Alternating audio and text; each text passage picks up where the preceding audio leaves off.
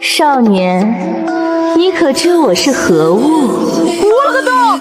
这年头，连花草也能幻化开口说话。难不成你就是传说中一直没人能够找到的天才地宝，诞生了灵智的花妖？算你还有些见识。那个，我都3天没吃饭了，实在是太饿了。你去那食阁找到一个黄色玉瓶，那里面的丹药你可以吃一颗。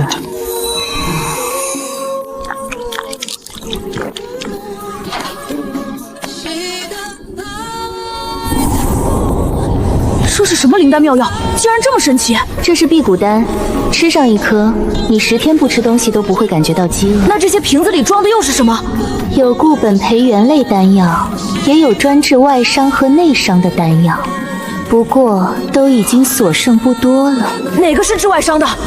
青色玉瓶装的就是。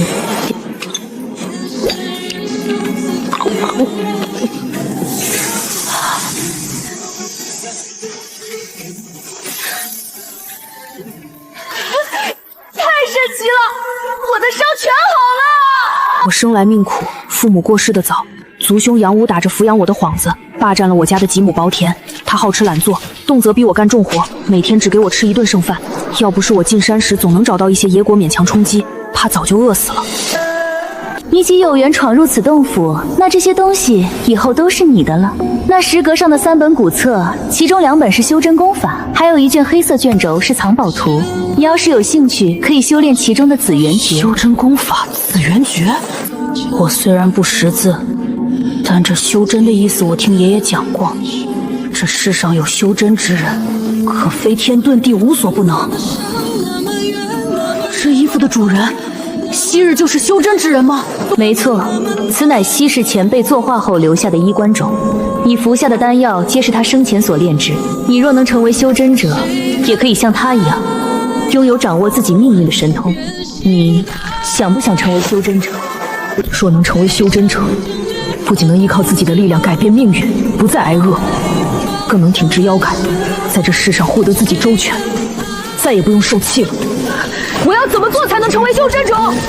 我来教你，你按我说的做就行。不过修真之路千难万险，全凭个人勤修苦练，持之以恒，绝无半点捷径。你可吃得下这份苦？只要能自强自立，再大的苦我也能吃。对了，我叫杨彻。好，杨彻，你去把那本紫元诀拿过来，我教你如何入门。我不识字啊。那倒有些麻烦，不过也没多大关系。你把那3本古节和卷轴都拿过来吧，由我来为你拆解说明。你右手边第1本就是紫元诀，上面配有经脉运行的图谱，文字由我来解释，你按我说的，对照图谱静心修炼。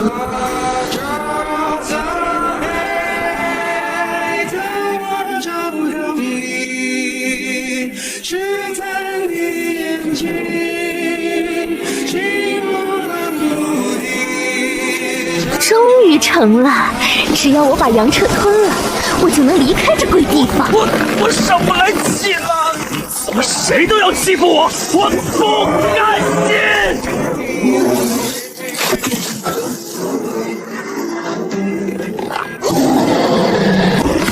这怎么可能？他竟然能反抗我！不行了，快跑！不管你是谁，既然你想吃了我，那我就先把你吃了，绝对不能放他走。不管你是谁，既然你想吃了我，那我就先把你吃了，绝对不能放他走。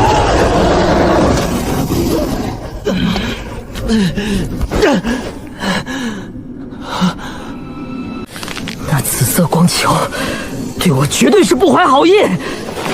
花妖，花妖，花妖！那紫色光球多半就是花妖所化。我还以为这世上终于有人能够不求回报的对我好，可到头来这花妖竟一直在骗我，想要对我图谋不轨。咦，丹田内怎么多出了一股鬼外的气流？可我的力气似乎并没有明显增长。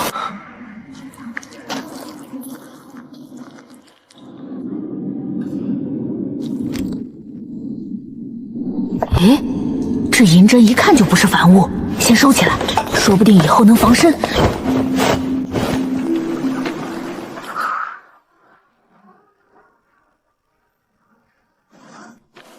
本想直接去镇上学会识文断字，但我身无分文，又带着这些珍贵之物，若是惹人起疑，定会招来祸端。思来想去，只能暂回阳江村暗中准备。谁？是我。杨彻。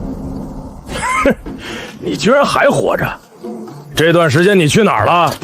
老子还以为你死在外面了呢。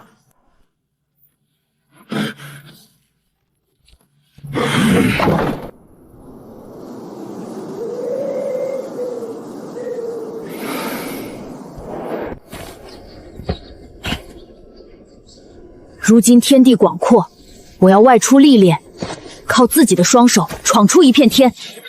总有一天，我会光明正大的回来，拿回属于我的一切。这里竟然有一处矿场，既然暂时没地方去，不如在这里打工赚点钱，也能有个落脚之地。小子，你这瘦不拉几的，不会是想来当矿工的吧？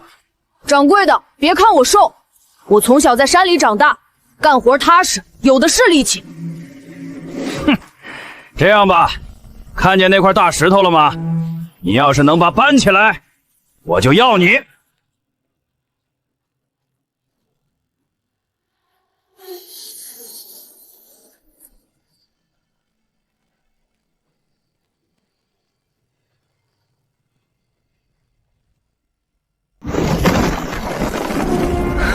我的妈呀，看不出来啊！你这小身板还真有把子蛮劲儿。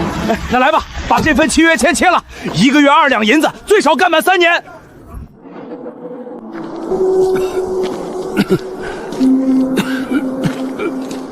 这是我们兴山矿掌管工具的魏老，以后若是工具坏掉、维修或换新，直接来找魏老即可。魏老，麻烦你给他一套工具。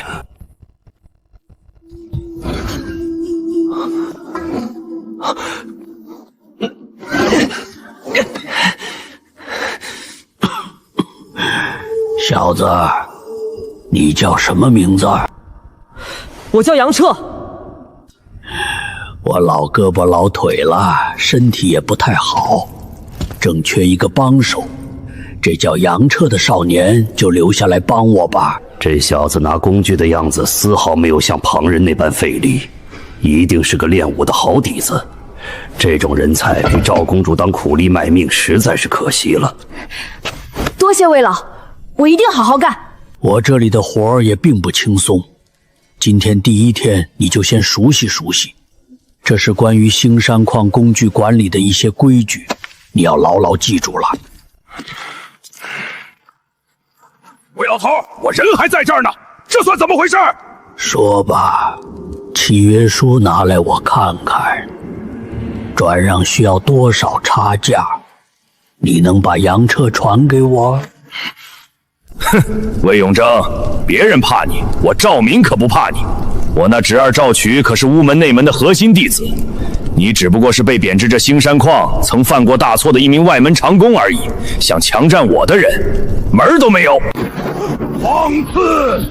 赵民，杨彻我留定了。你若不服，可以叫你那侄儿来找我要人就是。我倒要看看，我这曾犯过大错的外门老骨头，到底在乌门还有几斤几两？魏老，这样不会给您添麻烦吧？这赵民不过是仗着有个颇有天赋的侄儿罢了。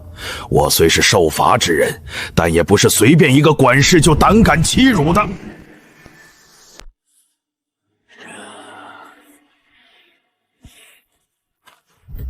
只有尽快认识更多的文字，我才能看懂那3本古册和黑色卷轴。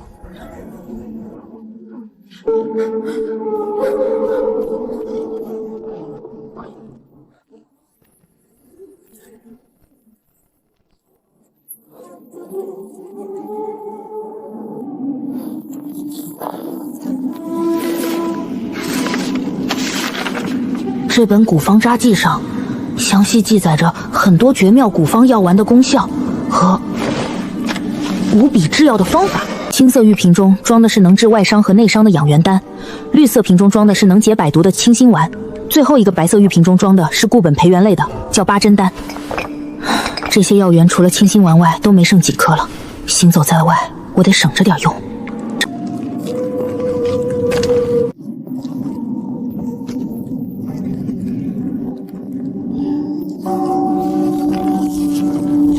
为了确保万无一失，这些宝贝分开藏才最明智。不过这本天地混沌诀与普通的江湖内功好像很不一样，这似乎是一门专门用来锤炼身体强度、激发肉身潜能的奇门功法。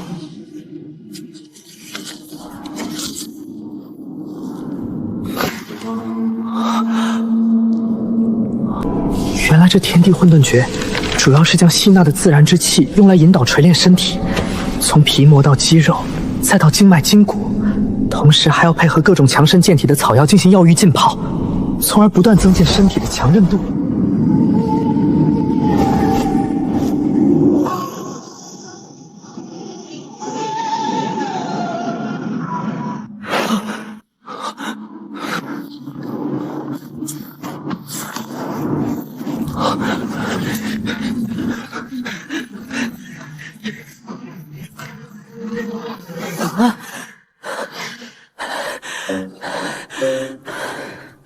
这次出去的时间怎么这么长？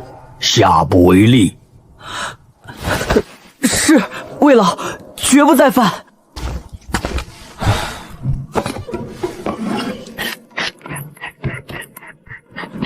接下来的日子，我每天清晨照例绕着星山矿跑圈，期间刻意加快了奔跑速度，为的便是能省下时间，多研读一会儿古方札记和天地混沌诀。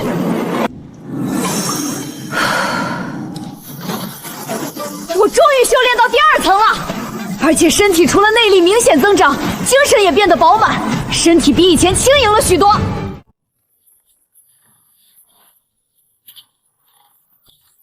杨彻，这半年你觉得我待你如何？魏老待我自然是极好的。你一定很奇怪，为何这半年我一直让你围着星山矿跑圈增强体质，对吧？的确有几分疑惑。有话我就直说了，我让你花半年时间围绕星山矿跑圈来增强体质，都是为了让你能适应药行，成为我的试药助手。试药助手？不错，我本是无门外门药堂的主事，但因为此前研究出来的一味药方有缺陷，导致宗门出了一次意外，我才被降罪贬至此处受罚思过。这些年我一直苦配方，近几日终于差不多了。奈何我是一代罪之身，不能离开这星山矿，所以只能在你们这些挖矿人里寻找体质合格的人选。您是想让我服下您研究的特殊药液，来测试药效？差不多是这个意思。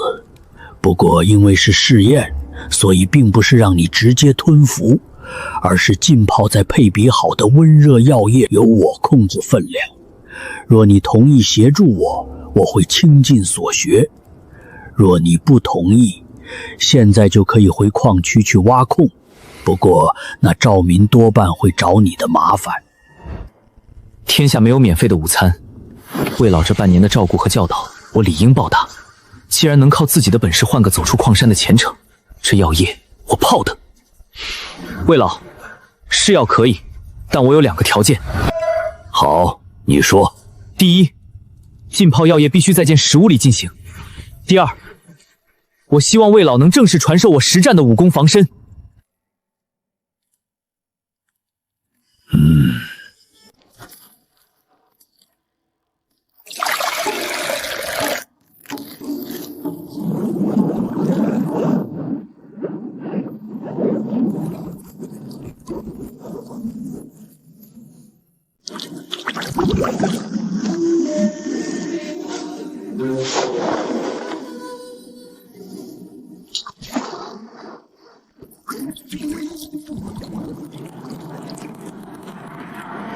我的天，好疼啊！就好像有上万只蚂蚁在自己身上啃咬一样。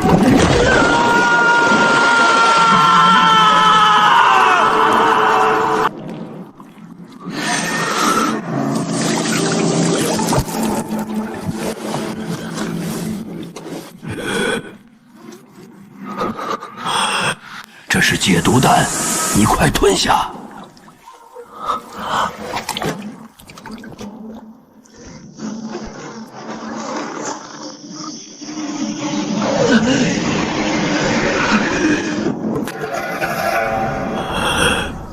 起来吧，今天的试药就到此结束。魏老，这毒液就交给我吧，一会儿我去找个废弃矿坑倒掉便是。也好，不过这毒液毒素很强，你虽吃了解毒丹，但体内余毒未消，还是要小心为妙。刚才浸泡在药汁中时，我清晰地感觉到这种强烈的药料对自己肌肤和气血产生了一种神奇的刺激，体内的天地混沌诀竟然开始自行运转。只不过刚才碍于魏老在场，我只能强行隐忍，而现在我终于可以放心一试。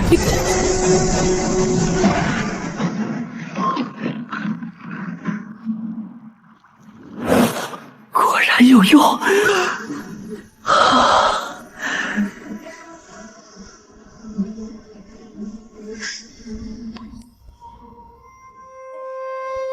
我能清晰地感觉到自己身体的皮膜与先前有了细微的变化，虽然表面上看起来越发光滑，但内里的强韧程度却有了成倍的提升。这本无名残卷真的很神奇，没想到这毒液还能用来强化身体，真是福祸相依啊！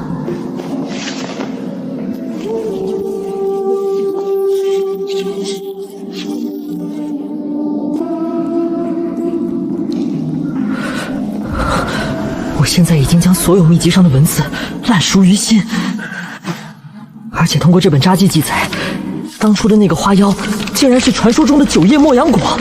完全成熟可长出9叶，开出9花，结出9果。凡人服其叶，可洗精伐髓；修士服之，更能暴长修为，强化肉身。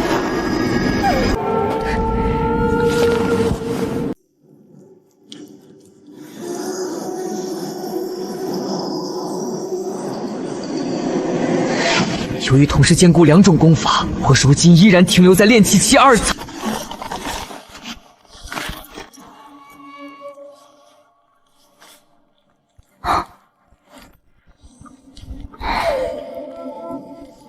若魏老肯教我安气手法就好了。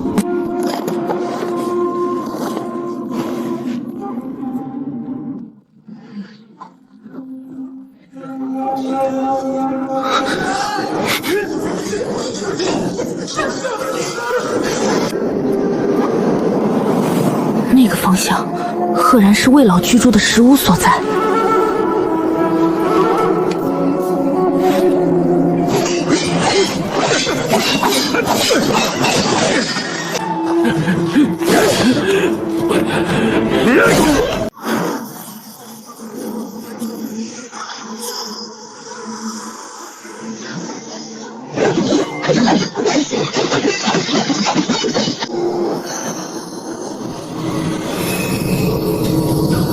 冯旭真是好胆，竟敢潜到我乌门势力范围，今夜定叫你死无葬身之地！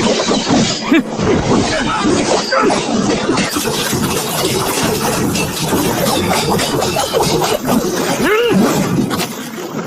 哼！冯旭，你这点实力是来找打？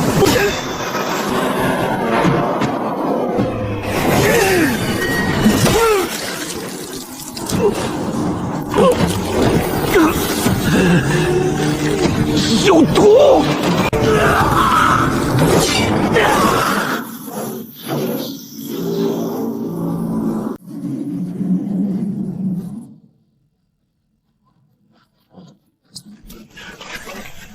老魏，怎么回事？是翡翠楼的冯旭，竟避过你等耳目，潜入到了这里。我刚才已经伤了他，他中了我的毒，跑不远的。老贾，你们还是赶紧进山搜一搜，不要留活口。走。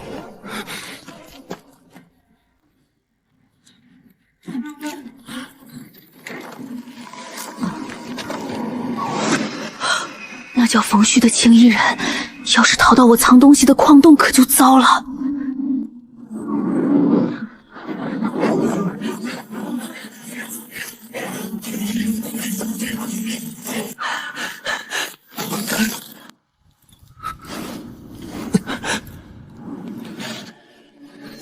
冯旭，你真是越来越废物，连一个快入土的老东西都杀不了，还敢在翡翠楼胯下开口！这声音竟然是刚刚才和魏老分别说要去搜山的外门长老老贾。夏云志，你还有脸说我？你不是说魏永贞身有余毒，功力早已大不如前了吗？哼，魏永贞身中余毒，整个乌门谁不知晓？他害得大小姐毁了容，羞愧之下便亲自服毒，想要研究出完善的解毒良方。但他刚才的出手根本没有功力大减的样子，若不是我一直有防备，此刻怕已经是个死人了。放心，不是给你解毒药了吗？不出一日，你身上的毒就能尽消。那事前说好的酬劳，哼，只要你能3日内杀了魏永贞，酬劳双倍。什么？3日内？这时间也太紧了，不能再拖了。数月前，魏永贞不知从哪儿找到一个矿奴小子，做了他的试药童子。听说他已经完善出了解毒良方。这要是传回乌门，让门主知晓，魏永贞必有东山再起的可能。若他东山再起，外门毒堂就要重回他的掌控。所以最多再给你3日时间。若你不行，会有别人替代你。我们走。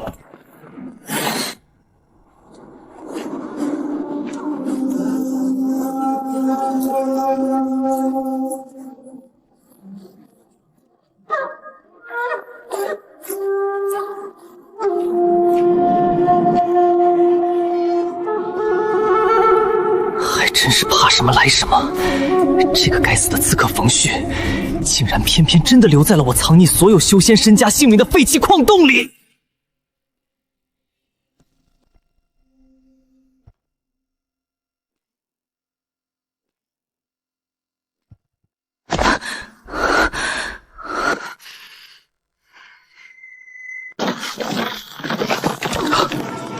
我的天，在这漆黑不见五指的矿洞里，我竟然能将冯旭脸上的每一个细微表情看得清清楚楚，这就是修炼了紫元诀的奇妙之处吗？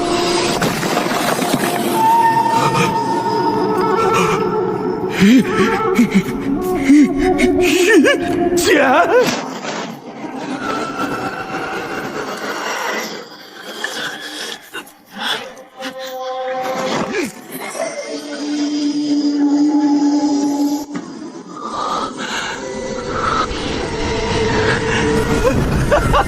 果然是仙师之物，仙师之物啊！没想到我冯旭老来奇遇，真是上天眷顾啊！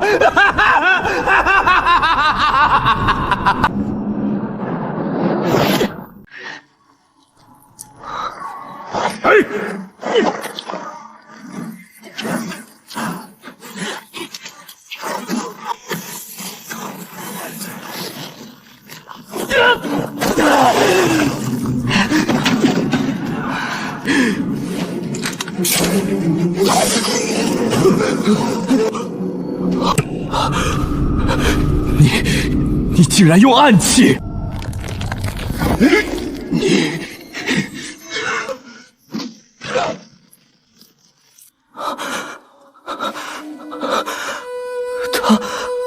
他身体撑不住了，这就是代价吗？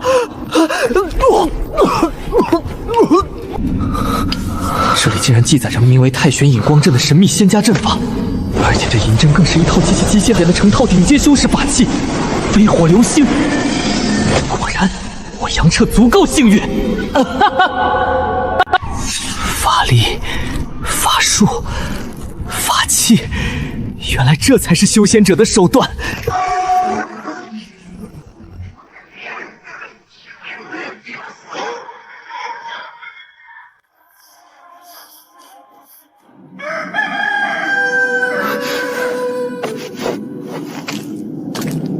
贾云志，魏老，这矿场待不了多久了。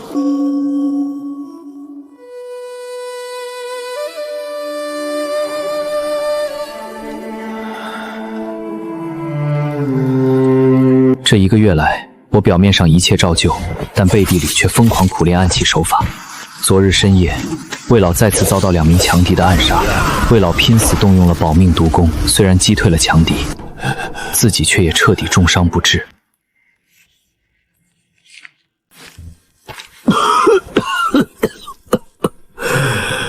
你这孩子好爱常看你，小小年纪也不知跟谁学的这么有城府。杨彻，我答应过你，你为我试毒，我可保你进入乌门内门。你拿着这2封信去乌门找大小姐乌清玄，她看了信后会收你进乌门内门的。魏老，既有所托就明言吧，若我能办到，自不推辞，也算还了你的所有恩情。杨彻，这2封信，一封是我保你进屋门的信，一封是一份解毒丹方。你先将我保你的信交给大小姐，若是万一屋门没有收你入门，这附有解毒丹方的信你就不用给了。你天资不错，若我没中毒也没被人暗杀重伤，我是有打算想收你为徒的。奈何我早就料到了有这么一天自己的下场，我一生对毒的研究都在这本经书里了。你若有兴趣可跳下来学，若无兴趣，帮我找个传人传于他吧。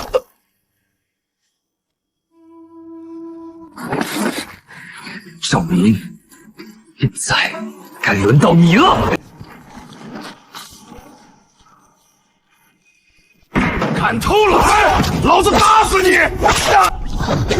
别打了，求求你别打了，再打他就没命了！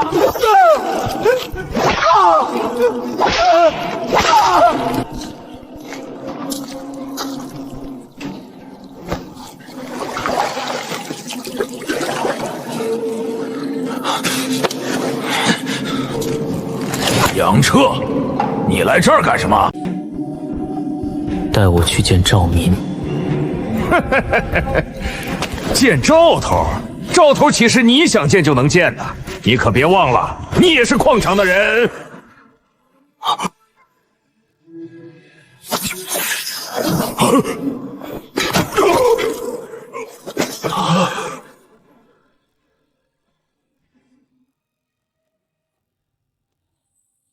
带我去见赵民，或者死。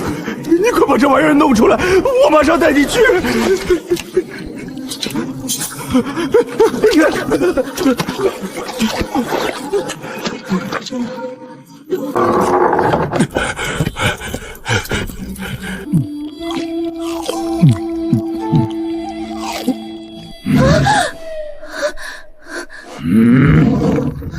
你们好大的胆子！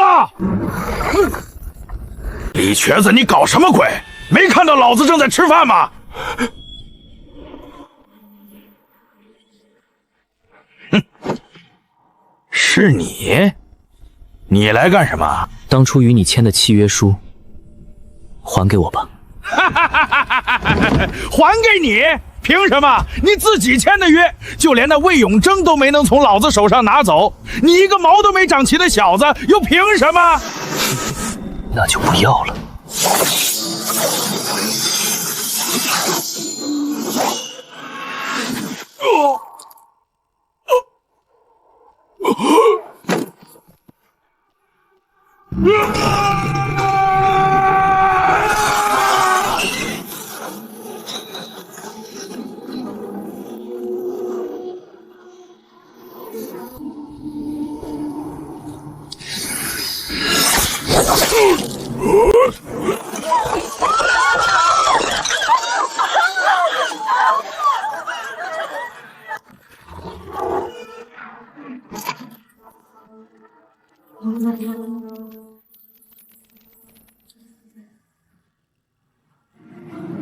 终身。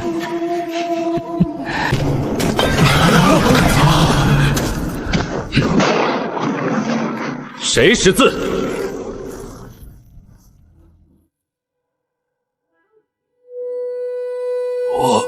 我识字。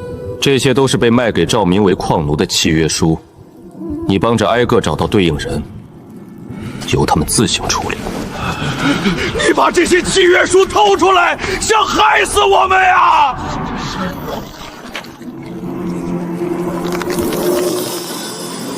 赵民已死。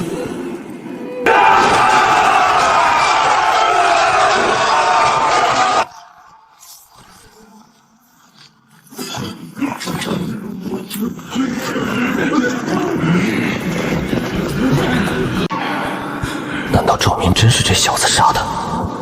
赵民是你杀的。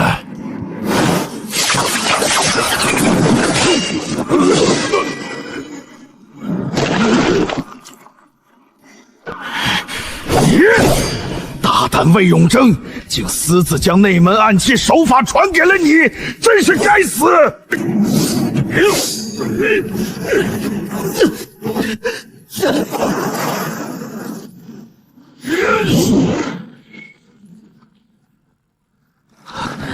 幸好魏老教过我一些普通拳脚功夫与身法，加上有特殊神识感应四周，若不然刚才这记背袭，直接就会把我扎个透心凉。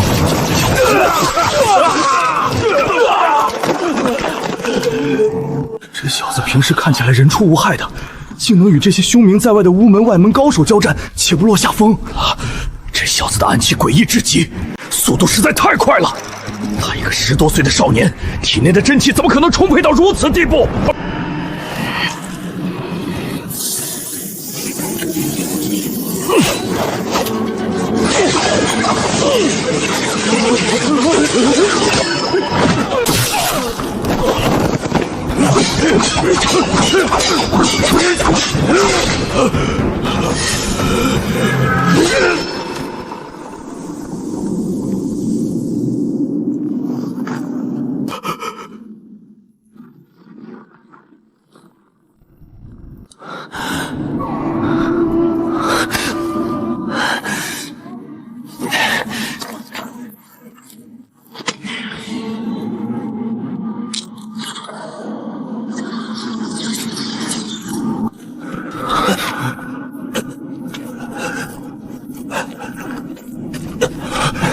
杨彻，谢谢。之前是我们误会了你。张顾和刘松呢？刘松跑了，张顾已经……星山矿唯一的出口处，至少还有6、7名乌门高手镇守。那个刘松究竟是如何跑掉的？一会儿那守在矿山出口的人很可能就要过来了，赶紧想办法跑吧。兄弟们，冲出去啊！大家一起走！这么多矿工冲出去，天色一暗，这是一个绝佳的浑水摸鱼之际逃出去的机会。快走，跟着他们一起闯出去！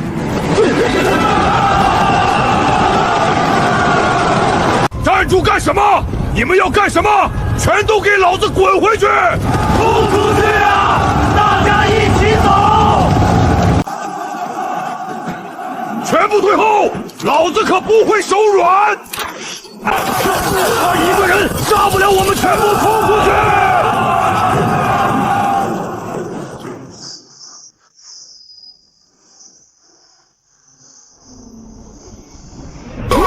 我的眼睛！我的眼睛！守卫倒了！冲出去啊！兄弟们冲啊！还有6、7个真正棘手的外门高手，就藏在这一路回城的暗处。接下来的一段路，才是真正的考验。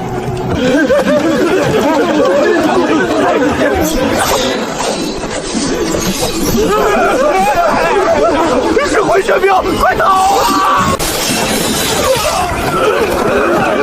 别退后！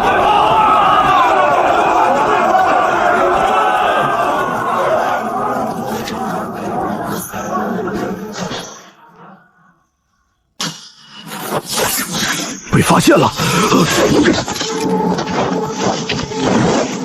竟然躲过去了。既然如此，那我就再试。被发现了！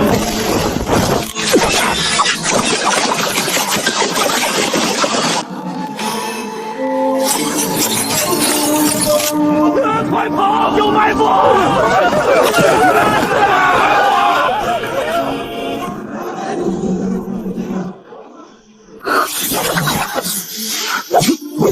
谁？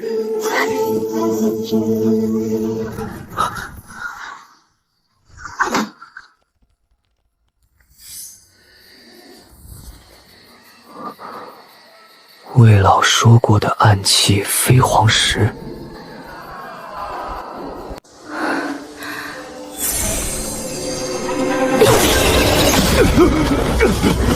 不好，有高手！看来我的功夫还是没练到家啊，竟然让对方给跑了。不好！赶紧联手合围，迅速拿下！我的法力快耗光了，得快点想办法。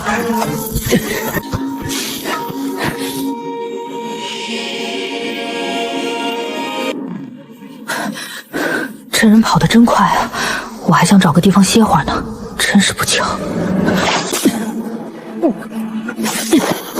还好我反应够快，要不然就遇险了。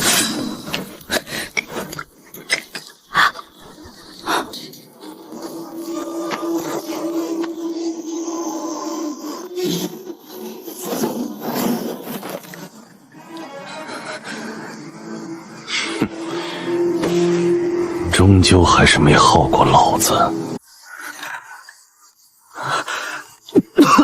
我是魏永贞弟子，看在同门份上，能不能放我一马？老魏弟子，不可能！若你真是老魏弟子，怎可能击退我们的人？我真是魏老弟子。你们知道魏老怎么死的吗？是那贾云志勾结翡翠楼的冯旭，想暗杀魏老。冯旭失败后，贾云志不知又从哪儿找了2个高手，联手暗中重创了魏老。魏老本就有毒在身，伤势过重才离世的。小子，且不论你说的到底有几分可信，你伤我们外门的人是事实。今日我定要制住你，将你带回乌门对峙。冯旭失败后，贾云志不知又从哪儿找了2个高手，联手暗中重创了魏老。魏老本就有毒在身，伤势过重才离世的。小子，且不论你说的到底有几分可信，你伤我们外门的人是事实。今日我定要制住你，将你带回乌门对峙。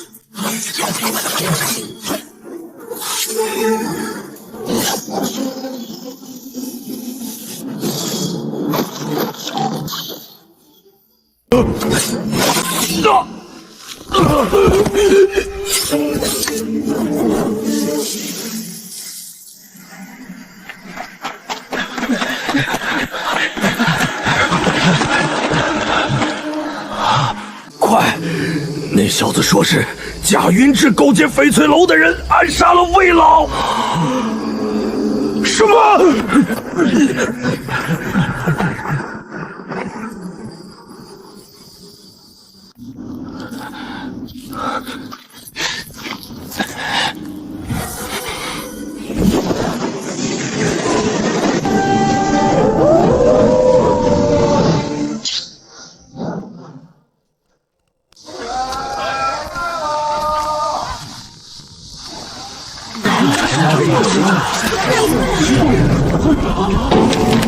我去，我竟然才值200两白银！哼，这乌门看来也不是什么正道门派，居然是非不分。哼，我原本故意放过那个麻子，就是指望他把贾云志的阴谋带回门，洗清自己的嫌疑。谁曾想还是被乌门给全程悬赏了。唉。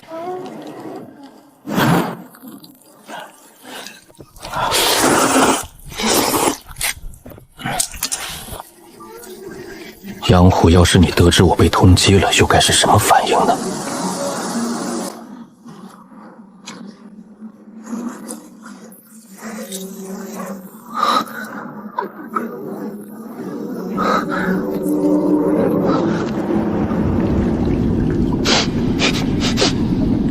怎么有股子味道？当初石窟中有花妖在，普通的野兽根本不敢接近。现在花妖已死，难保不会有不知死活的野兽闯入。万一那9叶莫阳果的仙草根部被混坏，可就糟糕了。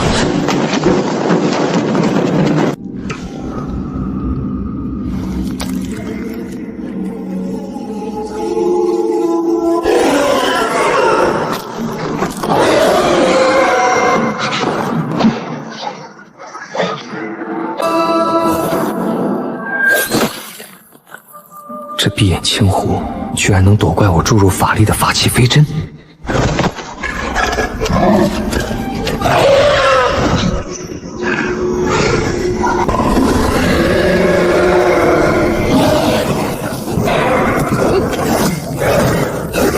就这？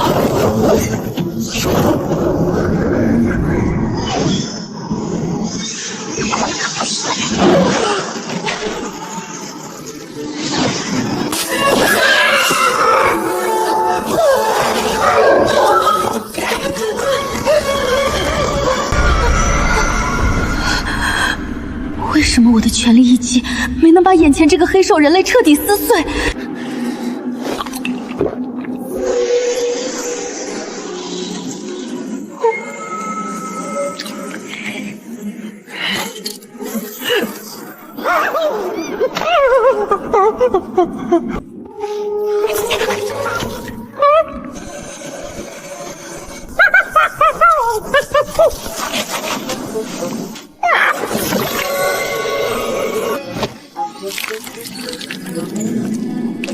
是灵液，无论是普通药草还是罕见仙草，若能得到天地灵物凝聚出的稀少灵液培育，生长速度便会成倍加长。原本需要10年成熟的仙草，很可能3、5年就会提前成熟。这闭眼青狐果然不简单啊！这时空我的，你可以走了。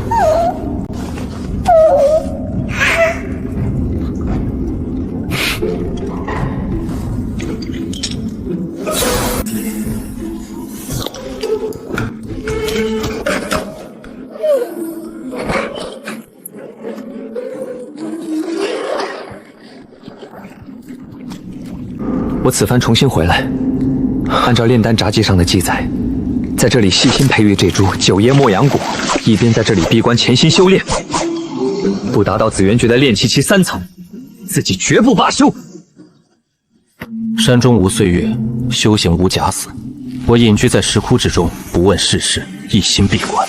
这期间，我完全停止了对天地混沌诀的炼体修行，而是将全部的时间和精力都砸在了紫元诀上。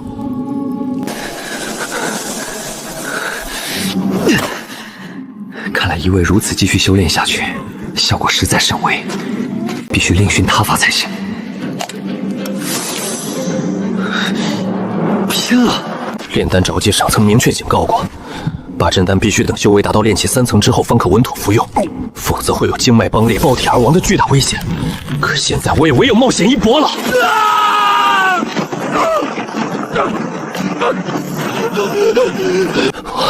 我好疼啊！这药效也太逆天了，体内的经络都要被彻底撑爆了。混沌诀，给我转！这霸道无比的天地混沌诀，竟然真的拉扯出了体内肆虐的灵气。它在钻入我的筋骨深处，疯狂淬炼着我的身体。体内的污垢杂质正在被强行排出。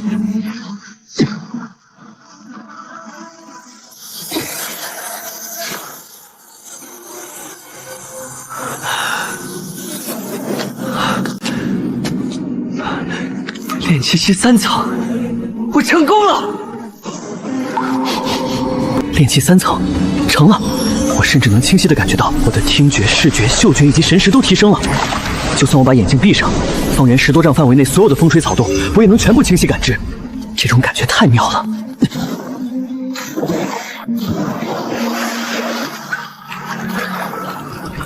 这种踏入炼气3层后所带来的明显变化。终于可以确定，我杨彻如今已经是一个真正的修仙者了。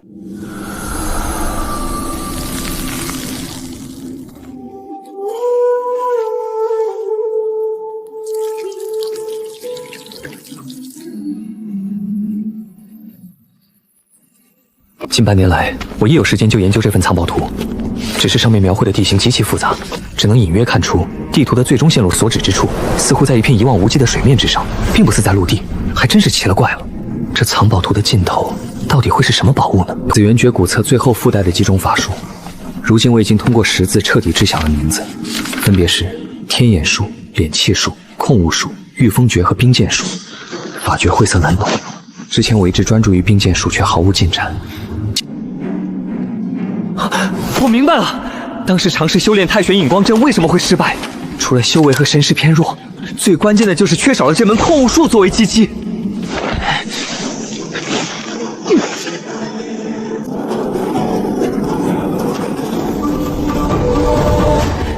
我就不信了，我就练不成这飞针！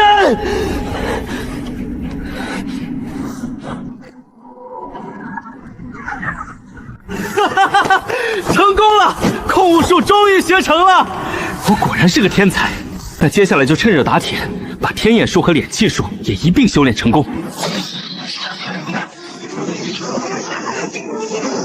按照我目前的修为，最多只能同时灵活操控12枚飞火阵。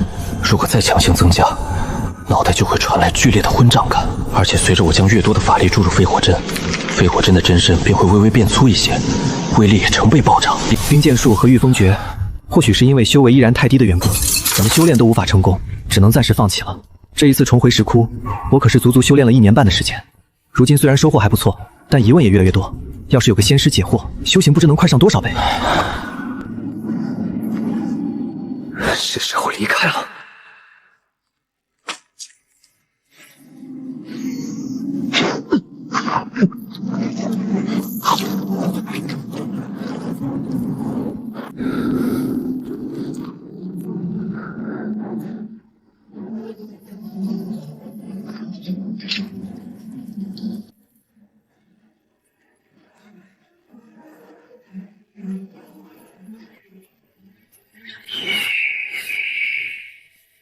离开村子已经快3年了，属于我的，我一定要拿回来。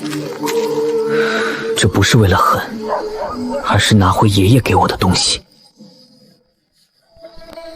炼气术，存在感仿佛与爷爷为一体。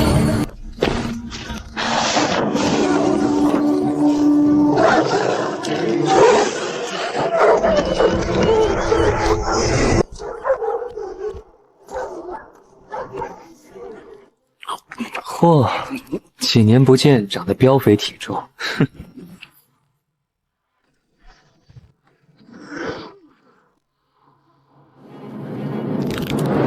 传。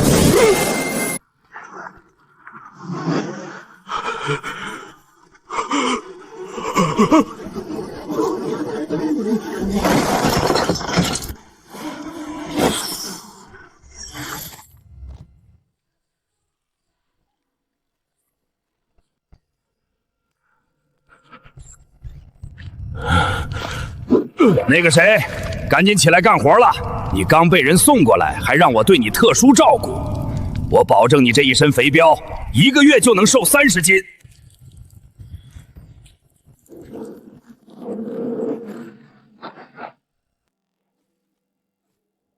爷爷，我走了，但我一定还会回来。不管怎么说，阳火也姓杨，我没下死手，也算是仁至义尽了。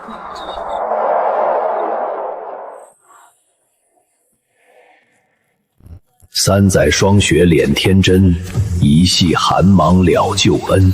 不然左血全道义，孤坟3寇别红尘。且随他去闯一闯这浩瀚苍穹。据魏老所言，乌门总部建在西边屏障乌干山脉附近一处诡异的黑潭旁。出了乌干山脉，再一路往西，便是万里黄沙的无尽沙漠。如今我已踏入炼气3层，学会控物术，早已今非昔比。慢走嘞，客官，下次再来啊！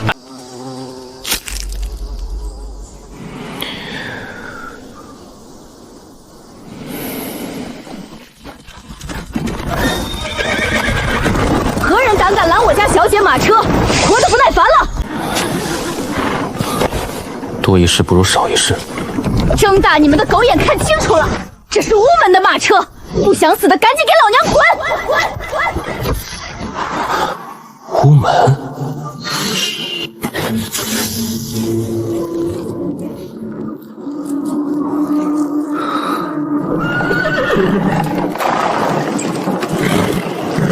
这帮人明显是受人指使，先看看再说。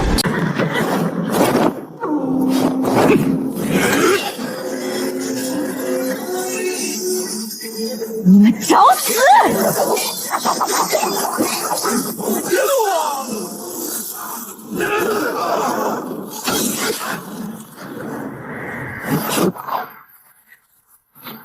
结合刚才那美妇人说的话，此女莫非真的就是魏老口中那位巫门的大小姐巫清玄不成？小姐，你没事吧？容姨，我没事。这些人武功都很高。容姨，那个刚才还拼死护主的紫裙美妇，竟然在最接近的距离下，毫无征兆地掏出匕首暗算巫清玄。幸亏巫清玄武功极高，反应够快，临门一脚硬生生躲闪了一下，否则刚才这一下卑鄙的偷袭，足以让他当场香消玉殒。不愧是我巫门的天之娇女，这般近距离都未能一击杀掉你。这男人的长相，怎么和被自己用飞针诛杀的星山教工头赵民如此相像？从那个克扣矿奴的赵民，偏执疯狂的魏老，阴险毒辣的贾云鹤，再到眼前这两个同门相残的家伙，这巫门中人个个工于心计，冷血无情，实在是令人心底发寒。罢了，这巫门看来是个魔窟，还是不去为妙。反正紫元诀有整整12层功法够我修行，我一边隐姓埋名修炼，一边慢慢寻找正统的修仙宫门便是。赵渠，真是没想到！赵渠，真是没想到你连容易都能买通，厉害厉害！赵渠，这个为首的绿衣杀手，竟然就是那个死鬼赵民生前最引以为傲的侄儿，巫门内门的核心弟子赵渠。还真是应了魏老曾说的那句老话了，无巧不成书。这大千世界，未免也太巧了点儿。清玄，还是乖乖把乌龙令交给小渠，看在往日情分上，我们今天留你一命。容姨，我吴清玄自认这些年待你不薄，为何你要捆绑这赵渠凡来害我？清玄，不要怪异，有些事你不懂。有些事，我好像也不太懂。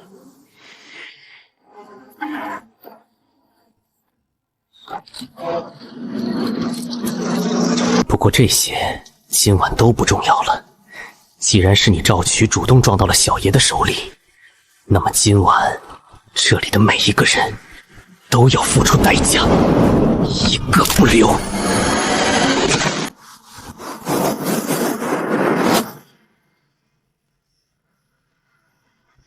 什么人？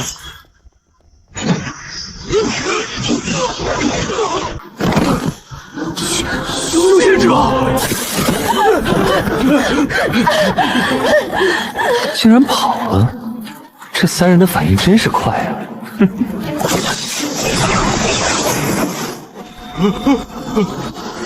剑师，你不能杀他，不能杀他！他是仙苗，是要送去无量谷的仙苗，你杀了他，无量谷仙师绝不会放过你。他不是仙苗，没有乌龙令，他算什么仙苗？清玄，我的大小姐，何必呢？你没有仙根，死死守着乌龙令又有什么用呢？还不如拿给小渠，小渠一旦进入乌龙谷成为修仙者，你我都能青云直上，我们也会正式成为江湖第一大帮派。他害死了我爹，我就是死也绝不可能给他乌龙令。师姐，门主的死是意外，跟我无关啊！老子对这些人的恩怨可没什么兴趣，不过刚才这紫裙美妇人所说的仙苗仙根倒是有点意思。都过来，我有话问你们。若回答的让我满意，我可以考虑不杀你们。我问你们，巫门有一道关于杨彻的悬赏令，此令到底是怎么回事？杨彻？哪个杨彻？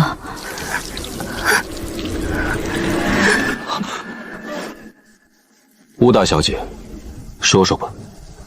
是巫门主下的令，我等皆不清楚。他说谎，就是他赵渠从中作梗，阻挠本门彻查有人勾结外敌，意图谋害本门长老一事。杨彻的悬赏令也是出自他赵渠师徒二人之手。赵渠，你如何说？他血口喷人，杨彻是谁我根本不认识，怎么可能弄什么悬赏令？不认识？那赵民你总该认识吧？算了，都不重要了。按照他们所说，我已经猜出大概，所以再问下去纯粹浪费时间。你完了！你完了！你毁了乌龙谷的仙苗，乌龙谷的仙师不会放过你他。那你下去陪他吧。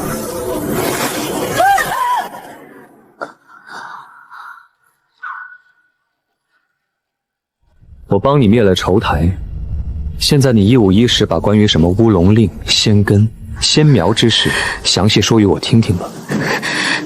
你杀了我吧！怎么，以为我敢杀你？那倒不是，你贵为仙师，我们这些凡人在你自己信行字的人仅求伤儿，又有什么资格敢跟你讨价还价？那把匕首竟还抹了毒药，我时日已不多，与其等死，还不如直接被你杀死来的痛快。知道吗？若不是那悬赏令，我可能早已是巫门弟子了。你看看吧，我巫门竟错过了一次称霸武林，甚至走上截然不同道路的机会。那赵渠师徒当真是利令失昏，坑苦了我巫门啊！此人说的虽然很是真诚，但也不能全信。毕竟这巫门中人的心机，我可没少领教。咱们就直接一点吧，你将乌龙令给我，详细告诉我有关仙根、仙苗和乌龙骨之事，我可以解你身上全部之毒，保你性命无忧。杨彻看样子不会骗我，为了活下去，我也必须将所有事告诉他。事情是这样的，原来如此。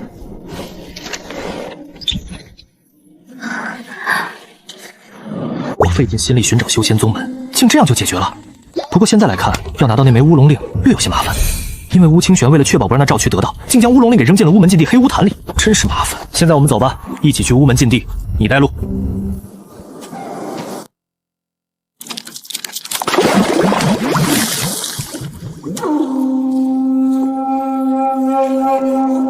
就是这里了。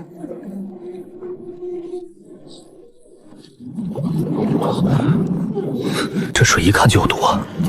不过以我目前的修为和所掌握的法术而言，除了潜进毒水里寻找那乌龙令，似乎根本没别的办法。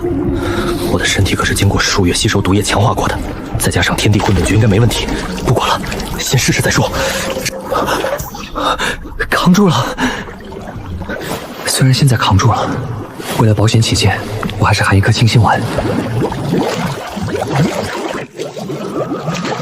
这也行，还真是牛啊！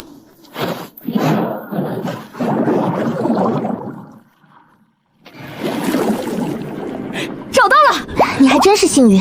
那咱们赶紧上岸吧，这里太危险了。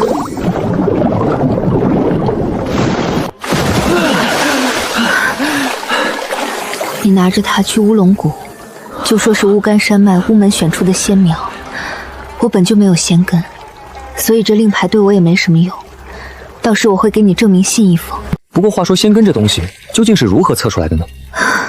那乌龙谷的仙师带有一个水晶一样的圆球，单手触摸其上就能判断有无仙根，同时还有仙根的属性。原来如此，等我进入乌龙谷后，怎么也要测一下自己的仙根。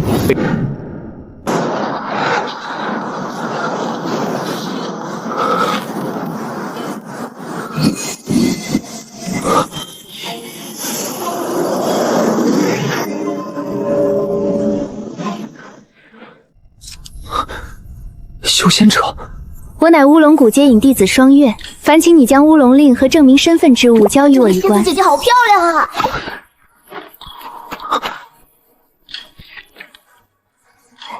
此令和证明信都没问题。走，我带你去入籍。入籍之后，你就是我乌龙谷正式弟子了。有劳仙子了。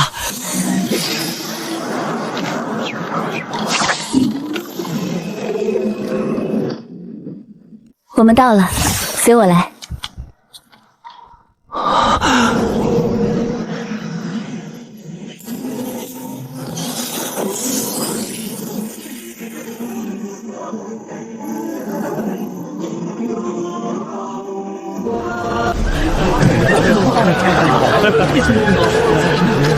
小友，进去入籍并测试仙根吧。测试后会根据你的仙根资质，给你分配洞府和所需要负责的杂物。小姐姐，后会有期。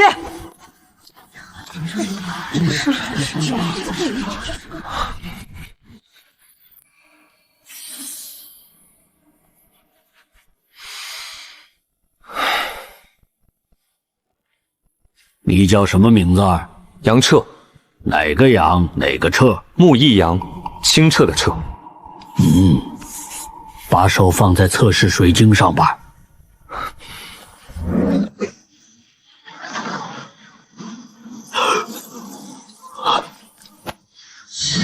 继续再测试一次。奇了怪了，难道是因为水晶球测试害多次，刚好到我这里就坏掉了？那我就再试一次。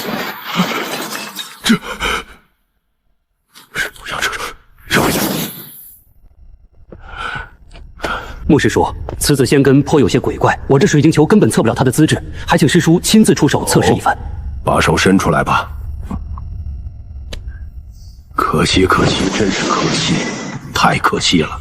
穆师叔，可惜在何处？此子竟是罕见的变异双仙根，实在是太罕见了。这变异双仙根，变异仙根还能同时出现2种。这变异双仙根若生在上古修仙时代，那绝对是逆天子啊！可现今时代资源实在匮乏，这样的仙根资质筑基实在无望，成了不祥的资质，所以老夫才说可惜。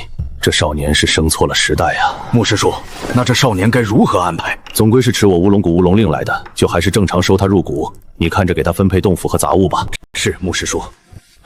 杨彻，你乃变异暗和雷双仙根资质，哪怕少一种仙根，你都能直接成为我谷核心弟子。可惜你穆师祖的话，你刚才也听到了，就因为多出一种变异仙根，导致你无望筑基，这资质就……这一刻开始，你就是我乌龙谷正式弟子了。不过，你只能在落日峡挑选一处无人院落成为修炼洞府。至于基础功法，可去传功堂领取。这玉简上标明了你能领取的物品，还有每月需完成的杂物事宜。难道我真的无缘筑基大道吗？这就是我日后修行的地方吗？这里是宗门给新入门弟子的物资，你自行清点安顿吧。就算资质不行，我也要闯出自己第一片天。这里应该是整个宗门灵气最差的地方，但玉简上说了，只要杂物做得够多，达到一定宗门贡献值，或者达炼气9层，就可以搬离这里，去龙溪山开辟洞府。按跟玉简所言，可以选择种植药草作为杂物选择，而种植药草需先去宗门的百基堂领取有数量要求的种子，并登记在册。只要每半年将对应种子成熟的药草上交给宗门，即可获得一定宗门贡献值。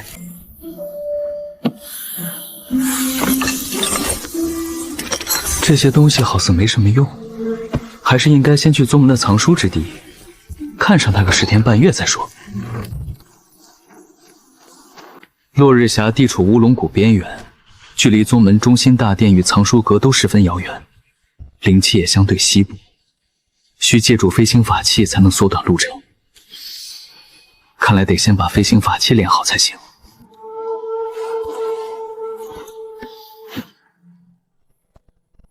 这法器稳不稳当？要是飞到半空失控坠落，可就麻烦了。罢了，既已决定，便放手一试。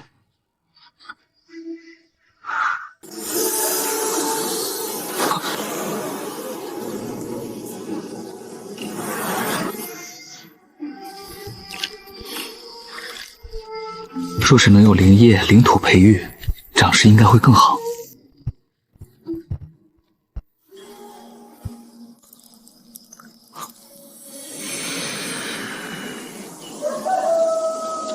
修炼了一晚上，神清气爽，今天也是时候驾法器出行了。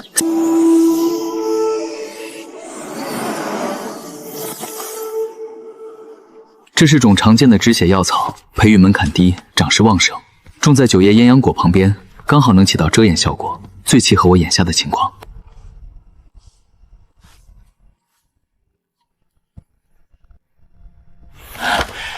可是来找功法的？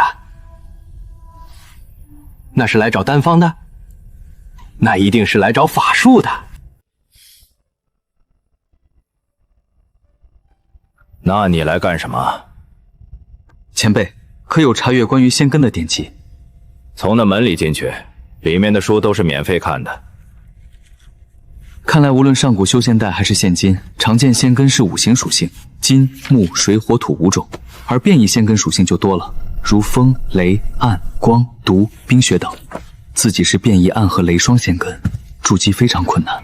在上古修仙时代，变异双仙根之修有机会沐浴一次天恩，成功筑基后比同阶期更为强大。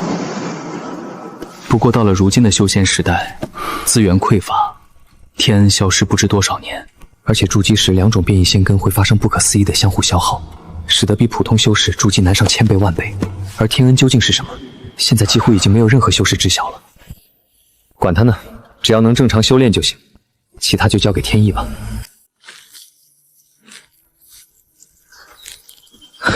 我就不信不能达到筑基，先把八珍丹用光，提升到炼气4重。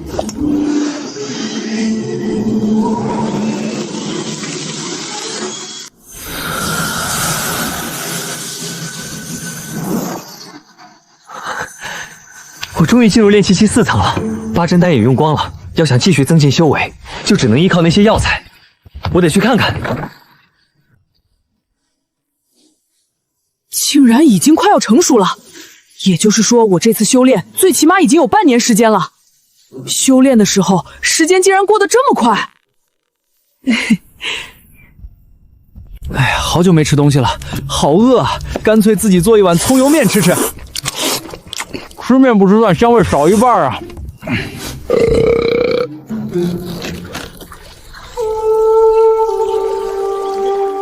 哎呀，吃饱的感觉真好啊！不过要是能冰剑术学会就更好了。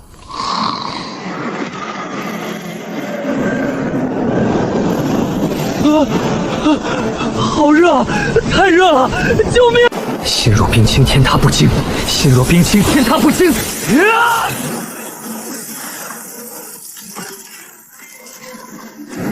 成了！冰剑术竟然就这样练成功！既然如此，那我就去试试这冰剑术的威力。施展这冰剑术消耗灵力竟然这么小，依口诀所说，对于火系法术有很强的克制作用。你要宗门贡献值还是灵石？还能兑换成灵石吗？不错，1点贡献值可兑换1块下品灵石。你这100株璞玉皇可积6点宗门贡献值。那就兑换成灵石吧。这就是灵石吗？其内灵气还真是精纯。唉，可惜现在八珍丹没了，我得去坊市看看，看能不能买到炼制八珍丹所需的药材。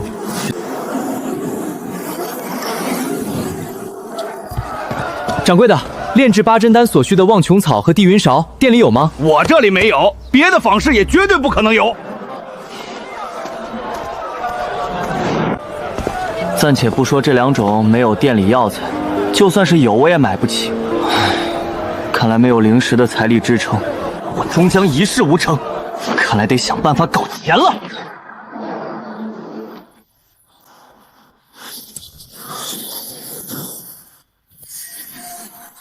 小师弟莫怕。师兄师姐，这是何意？只看你在坊市逛了一天，却什么都没买，应该是很缺灵石吧？我2人有快速赚取灵石之法，想拉小师弟一起，不知你意下如何？还是大意了。看来这任何时候都绝对不能放松警惕，毕竟我只有炼气4层法力，而眼前2人都是炼气6层，要是打起来我必死无疑。什么方法？我2人有快速赚取灵石之法，想拉小师弟一起，不知你意下如何？还是大意了。看来这任何时候都绝对不能放松警惕，毕竟我只有炼气4层法力，而眼前2人都是炼气6层，要是打起来我必死无疑。什么方法？小师弟，你若也想赚灵石，就先交我们1人10块灵石，算是入伙费。你入了伙，我们才能将这方法告知于你。这2人什么意思？好，我交。你找死！我现在最多只能同时操控24枚飞火阵，离组建太玄引光阵要求的最低36枚还有12枚的差距。既然如此，那我索性不跑了。师兄，此人法器倒是罕见，略施惩戒，拿了东西我们就赶紧走吧。师妹不必担心，这小子穷酸至此，一看就没任何背景，就是打死他也没人会发现。是不是想朝有同门的地方逃啊？去！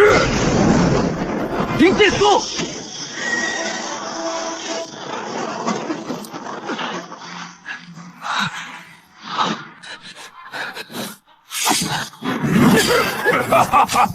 跑啊！继续像条狗一样跑啊！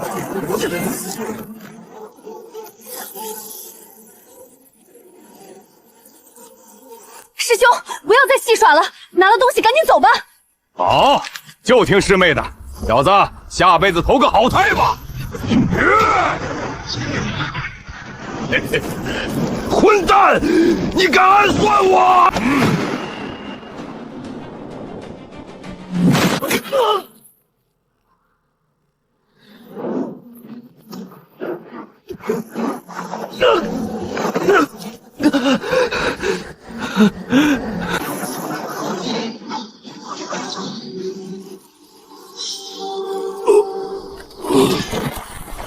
此人肉身竟如此恐怖，那一锤足以砸碎炼气5层，这少年居然扛住了！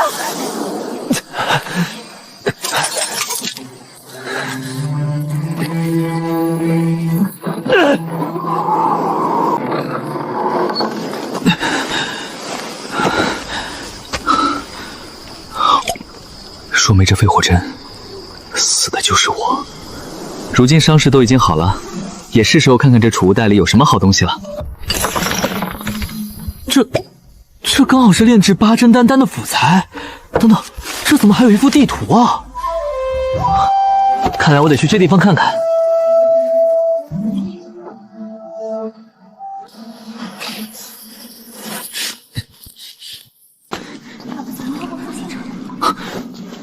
炼气术。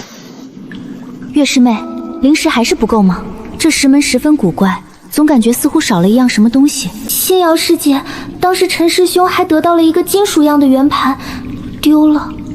王月啊，王月，你说你干嘛不早说呢？连哼都没哼。偷袭！出来吧！是你，师姐，那金属元应该就在此人手里，是他害死了陈师兄。这女子是真不讲理啊，真气人啊！那你就去死吧！不好！火云锤！陈师弟的化云锤，看来他果然栽在你手上了。萧师姐，快啊！临时充能要结束了，快拦住他！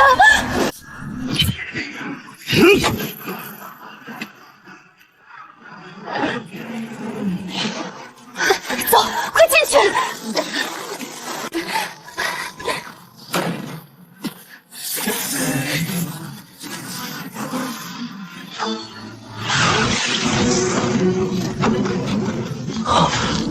半风草，还不止1株。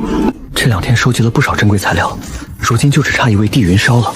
但玉简中的守护妖兽迟迟未现，我心里没底啊。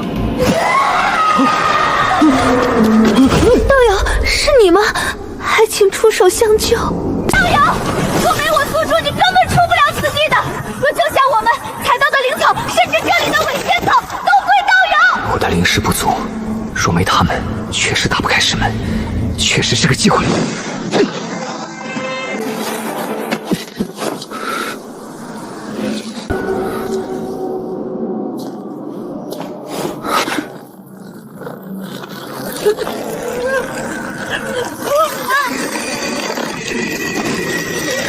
道友，小心上面！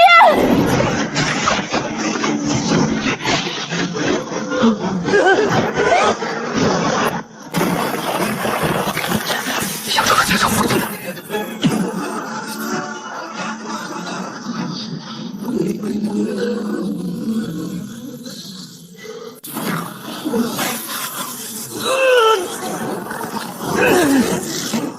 杨彻，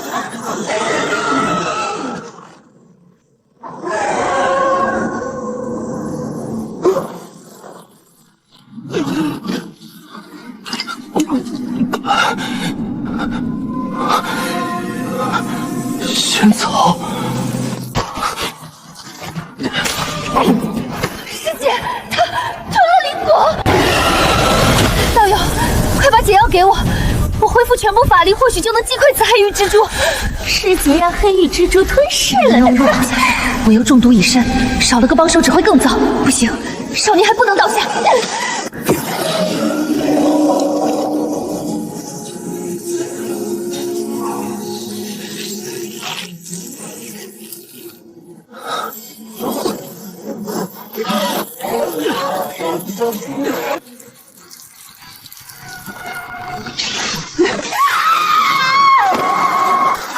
月师妹，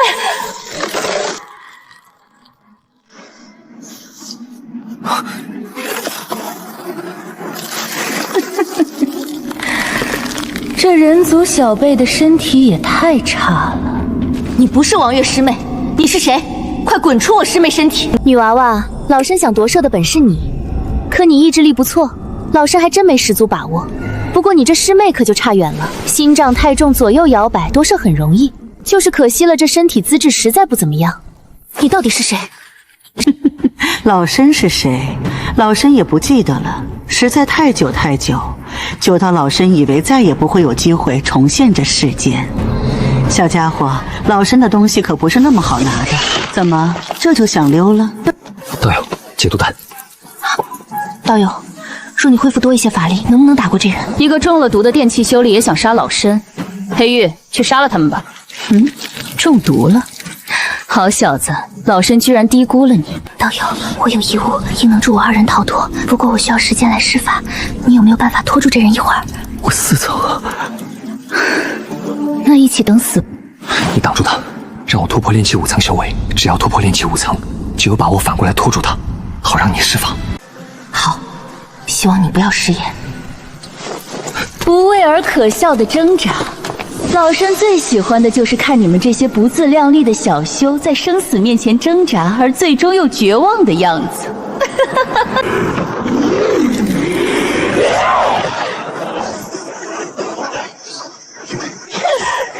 你倒是快点啊！我快撑不住了！女娃娃，那小子就算突破了炼气5层，你们也没有任何胜算。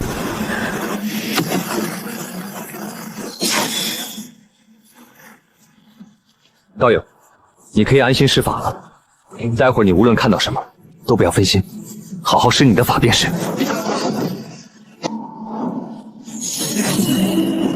福宝，想过去，做梦！滚！一个炼气5层的蝼蚁小修也敢拦老身，给老身灰飞烟灭！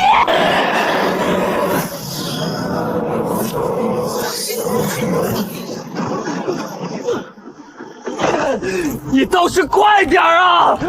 我快撑不住了！太玄引光阵！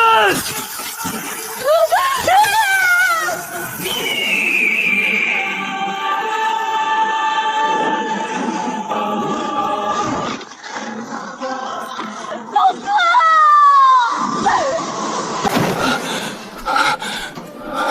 这究竟是什么符术？居然厉害到这种地步！符宝！王月灰飞烟灭，那些抢夺的真相死无对供。若星瑶恢复法力，自己性命难保。我必须尽快恢复。站住！把那金属圆盘交出吧，这东西本就不属于你。道友，你什么意思？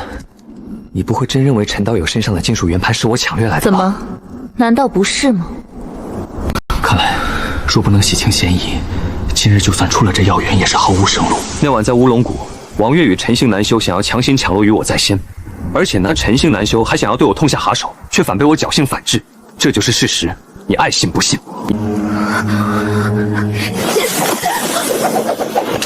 你说的都是真的？我说了，你爱信不信？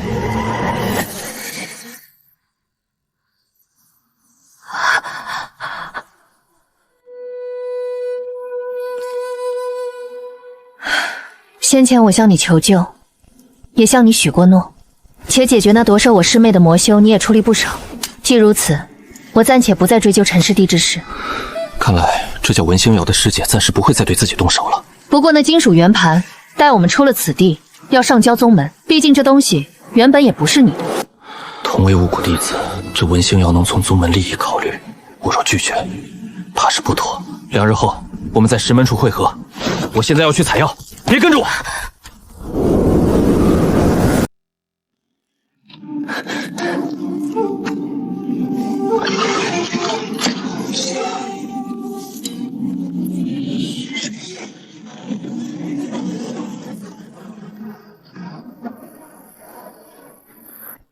你与我一同回宗门上报。文师姐，这金属圆盘我既然给了你，你就一人回去上报吧。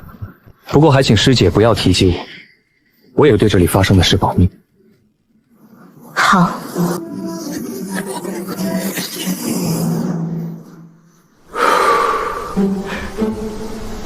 哈哈，这都能过关，运气太好了。看来也是时候回去了。这领土可是我这些天最大的收获了。据炼丹着记所说，领土是自然诞生的灵物，极其稀少。领土有品阶之分，由低到高，目前已知有黄、玄、地、天4阶，也可以通过灵肥和灵液滋养进阶。而且领土虽可收入储物袋，但在袋中却因低阶空间死寂，无法在上面栽种任何活物。算了，先拿着领土去后院看看。太好了，这伪仙草枯萎后所化，竟然是菊家的灵肥啊！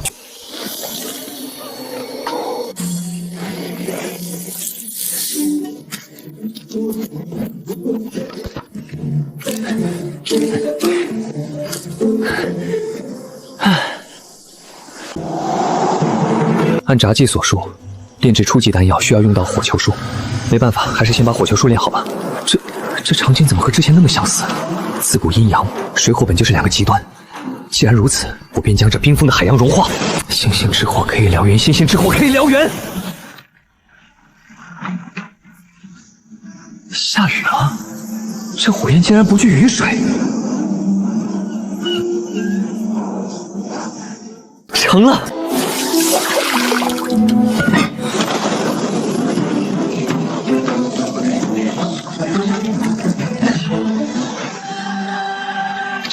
成功了，不过这还不够，我需要更多。有了这些八阵丹，修炼绝对事半功倍。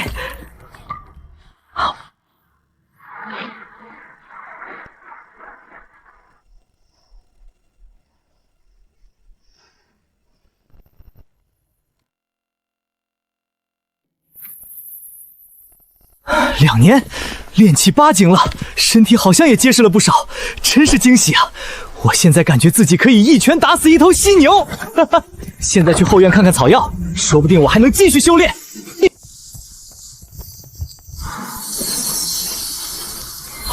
第8颗叶子，照这般下去，差不多再有1年时间，9叶莫阳果的第一颗果实应该就能成熟了。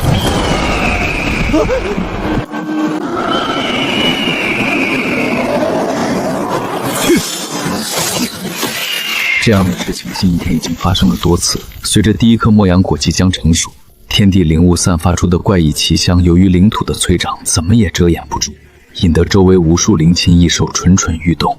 这样下去肯定会惊动宗门高层，看来唯一的办法便是弄到遮挡类的阵法禁制。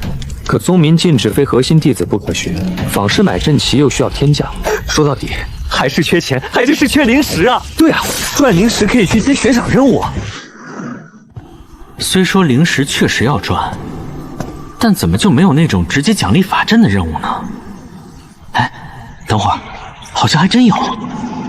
双月仙子，他的任务奖励全都是阵盘阵旗。这位师兄，打扰了，请问要如何才能联系到双月仙子？师弟，你刚才说什么？杨彻。想见双月仙子，双月仙子岂是谁想见就能见的？哼，不过嘛，你若是能完成双月仙子发布的任务，那你或许就可以见到她了。没别的办法吗？双月仙女行事颇为古怪，据说她在宗门内没有固定洞府，行踪更是飘忽无处。想要找到她，就只能完成她发布的悬赏任务。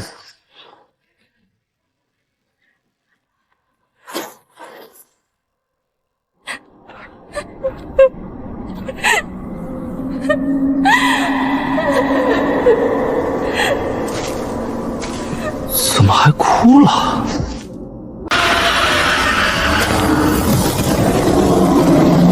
你居然清醒着！是啊是啊，吓死本宝宝了。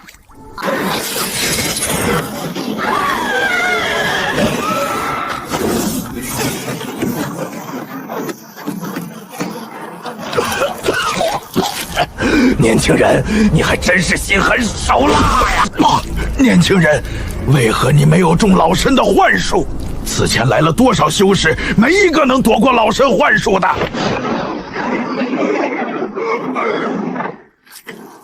当当真是老了，又有谁能长生不死啊？长生不死吗？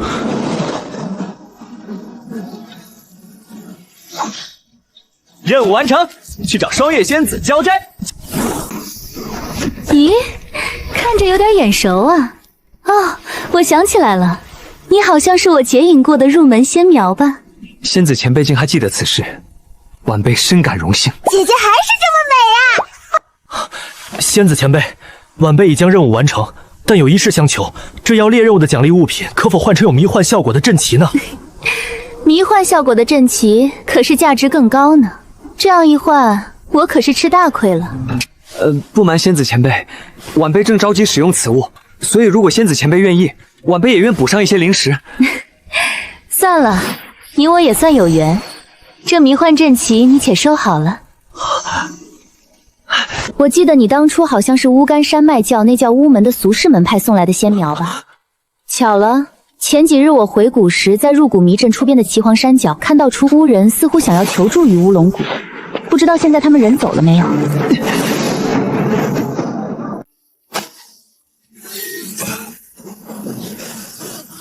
修仙者种因果，既然是以巫门仙苗身份入谷，红尘因果未断，总归会有心脉。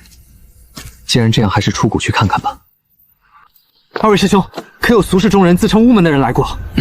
的确有几个自称巫门的凡人来说找羊什么的，说是前几年送进来的仙苗。可我乌龙谷炼气期弟子没有1万也有8000，这要如何找？所以就打发他们回去了。原来如此，谢师兄告知。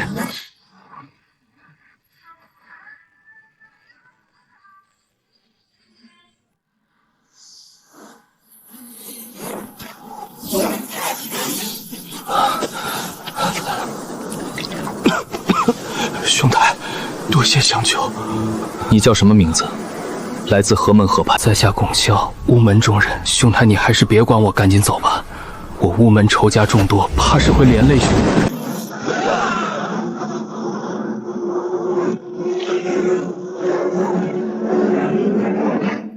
道友，你哪个修仙宗门的？竟然是江国5大派之一的御兽门。此人挂了5个领兽台，修为定然已经是炼气期9层了，还是小心为妙。道友，我是乌龙谷弟子，江国与巫国5大修仙门派向来一致对外，你我不过是恰好遇上了，根本没必要动手。嘿嘿，怕了，不动手也行，你把储物袋交给我，我立刻放你走。怎么，不想给？去！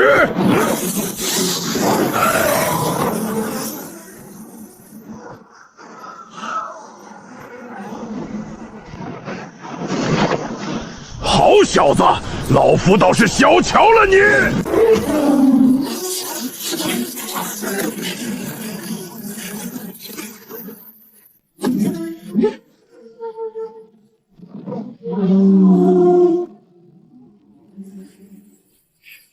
怎么可能？你体内的灵力怎么还没耗尽？2枚飞针，用不了多少灵力。去死吧！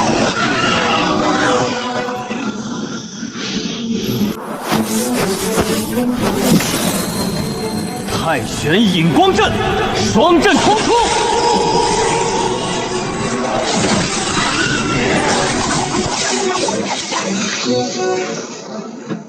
同时布下2座太玄引光阵，我体内炼气80%的灵力快要用光了，必须要尽快想办法。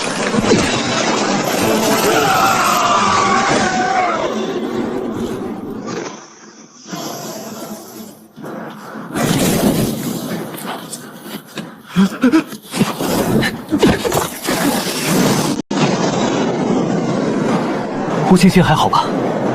门主他快不行了。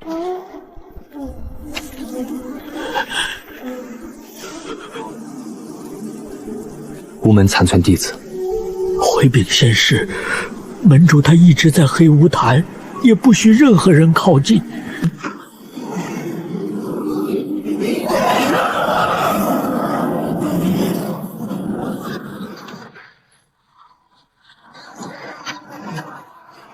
阁下倒是好手段。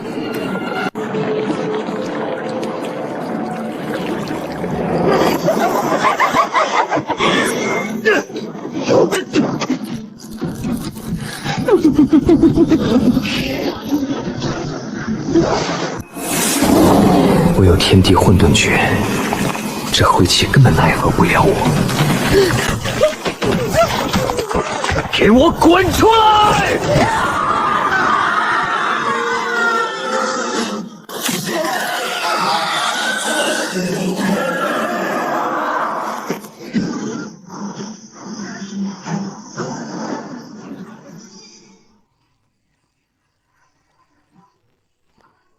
道友，不要杀我！不要杀我！我愿交出所有，只求换得一条生路。你，老子救你，你等不到。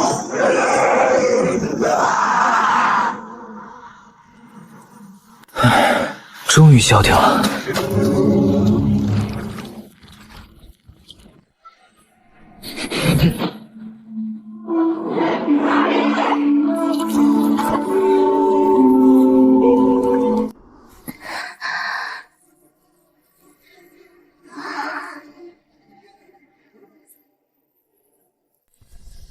你醒了。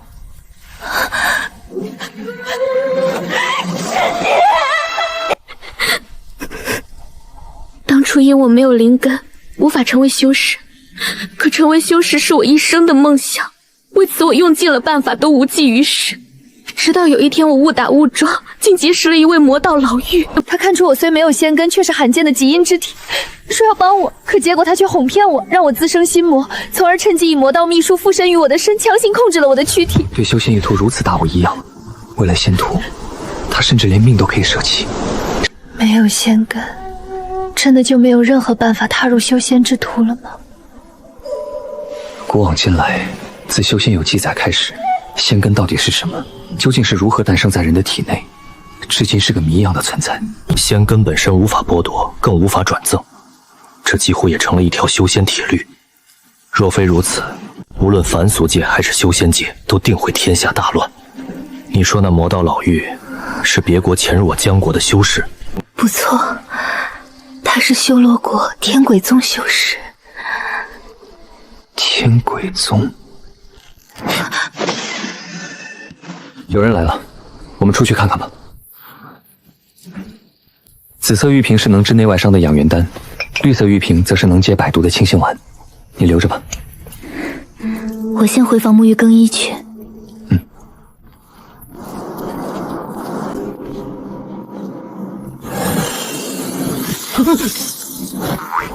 哇，这老者的战斗力高达好几百万！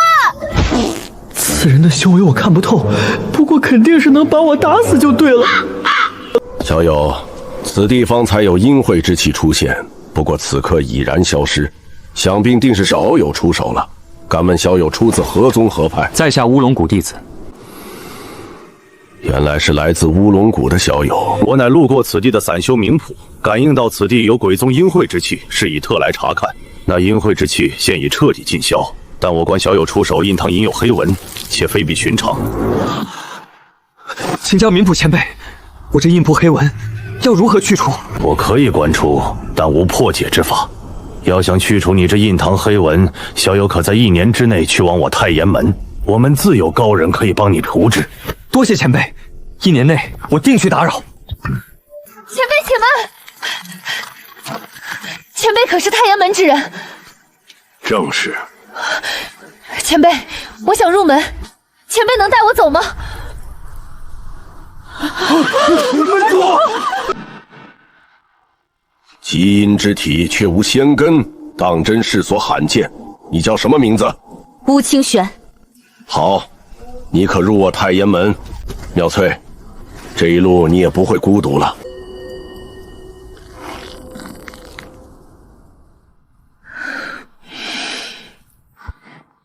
以后你就是宗门之主，希望宗门在你手上能重现昔日的鼎盛与洪荒。多谢。这女人还真是想一出是一出啊。不过这样也好，我也该离开了。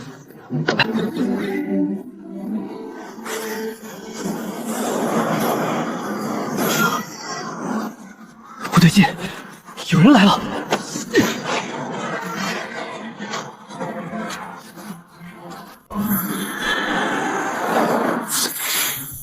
耶，这位师兄，这落日峡如此偏远和灵气稀薄之地，竟还有人居住在此啊！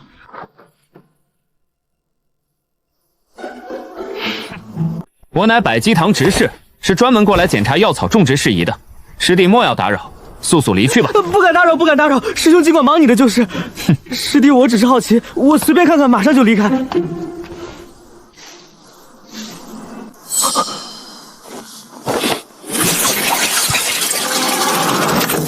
凭借底牌对付炼气9层不在话下，但10层已是脱胎换骨，在不知底细的情况下，只能突袭取胜。喂，这位师弟，你怎么还不走？师兄，你快来看，这里好像不太对劲。师兄，你要干什么？既然想找死，那就别走了。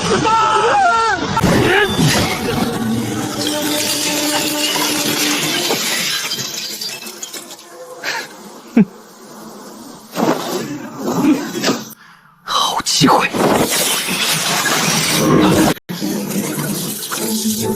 起！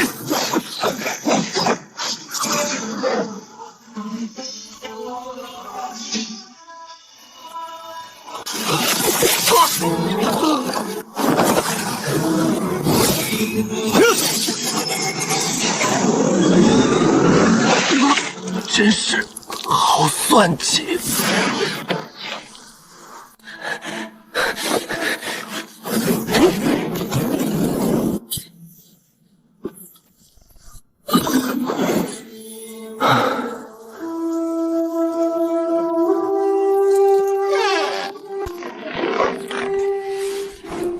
咦，这是什么？加上这20多块灵石，手里差不多一共攒了70块下品灵石，但买本咒诀就要50块灵石，这我根本舍不得呀！还是先修炼吧，尽快达到炼气第9层。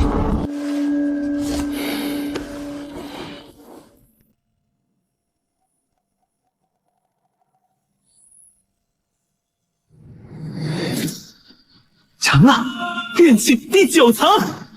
突破炼气9层后，我的感官被提升到了一个不可思议的境界。方圆200丈内，所有的风吹草动全部清晰入耳。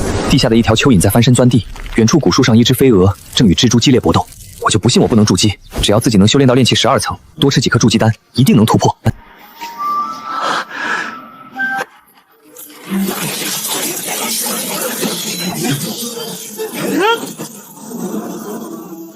144枚飞火针已经可以完美分化成4个小型或2个中型太玄引光阵。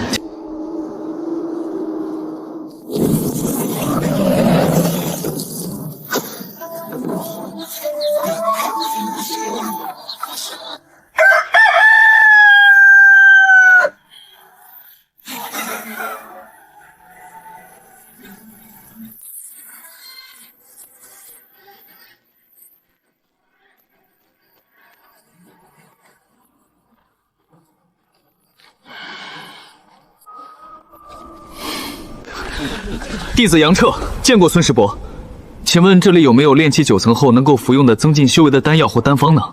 当然有了，可弟子并没有找到。哼，你当然找不到了，这种丹方怎么可能放在1楼？你去2楼、3楼仔细找找。不过我可丑话说在前头，不管最终找的能不能用，这该付的灵石1块不能少。知道了，孙师伯。那2楼和3楼的费用也是1块灵石1个时辰吧？不，2楼1个时辰2块灵石，3楼1个时辰3块灵石。怎么？小子，不如直接上最顶楼4楼。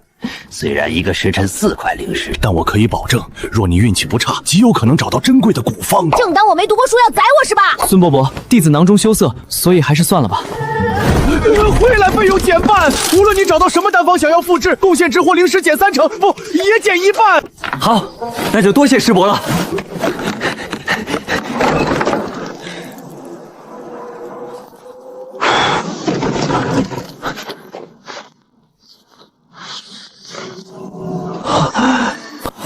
筑基丹丹方，这竟是完整的筑基丹丹方，灵石总算没有白花。不仅可以大大增进修为，居然还是雷属性。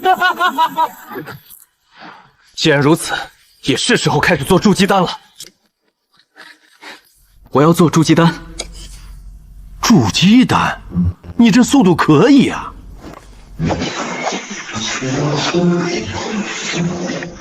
给你打个折，40下品灵石。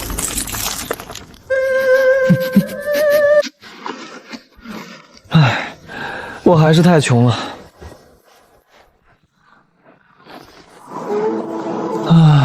灵石完全不经用啊！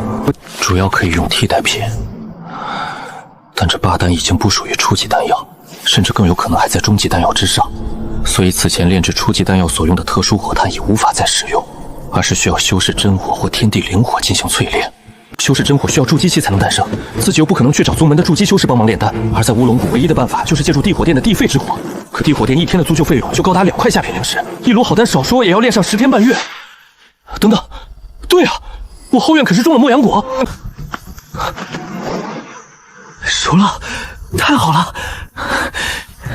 这果子果然神奇，体内紫元诀的运转速度居然直接大幅飙升了不少，离炼气时期已经越来越近了。我得再去看看第2颗什么时候能熟。虽然舍不得望西居，但为了9叶莫阳果的第1颗果实成熟后，越来越多的灵禽异兽频繁开始在周围出没，加上领土淬剑下的怪异香味，怎么也遮掩不住。为了安全，我必须搬去更好的龙溪山，是时候离开落日峡了。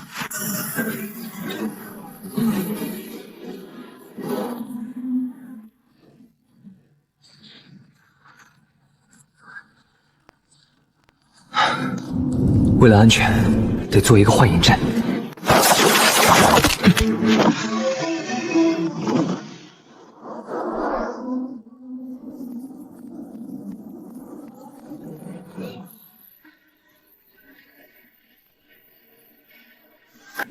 这样的地势，即使有修士踩着法器从头顶飞过，也绝无可能注意到这里面的天地，真是一处绝佳的取静通幽之地。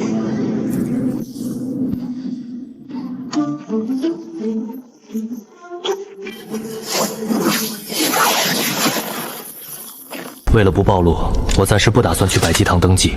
接下来得再去接个悬赏任务，弄到新的一套阵旗，把这小楼廊和整个内洞府给彻底布阵遮挡住。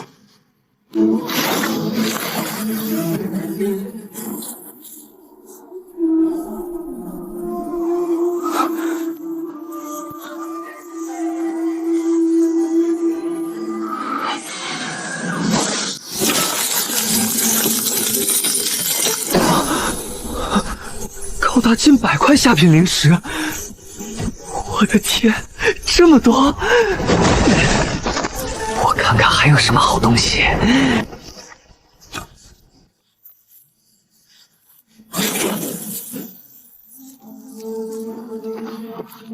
这回我算是有点资本了，不过还是不够，我还得去接悬赏任务。里面还有一个黑色的斗笠，正好戴上能遮住脸。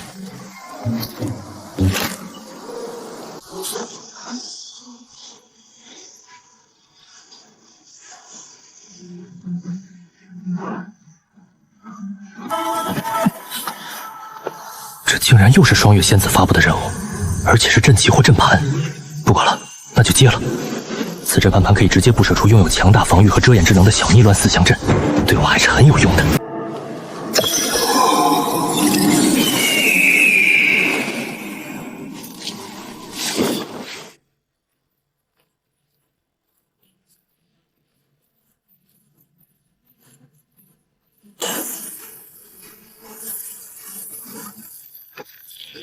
这里好像是黑雾山的地界，传闻此山常年被近乎黑色的浓雾笼罩，山中存在的妖兽黑风鹰，炼气期修士遇见的妖兽多半凶多吉少。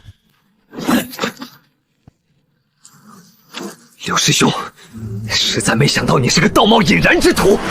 冷师弟，你我皆修仙之人，装什么清高？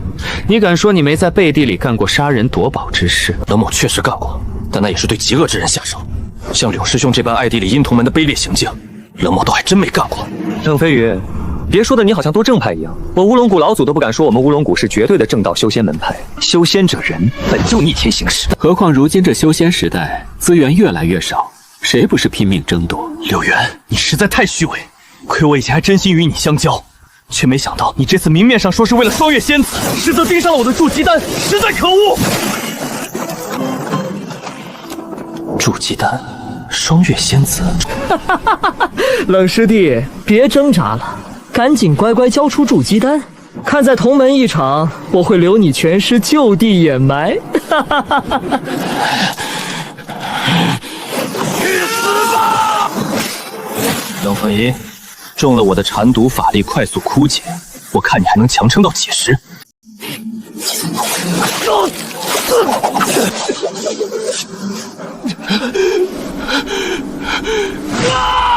躲在暗处的小师弟救我！我愿用黑风营本命黑羽，还有2块中品灵石作为交换。我了个豆！这冷飞云的感知如此灵敏，竟然已经发现了我。不过既然如此，想必跑也跑不掉了。哼，区区一个炼气9层，你指望他能救你？我只是路过，就不打扰2位师兄了。站住！我让你走了吗？这位师兄，我这里有颗丹药，绝对能解你中的缠毒，不过需要你拿黑风鹰本命黑羽来换。这位师弟，谢了啊！黑风鹰本命黑羽可不是一般之物，师弟你修为太浅，恐怕保不住，师兄我就不给你了。这里面有20块灵石，全当你刚才出手的酬谢。你现在可以走了。也行，我这就走。给我去死！冷师弟，你缠毒未解，确定要和我拼个2败俱伤吗？刘师兄，今日之事就此罢手，我们各走各的，如何？你可以走，他不行。今天我非要将他脑袋砍下来不可，那就2败俱伤吧。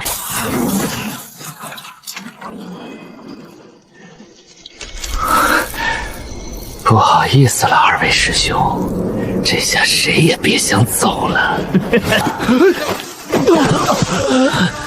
这位师弟，我刚才可是出手帮了你，你不知感恩，反而使毒暗算于我，这说不过去吧？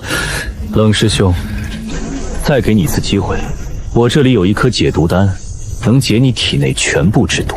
只要你按先前所说，我这解毒丹就免费赠你了。哼，区区小毒又有何惧？我师父乃毒修，他轻易就能配出解药。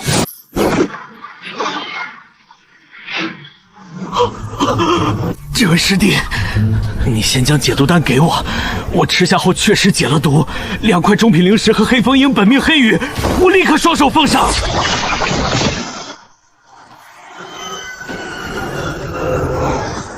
你想杀我？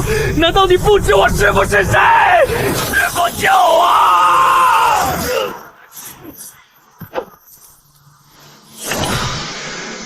我的灵力几乎耗尽了，必须赶紧补充。师弟，这是2块中品灵石，还有黑风鹰本命黑羽，我师弟能只过一条生路。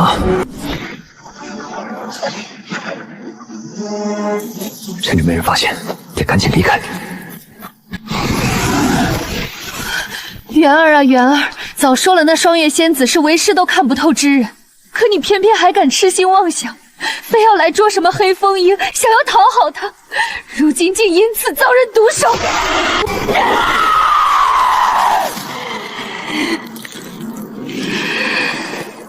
元儿，安心心转世吧，只要他敢取出这些东西，就绝逃不过为师的追踪。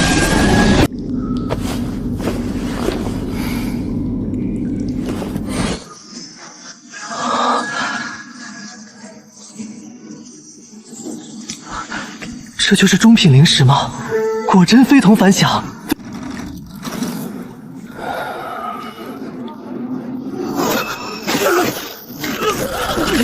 怎么回事？好疼！眉心怎么这么痛？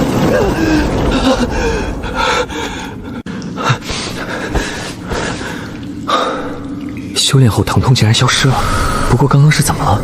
怎么会突然感觉眉心那般疼痛？唉，先不管了，先去把夺过来的几样宝贝卖了再说。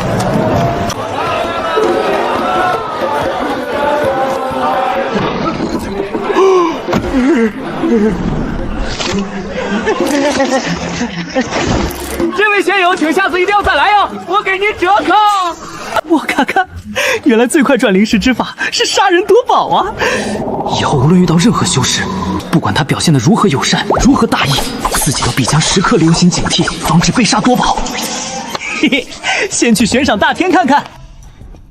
又是你，莫师兄，这次还是去找双月仙子前辈领取奖励物品吗？这次双月仙子不会再出现了，她外出办事，一直没有回来。这就是小逆乱四象阵阵盘，这可是好东西啊！你小子真不赖，双月仙子发布的悬赏任务，那可都是有难度的，少有炼气期的弟子能完成。这阵盘是给你的奖励。好嘞，感谢。那我先走了。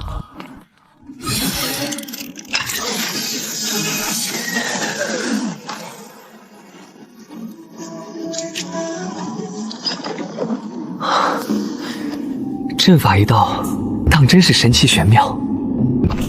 要是能找到那些炼制尾巴丹所需灵药的幼苗或种子，栽种在领土上，再想办法弄到灵肥，施撒于领土催生，不就能得到足够药材了吗？不过好像不太行，因为进入玄铺药园需要极其繁琐且漫长的申请，且只能待1年，出来还要被查验。怎么眉心又开始疼了？难道那魔道老鱼的诅咒真起作用了？算算时间，还真差不多要到1年时间了。秦师叔，弟子想问一问，您老可知文心瑶师姐所居何处？文师妹早在2年前就已筑基成功，你不知道吗？你文师叔与宗门有功，所以筑基成功后，如今负责看守玄铺药园。你想找她，去玄铺药园即可。我这就去。感谢。徒弟，准入令牌请出示一下。怎么拿不到准入令牌，想求文师叔进入玄铺药园？赶紧走，赶紧走！真是的，都到现在了，居然还想着浑水摸鱼。这位师兄，在下杨彻，真认识文师叔，还请通禀一声。刘师兄、蒋师兄，还请快过来！这里又来一个捣乱的，还赶不走？杨彻师弟是吧？没有准入令是无法进入玄铺药园的。而且你一个炼气9重弟子，怎么可能认识文师叔？文师叔早有交代，凡是没有准入令的，无论什么理由都不得入内。杨师弟，最后一次警告你，赶紧离开，否则我们可就不客气了。几位师兄，我真认识文师叔，你们通禀一声，就说杨彻来找，是真是假，马上不就知道了。哼，蒋师兄，我可不想再受罚了，管他说的是真是假，先赶走再说。就算他说的是真，但他没有准入令，我们赶他走也是职责所在。10几人联手，不能与他们硬碰，我必须要破门。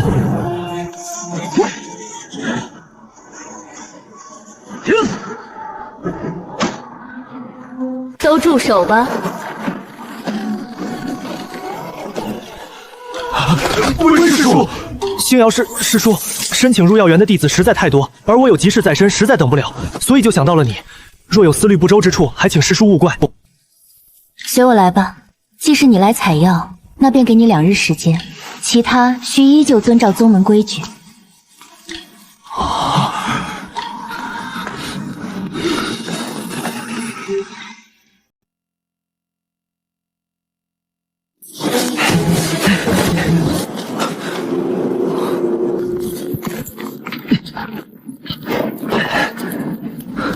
这里好像已经被很多人挖过了，我先用神识来看看。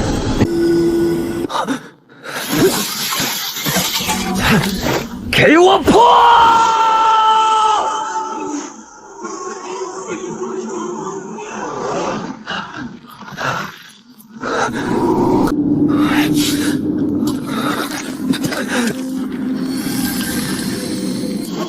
这是云野之术的幼苗。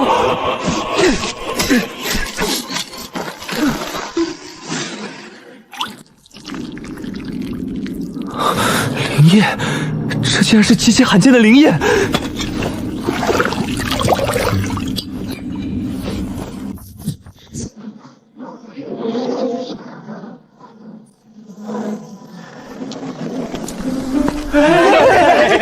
诸位师兄，再不叫辨识成熟灵草的灵兽过来，我可直接走了。杨师弟自觉上交就是，哪还用得着灵兽过来检查？诸位师兄这番心意，师弟记下了。我还有急事，咱们改日再叙。告辞。杨师弟慢走。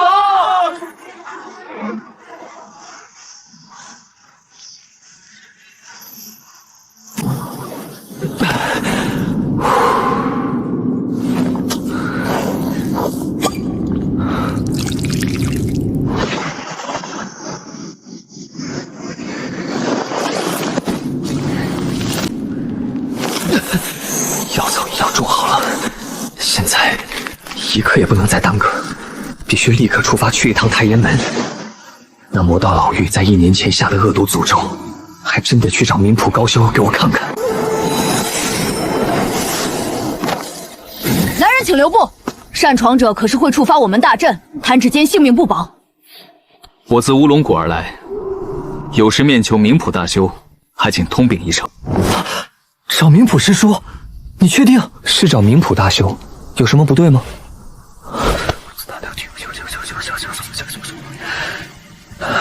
冥谱师叔不久前就归天了。什么？不会吧？当初冥谱前辈那威严和善、实力高深，怎么说归天就归天了？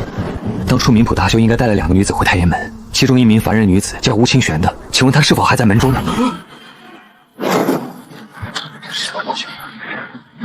你真的是乌龙谷弟子？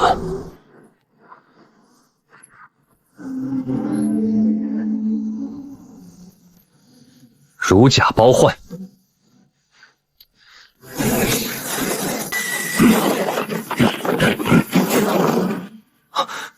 二位前辈，这是何意？你是乌清玄的什么人？二位前辈，我此来并不是找乌清玄，而是来找冥谱前辈有事相求。但冥谱大修已经归天，冥谱师兄之死，我们也一直未有定论。你既此前见过冥谱师兄，那跟我们走一趟吧。好汉不吃眼前亏，这个时候绝不能反抗。这禁锢以我的实力显然无法破解，算了，静观其变吧。叫杨彻，乌龙谷弟子是吗？正是。小哥不必害怕，我只是例行询问，你知道什么就说什么。前辈到底想问些什么呢？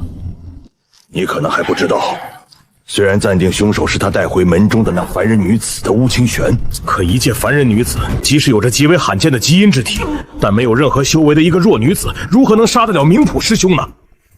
那不知前辈将我困在这里时，杨施主，你曾见过我冥谱师兄，又认识乌清玄，对不对？不错，我见过冥谱大修，也的确认识乌清玄。你们该不会怀疑我一个炼气9重之人吧？杨施主误会了，并非怀疑你，只是我冥谱师兄死得太过蹊跷。那乌清玄明明是一介凡人，没有任何修为，但冥谱师兄却死在他手中。所以杨施主，在冥谱师兄真正死因没查出来之前，还要委屈你一直待在我太炎门，协助我们调查一二了。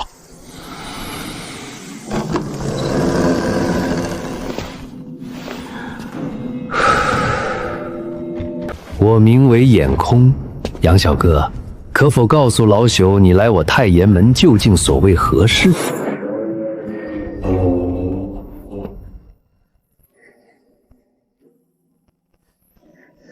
你是来找冥谱帮你解除这印符黑纹的？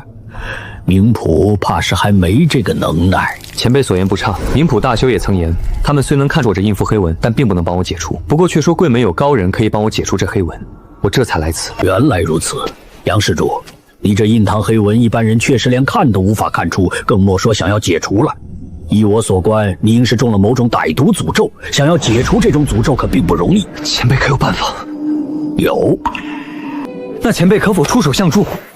杨小哥，想要解除这种诅咒，可是需要付出莫大代价的。不过这忙自然是不能白帮。前辈所言有理，自是不能白白让贵门相帮。但依前辈所言，要如何才能让贵门出手相助呢？有2个办法。第一，杨小哥若愿意脱离原有宗门，加入我太炎门，我们自然会出手解救自家弟子。那第2个办法呢？这第2个办法也并不难。听说杨施主和那凡人女子乌清玄相识，只要杨施主能让乌清玄开口道出真相，让我们知晓冥谱的真正死心，那么我们自然也会出手帮你解除这诅咒黑纹。前辈，我很疑惑，你们怎么确定就是乌清玄杀死的冥谱大修呢？是冥谱死时留下的真言术，不过这真言术除了杀他的是乌清玄外，再无任何信息。那乌清玄又是如何说辞？乌清玄自冥谱死后，一个字都不曾吐露。即使我们考虑到他只是一介凡人，用了一点皮肉之刑，他依旧不肯吐露半字。这就奇怪了，他只是一介凡人而已。贵门身为江国5大修仙宗门之一，竟无法使得一个凡人女子开口，这说出去，怕是没人会信吧？杨施主，她可不凡人子女子，她虽无体质之人，受天地极阴之青睐。不过话说回来，我太炎门身为修仙大派，本可以使用搜魂之术查明真相，可那样一来，那女子必死。行，那晚辈去找乌清玄试试。好，那请小哥随我来。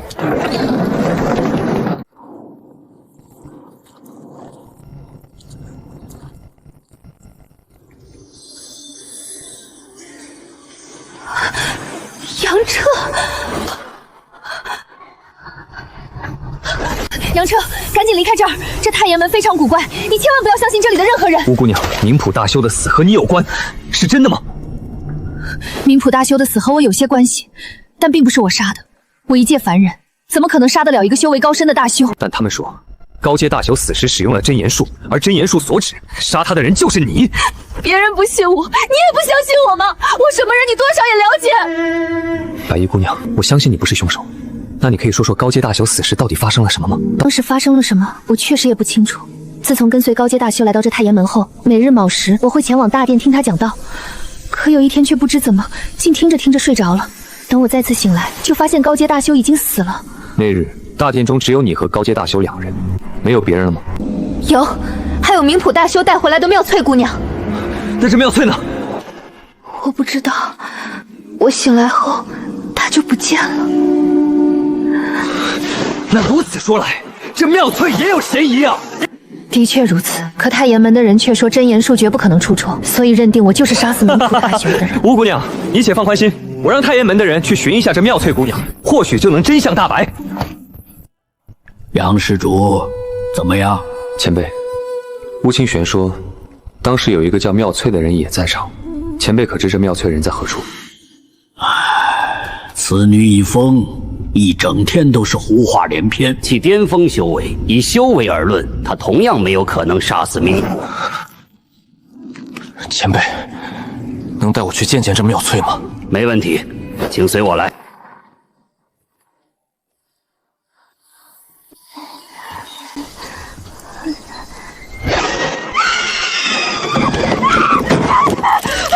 不要杀我！不要杀我！别过来！别过来！我不过是失手捅死了他而已，你们为何变成了鬼，还是不肯放过我？你们这些厉鬼，求求你们放过我！还认得我吗？妙翠的。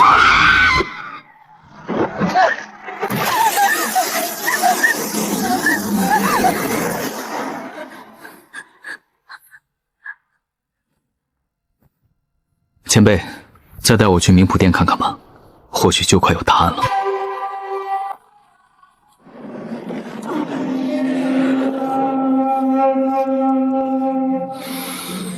前辈，有没有一种可能，凡人被魔道之人附身，却无法被发现？绝无可能。但若凡人被附身，那绝无所遁形，一眼就能看穿。前辈，这次恐怕你们真的看走眼了。前辈，将那牢笼再封得结实一些吧，并务必多派贵门修为高深之人一同前去。杨小哥，此事非同小可，非眼空不信任你，你毕竟只有炼气期修为，但居然能看出这样的端倪，实在令眼空吃惊。你如实告诉眼空，到底有几分把握？7、8成吧。杨小哥，可否能再提升些把握？毕竟这超出了我的认知，且事关重大。为真知确认前，我也不好贸然打扰门中那些正参禅的长老们。那走吧，去朝阴峰再行最后的确认。但到时需打开困住乌清玄的那光牢。没问题，我们现在就走。杨彻，妙翠，找到了！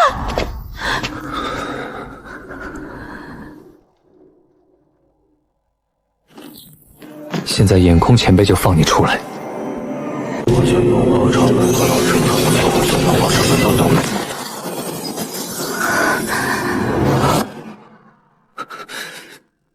真希望不是我想的那样。聪明误入你心，没计划扎营，割下了是非，一去不回。吴姑娘，既然可以修行了，为何还要杀明普前辈呢？杨彻，我小看了你，也错看了你。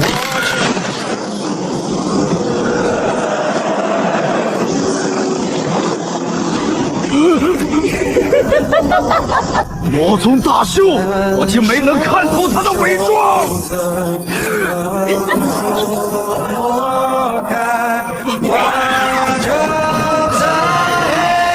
这太爷堂方向，快拦住他！不要让他入场！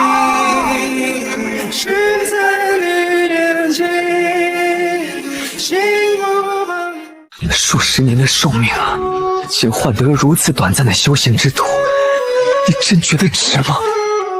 我觉得值。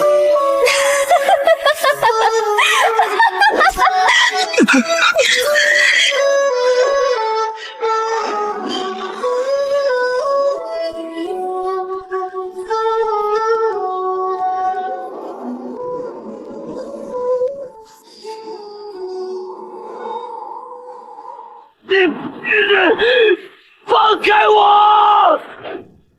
我叫杨彻，虽天生双灵根，却注定无法筑基成为真正的修仙之人。本以为这世上只有我一人如此薄命，直到巫姑娘的出现，她与我同病相怜，却为修仙牵连无辜，堕入魔道，遭遇正派追杀。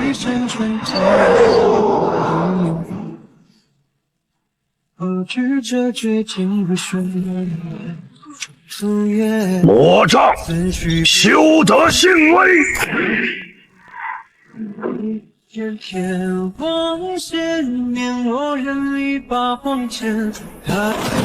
彻，今日我无论生死，皆是命数，我无怨无悔。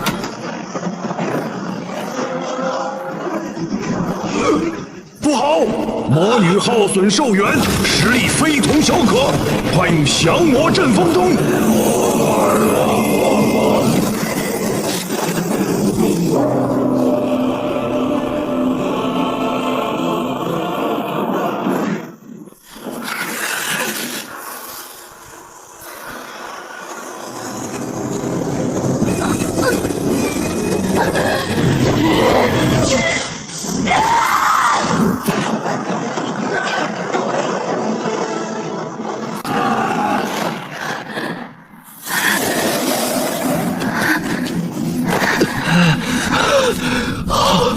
好热啊！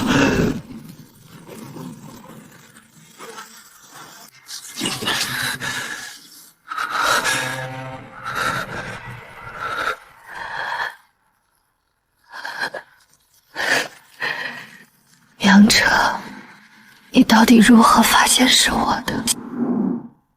你也不是你。从黑雾潭里被那魔道老妪附身后，即使我灭了他的残生元神，我却隐约发现，你好像已经不再是你了。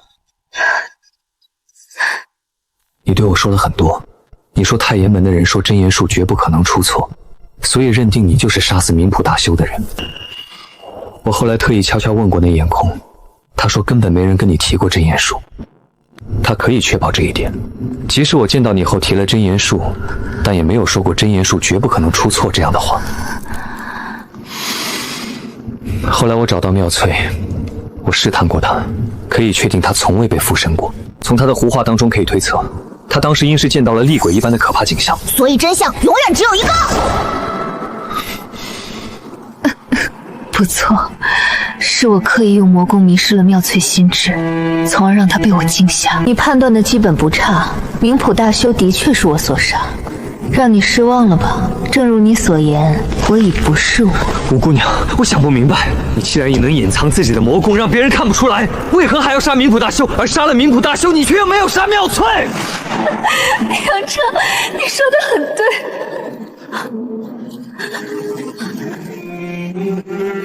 刚开始我很害怕，诱惑。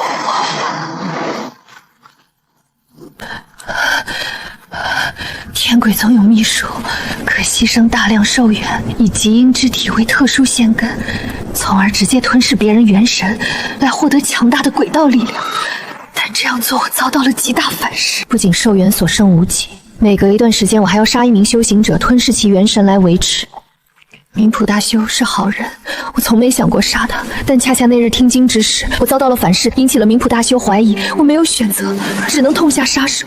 那妙翠呢？妙翠，她也是个可怜人，比我还要可怜的可怜。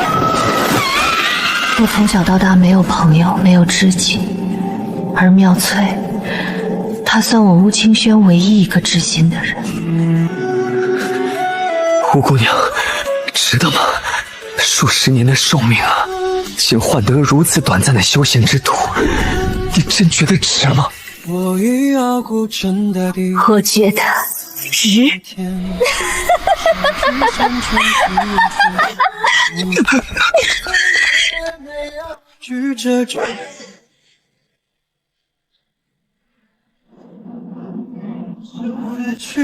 无限一念间天王线，我有一把黄剑，又藏下了天。杨彻，快张嘴！沧海落扶摇，万古梦回，夜半。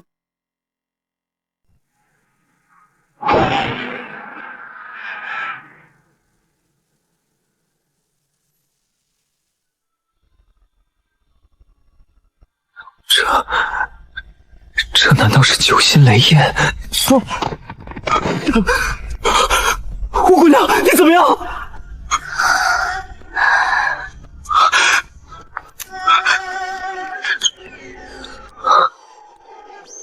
别白费力气了，我寿元早就耗得差不多了，我也早就知道会有这么一天的。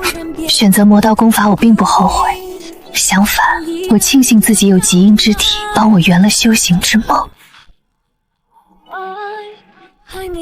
杨彻，也谢谢你，是你让我再次感受到了温暖，能死在你怀里，也算是我的幸运了。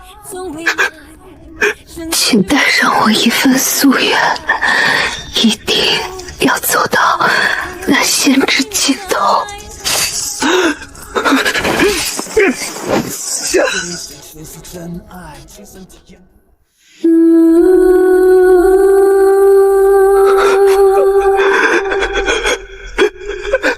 吴清轩，我一定会带着你的意愿成为世上最强。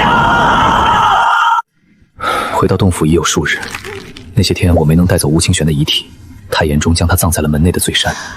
好在那慈眉善目的眼空践行了诺言，用大真言术将天鬼宗老于死刑给我下的黑纹诅咒彻底解除了。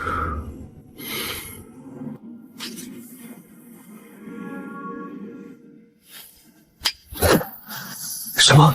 修罗国的魔道四宗竟然密谋，要在7年之内大举入侵江国等附近10几个国家所有修仙宗门。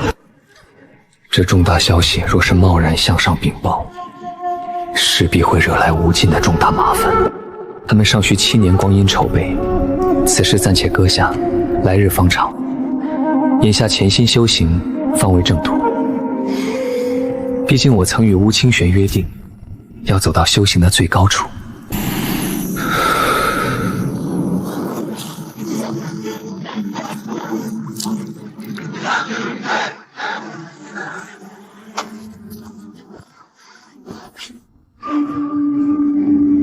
我开始分配时段闭关修行，一个时段配置药液浸泡吸收肉身强化，一个时段全力将体内的法力路线凝聚，运转紫元诀的全部经络。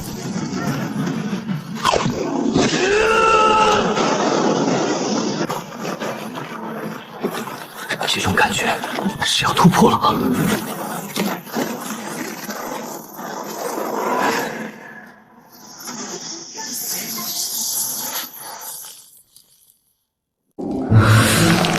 成了，进阶炼气期第10层。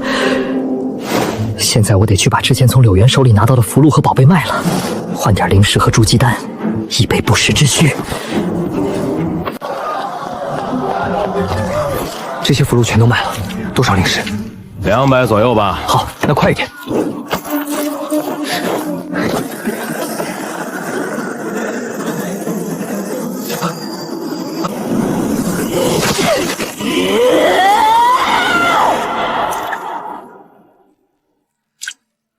该死，是黑雾山那个女毒枭，她在那些灵符和法器上果然设下了隐藏的追踪印记。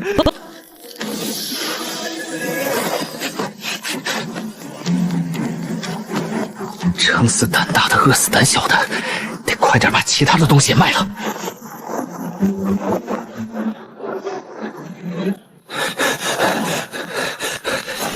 这火速将流云底和归明甲值多少？1200灵石差不多，而且还能换2颗筑基丹。好，不墨迹，快一点。好嘞。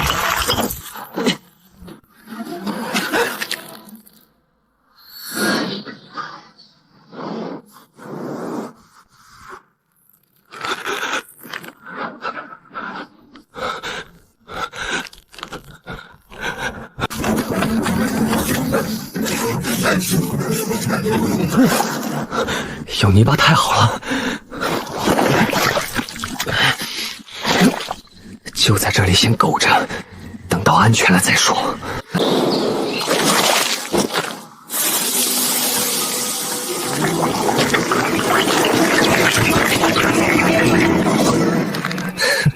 跟小爷玩毒？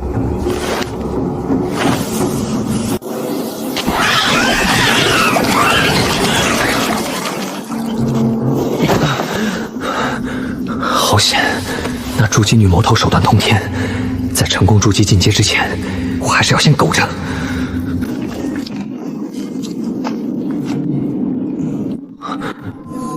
仙果已经彻底长熟了。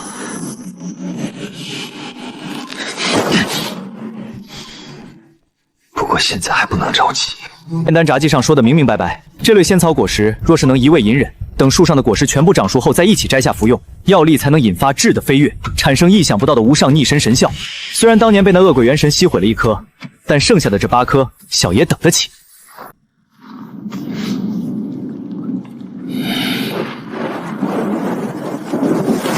出来吧，九心雷炎！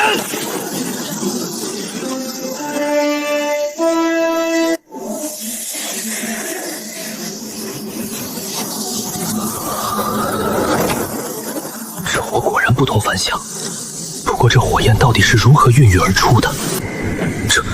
这火焰竟然让我看见了数万年前的场景，没想到这天地灵火竟是上古九心火压之灵被一道天雷击中后孕育诞生的。在上古大战中，此道灵火遭到古修士重创，九心分裂，散落世间。此火对魔道鬼宗修士天生克制，而且这九心雷炎起初是被修罗国天鬼宗发现。作为魔道，他们本想将这火焰毁了，长老催动的暗红色劣迹光芒却无法撼动鬼火，可想尽办法都没成功，还让这道灵火自己跑掉了。最终被太炎门以真言术所获。由于九心雷炎实在太过桀骜不驯，太炎门的人这才无奈将其关押在了太炎塔塔底。古方札记有言，此火气乃天地所生，只要周围天地灵气不枯竭，就能一直燃烧，并能随心念改变温度。可以说，天地阴火是所有丹修和气修梦寐以求之物。有这样的宝贝火焰，要是能炼出几颗霸丹出来，那可就爽了。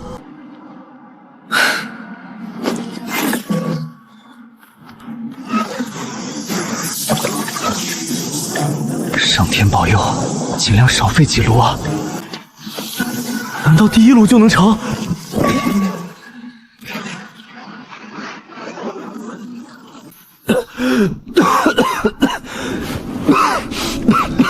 我就知道第1炉不会成功。哼！再来！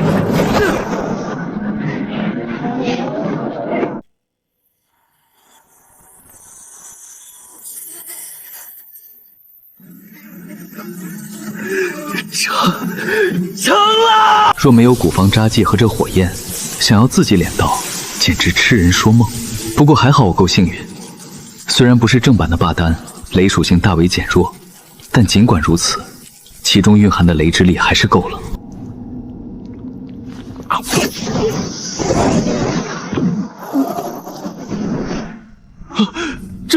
这火焰怎么还和我抢起丹药来了？我就只剩1颗了，你可别抢了啊！等我修为更强大了，我就能出去寻找更好的药材，到时咱们通力合作，炼制更多更好的丹药出来，我保你吃个够，怎么样？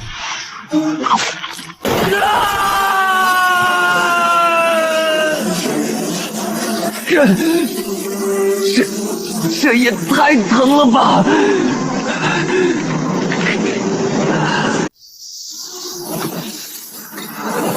破了，进阶炼气11层。不过现在还不是高兴的时候，刚刚突破根基不稳，我要尽快稳固修为，打造体谱。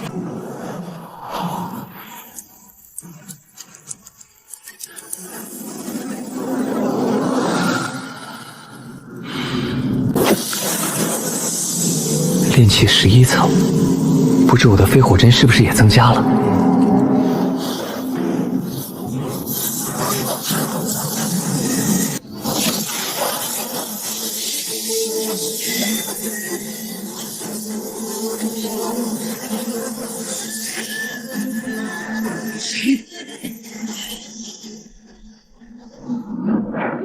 流动灵气比先前更加浓郁。灵眼之术长大了点儿，这灵眼之术只是幼苗，成熟的灵眼之术若没有通天法力，是万万没可能将其轻易挖走的。而且御兽经上所说，灵兽重卵是以控神术，若放于灵物上滋养，不仅能加速孵化，更有一定几率使其得到进化。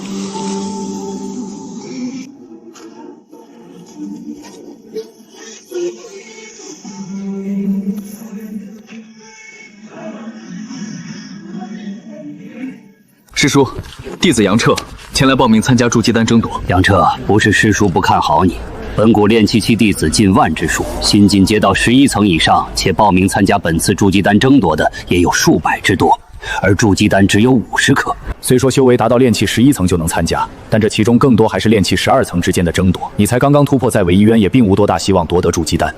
我倒是觉得你不如全力修炼，冲刺12层。然后参加下一次的筑基丹争夺。师叔还是帮我登记报名吧，这筑基讲求越早筑基，对未来修行越有利，所以弟子还是准备全力以赴争上一争。此次为无条件参加，2个半月后记得提前去宗门演武殿。谢谢师叔。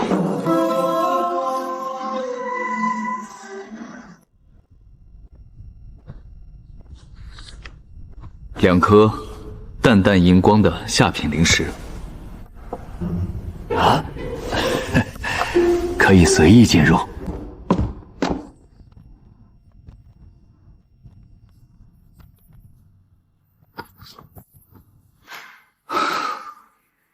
难道真的要去找牧师祖吗？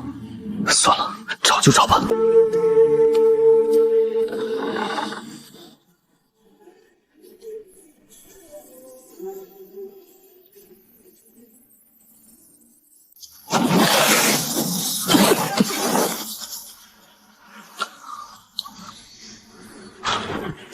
弟子见过师叔，不知师叔拦住弟子所为何事？你敢杀柳原，知不知道他是我柳寒烟徒弟？柳原是谁？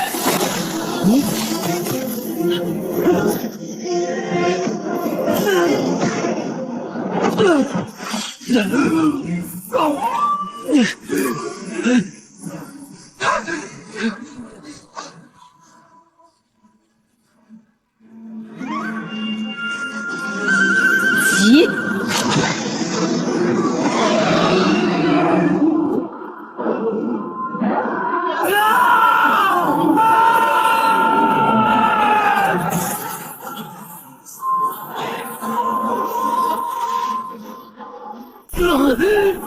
打不过，快跑！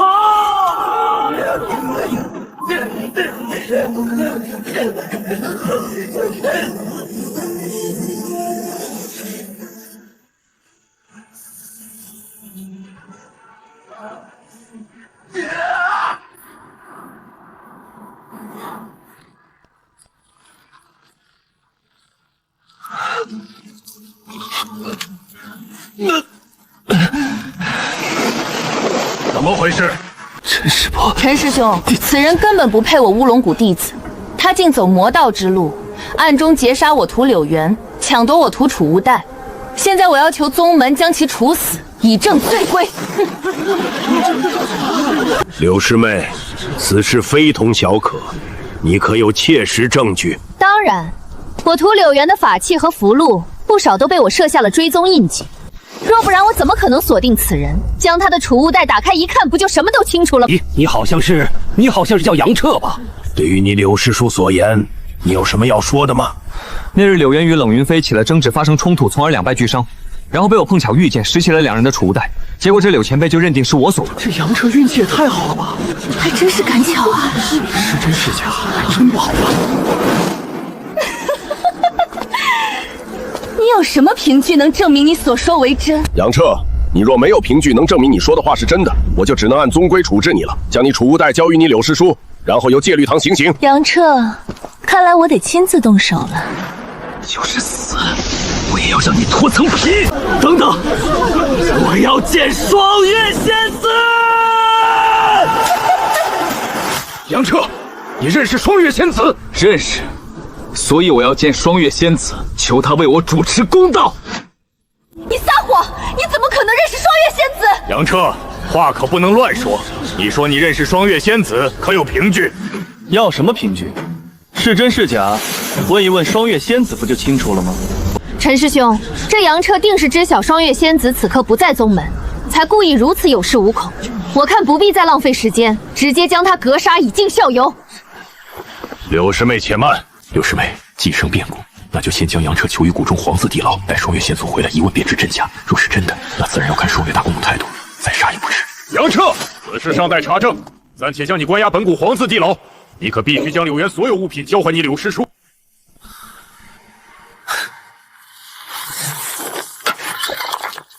好吧，现在也只有如此了。什么人？宗门地牢不可擅闯！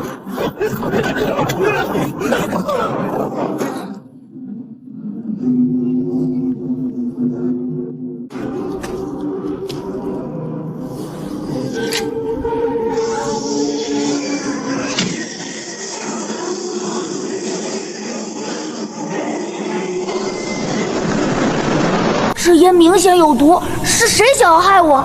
等等，我怎么这么钝？还能有谁？肯定是柳寒烟啊！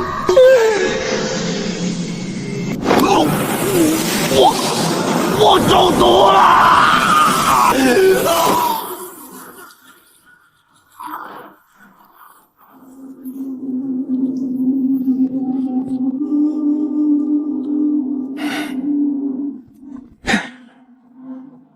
想阴我？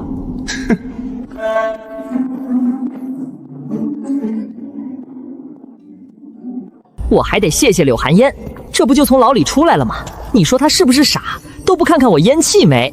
嘿嘿。不过现在来看，宗门是不能回了。宗门既然不能回了，那我就去极东之地闯一闯。只是可惜了我洞府里的那些宝贝。唉，留得青山在，不怕没柴烧。眼下还是先保命吧。只要自己不死，一切便还有希望。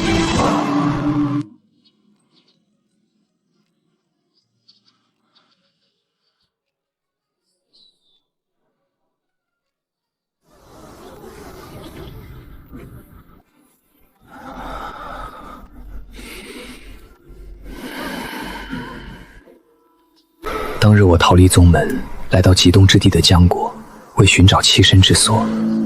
我来到了青剑宗，并且打点了一名青剑宗的师兄，成为了这里的一名杂役弟子。本想做一个杂役弟子，平时就是打扫打扫卫生，然后有大把的时间用功。可哪能想到这青剑宗的杂役弟子还有一个别称，叫魔宫。每天只有3个时辰的睡觉、吃饭时间，其余所有时间都必须用来淬矿和洗剑，我真是无语了。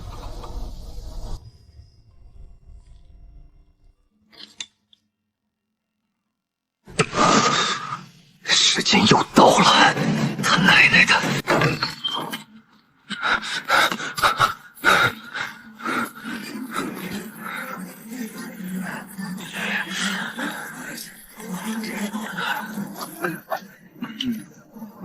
杨师弟，你想换岗位的事儿，我帮你问过了，有点难办啊。那边的活啊，必须达到炼气3层，你这修为还差一点。徐师兄，不对啊，我看不少炼气2层的师兄师姐，也一样转去了洗剑啊。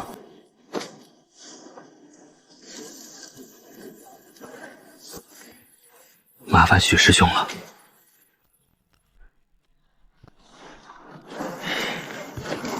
再加5块，我帮你去打点一下。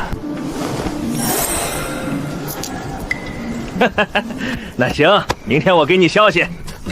这许庸果然是见钱眼开的主，不过这样才好，能用灵石解决的事就是小事。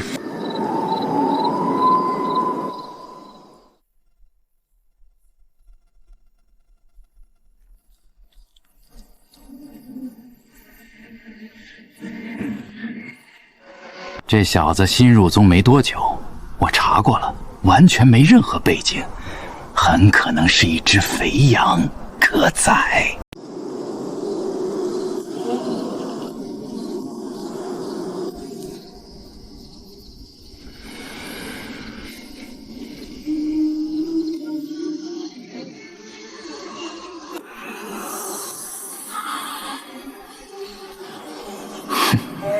这是想要阴我？我的神识可是能够感知方圆10几里。赵师弟，洗剑池那边的领衔师兄怎么说？魏师兄那人你又不是不知道，古板迂腐得很，说一切按宗门规矩办。哼，宗门规矩，用10块灵石就能转去洗剑池，这心照不宣的破规矩都多少年了？这魏宇航脑子到底是不是有问题？白给他银子他都不要。师兄，我早就说了，根本不用去找高层，我们直接收了那笔灵石，然后给洗剑池那边10块，不就结了？你懂什么？我们是准备向杨彻收取至少50块灵石。杨彻不声张也就罢了，可万一他知道了，再告诉魏宇航，那我俩可就要倒霉了。所以能拉魏宇航参与进来，是最好的。以后这可是一条大财路。是，许师兄所言极是，是我想的太简单了。可魏师兄不愿意掺和，那这事儿，既然魏宇航装他的清高，那咱就不用理会他了。倒是收了杨彻的灵石，我们干脆……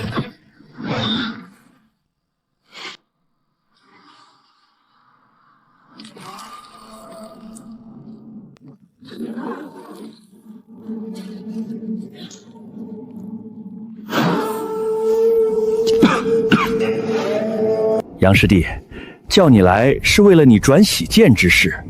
我可是费了好大一番功夫，打点了洗剑池那边不少人，才勉强帮你争取到了一丝希望。嘿嘿，不急，先跟他们耍耍。实在是太劳烦许师兄了，没想到给许师兄添这么大麻烦，我看不如就算了吧。杨师弟啊，我这好不容易都打点的差不多了，人家那边也给了希望。只要你能拿出80块灵石上交那边，这事儿就成了。10块灵石？怎么，杨师弟，你不会拿不出这80块灵石吧？不，许师兄，我是没想到，区80块灵石就能办成啊！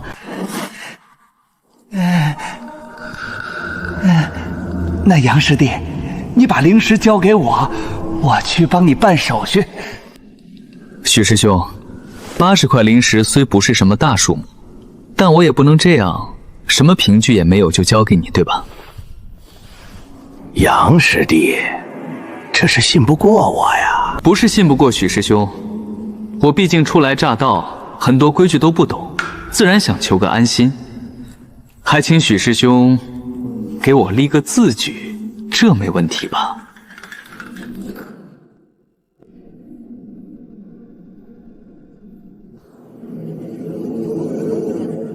行，那就给你立个字据。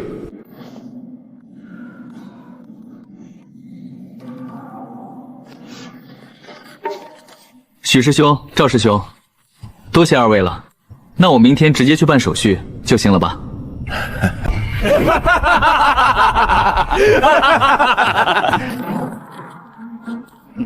二位师兄，这是何意？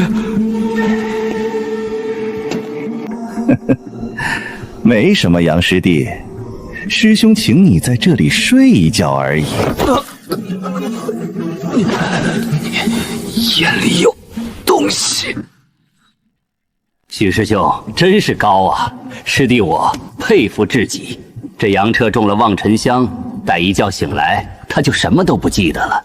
哼，这小子真是一愣头青一惊一乍的，还差点把我给唬住了。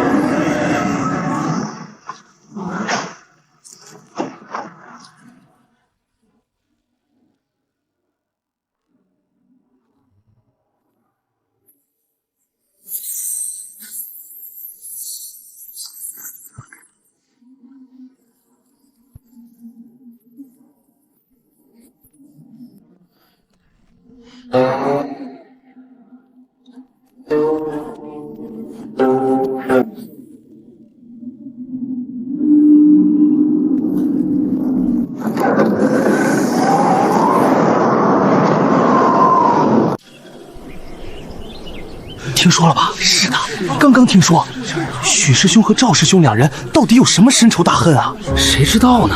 他二人表面上关系不错，私底下说不准有什么不为人知的过节呢。还真有这种可能，不然他二人也不会落得那么惨。是啊，听说现场凌乱得很，几乎都分不出谁是谁了。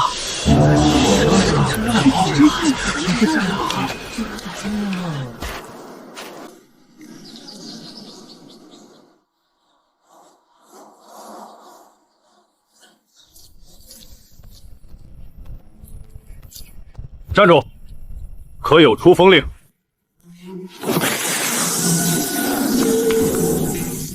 二位师兄，我已达炼气3层，还请二位带我去那边一趟。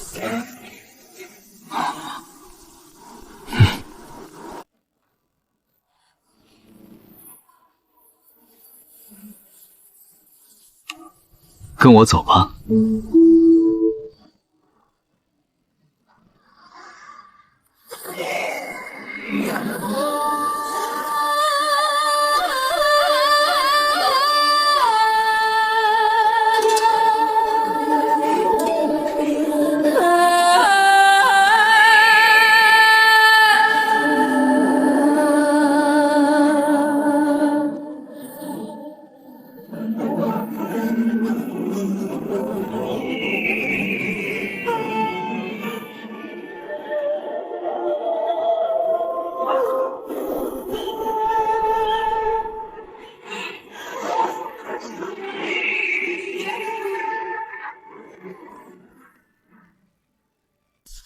与平如峰一样的矿场，整个青宗有数10座。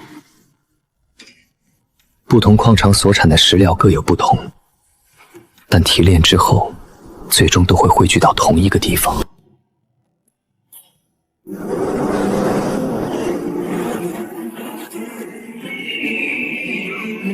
那个地方。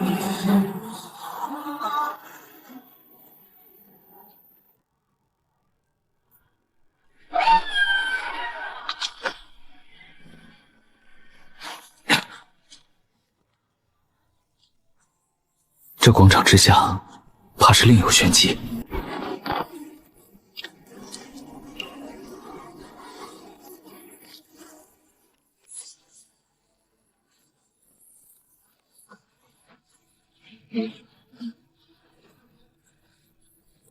杨师弟，你跟这2位师兄进去吧。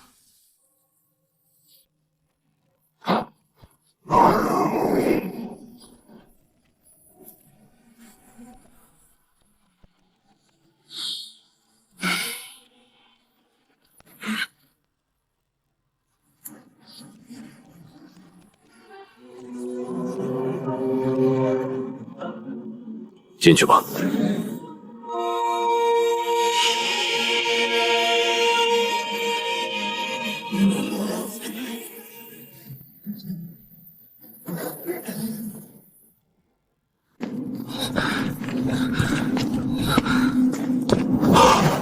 我的天，这场面可不是每天都能看到的。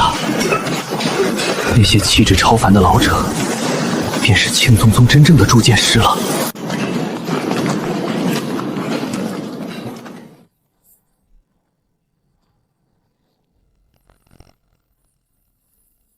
魏师兄，这是新分入洗剑池的弟子，叫杨彻。在青剑宗，外封弟子若无特殊天赋或背景，炼气4层及以下皆为杂役弟子，炼气5层至8层为普通弟子，炼气9层至11层为执事弟子，而炼气12层便是领事弟子了。眼前这位魏师兄等级可不低啊！你刚来此地，先去分矿吧。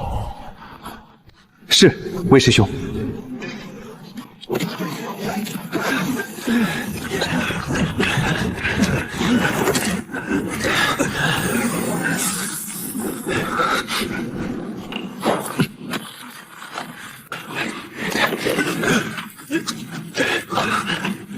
这些经过淬炼纯正的矿石，竟然蕴含着如此精纯的金属精华。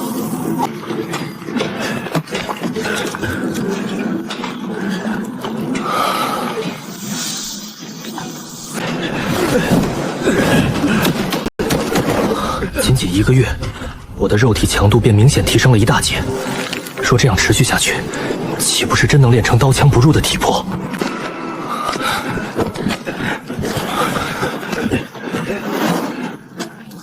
杨彻，你去椒江区搞剑形模具。不是吧？这么倒霉，刚找到提升体魄的门道，就要被调走？是，魏师兄。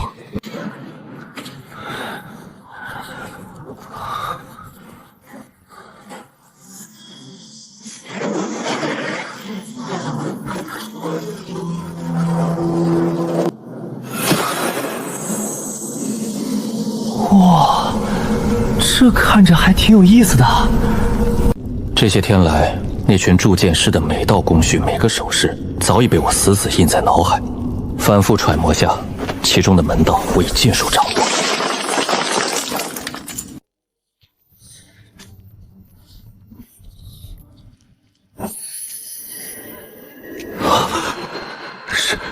是符宝。这应该就是我当初在玄瀑药园为了对付鬼佛射动文星躯可人取出来的保命符宝。当初文星瑶召唤出的那只巨大火灵鸟，威力简直骇人。如今我也得到了一张，关键时刻足以保命。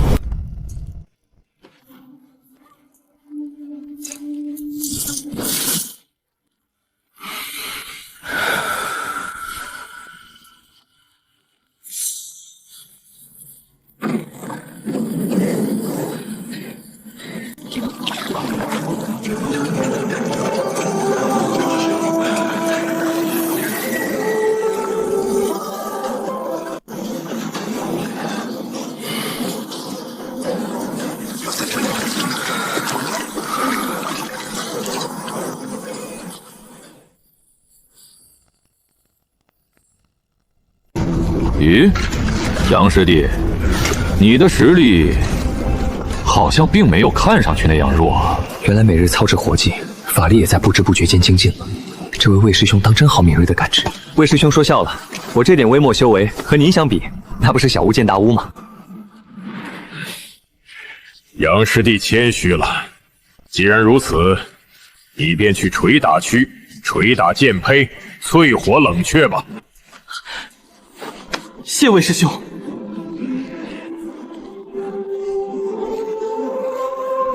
这魏宇航虽然平日里看起来高冷刻板，可为人处事倒是公正。而且捶打剑胚的工序，明显比分矿和官香要高出一个档次啊！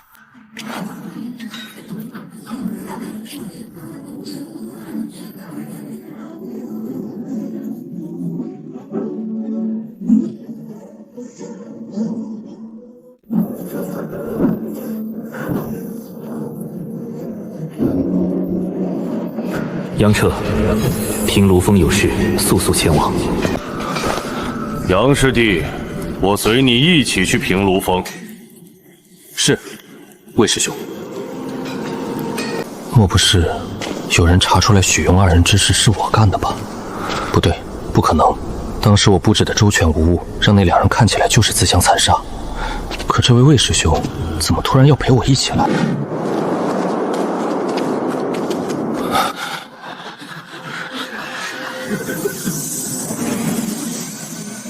八风的人还真是怕什么来什么，他喵的！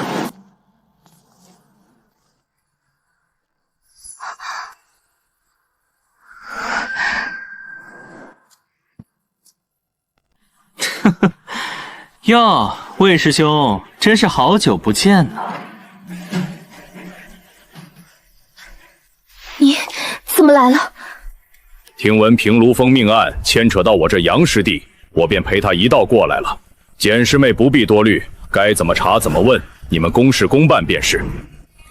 果然，还是为了许庸两人的事。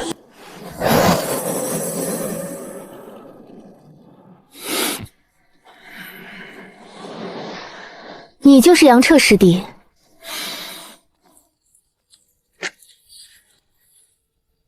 杨彻，见过师兄师姐。杨彻，许庸与赵姬死的那晚，你是不是也在场？那日我的确被许师兄叫到这石屋来过，不过很快我就离开了。至于其他的事，我并不知道。简师妹，他已经承认了，擒住他，带回第八峰。这男青年莫非脑子有病不成？这就叫承认了？我承认什么了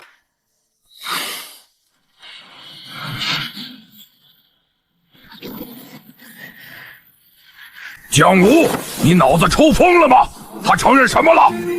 这位魏师兄，平日里看起来高冷刻板，竟然还有如此彪悍护短的一面。魏宇航，这里有你什么事？我八峰弟子在此办事，什么时候轮到你来指手画脚？你八峰弟子办事不假，可杨彻也是我洗剑池弟子，我身为洗剑池理事，自然不能看着他蒙受冤冤。冤屈？什么冤屈？他刚才不是已经承认许攸和赵熙死的那晚他在场吗？江无师兄，敢问我承认什么了？那晚我被许寒师兄叫到这儿来，谈完事情我便走了，而且我走的时候赵战师兄也根本没在场，所以他二人之后发生了什么我并不清楚。这样说，江无师兄应该能听明白吧？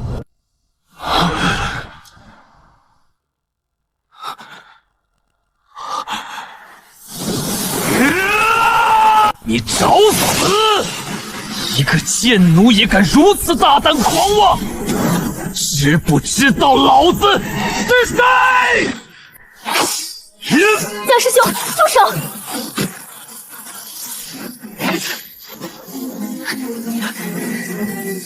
江师兄，我二人还只是八峰准弟子而已。八峰大师兄让我们来查这桩已过数月的悬案，本就是一种考核，务必求得真相。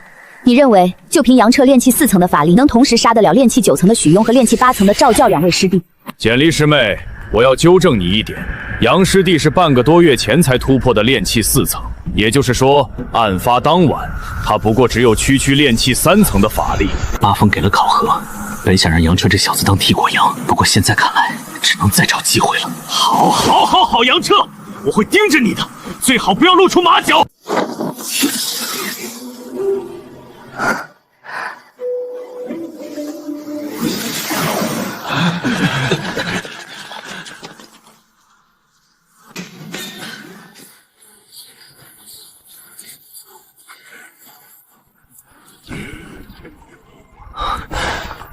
魏师兄，多谢您之前仗义之言。无需言谢，我本就看那江无不顺眼。此人极善钻营，溜须拍马，颠倒黑白，无中生有，皆是他的拿手好戏。我曾经就招过他的道。此人睚眦必报，你此前敢那样对他说话，他必怀恨在心。等日后你达炼气5层，出了洗剑池，定要小心此人报复。更何况，我过些时日也要走了。魏师兄，要走了？对，我要再次冲击9峰弟子。上一次就是被江无坑了，才没能成功。杨策，预祝魏师兄此行必能登顶。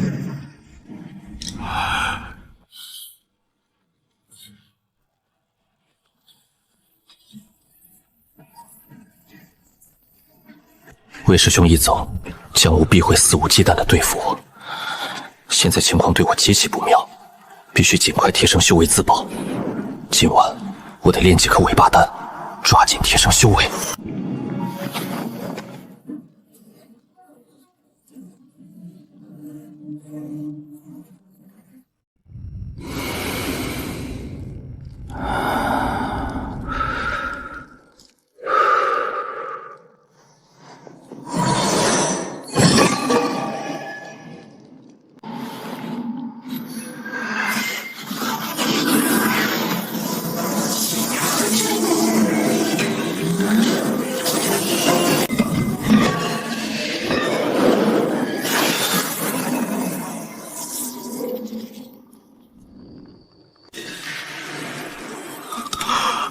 不是吧？就成功了1颗？那我和丹丹里的9星雷焰怎么分啊？雷焰啊，本想着炼制成功2颗，你我1人1颗，可现在只成功了1颗，这就难办了。你看啊，我现在急于增长功力，这1颗你就不要抢了，下次再炼制出来，你优先吃，可好？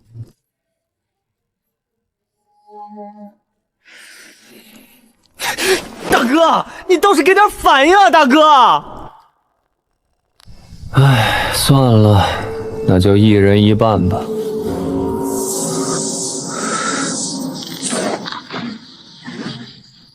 雷焰，1人1半，不许耍赖，不然以后我就再也不炼尾巴丹了。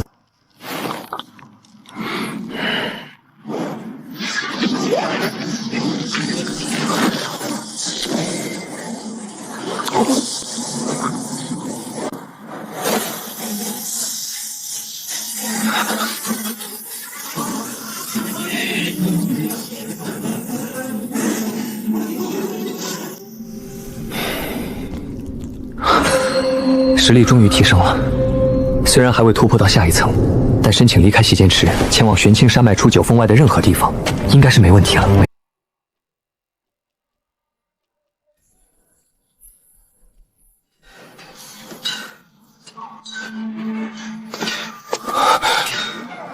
真是倒霉，新任领事竟然是江无这个货，那也得上啊！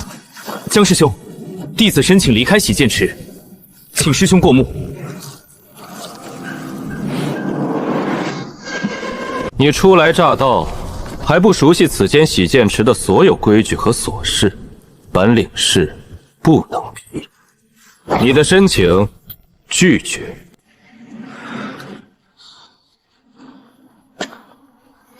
弟子知道了，果然如此，早料到了。拒绝。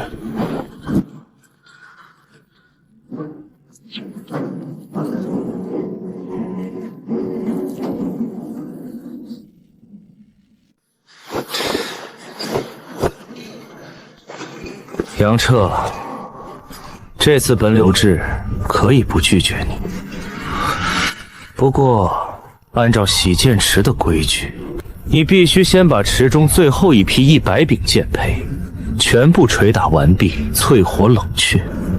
完成了这项任务，你随时可以滚。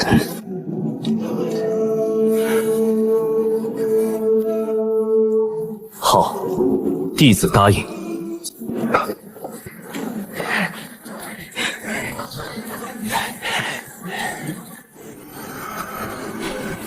奇怪，没什么问题啊。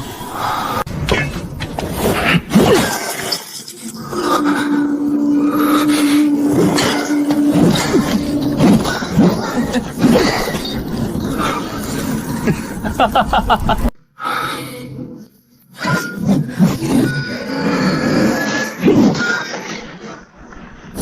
哈哈哈哈！杨师弟，力道不够啊，继续，继续！洗剑持有铁律，锤断一柄剑徽，便要惩罚加码为2柄。这样算下来，我岂不是永远也打不完？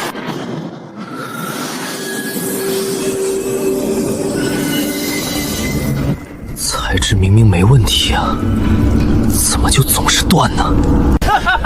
砸断了这么多，按规矩杨彻，你仍旧还需要继续完成160柄。完不成，那你就一辈子待在洗剑池当剑奴吧。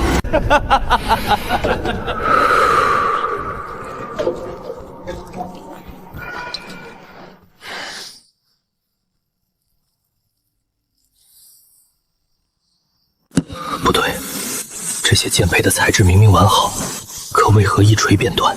若我是铸剑师，对于这些有暗伤、近乎毁坏的次品剑胚，该如何处理？扔掉，还是回炉重造？对，一定是回炉重造。这些剑徽根本不是普通的合壳品，而是有暗伤的次品。江无这是故意拿废品来刁难我。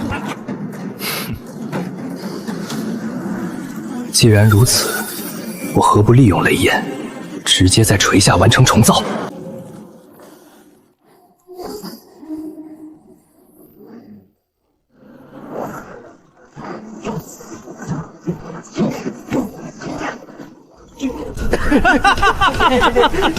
杨彻，你还在装什么呢？再砸再砸，老子今天就在这看着你砸。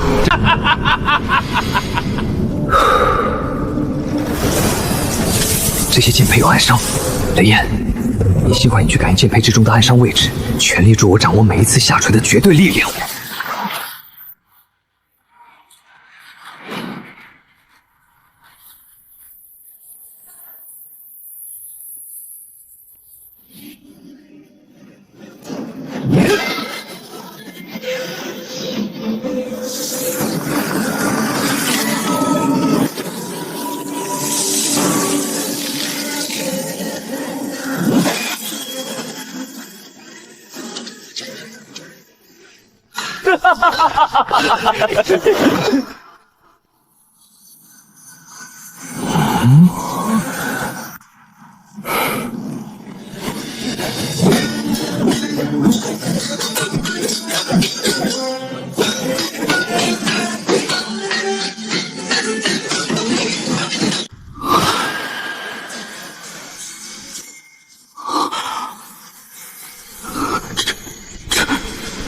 这杨彻到底是用什么妖法？怎么做到的？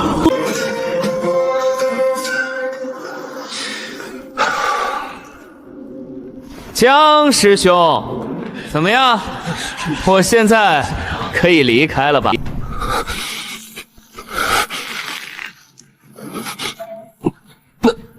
那个，怎么，江师兄还有什么理由？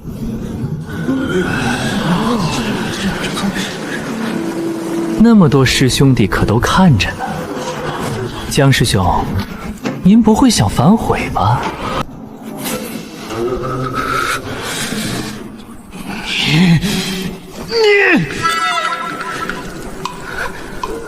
你走吧。多谢江师兄。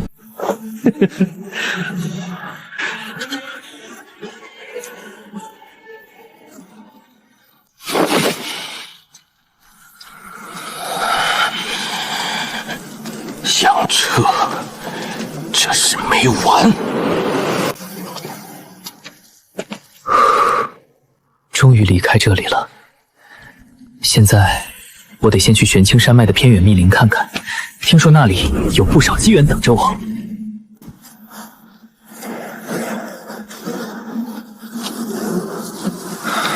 走了一日有余，这密林之中确实清静。听闻这里灵气充沛，又有不少隐秘的洞府遗迹。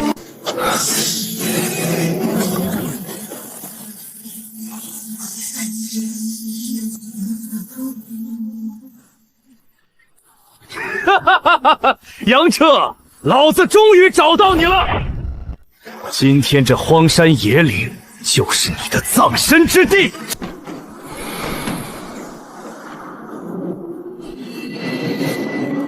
江师兄，我要是死了，整个宗门都会怀疑是你杀了我，那又如何？老子今天就让你死无对证！好啊，那就让你看看什么叫真正的死无对证。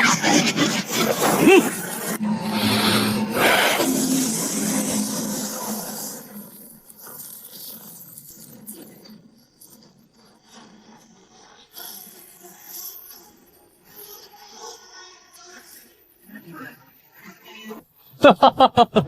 竟然不跑，反而主动出击，真是不自量力！狂妄！去！天地混沌诀，逆转！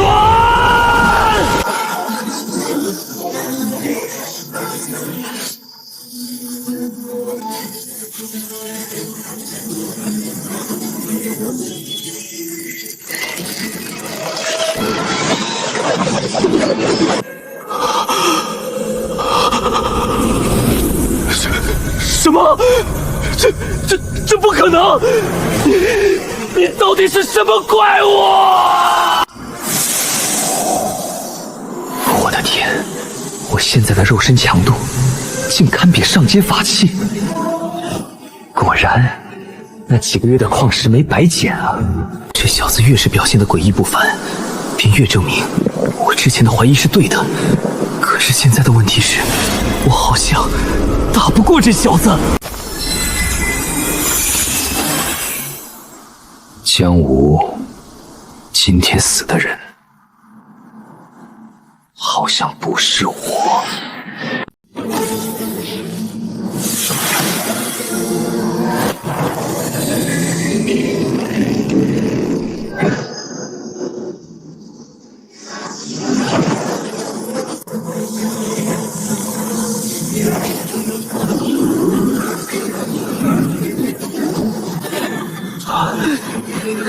这符宝的法力消耗竟然这么恐怖！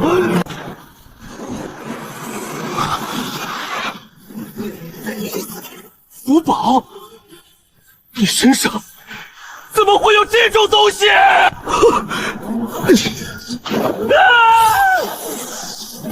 逃！立刻逃回宗门上报！平龙峰命案的凶手定是这杨彻无疑！老子要让宗门高手活剥了你！太玄引光阵，结！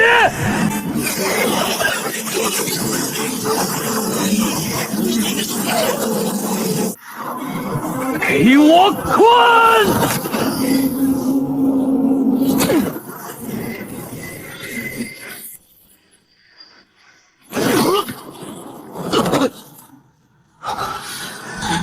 被拖在此地越久，便越没有活路，必须破阵！老子跟你拼了！爆爆爆爆！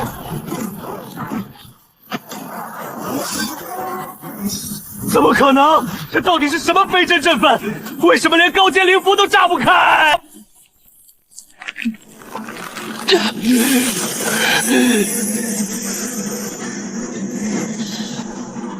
别以为只有你能拿出灵符！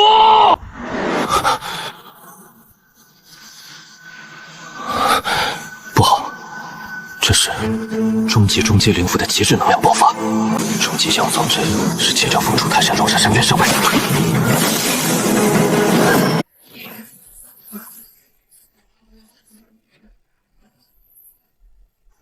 216颗飞火阵组成的太玄引光阵，肯定无法抵挡灵符的自毁一击。现在只能将所有灵力清净，注入符宝了。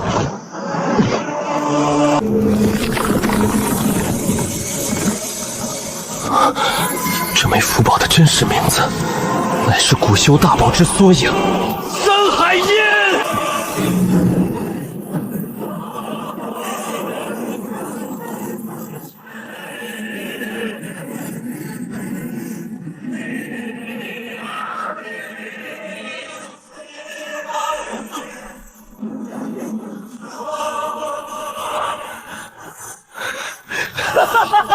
没想到这符箓竟是如此宝物，天不负啊！哈哈哈，老子破开了！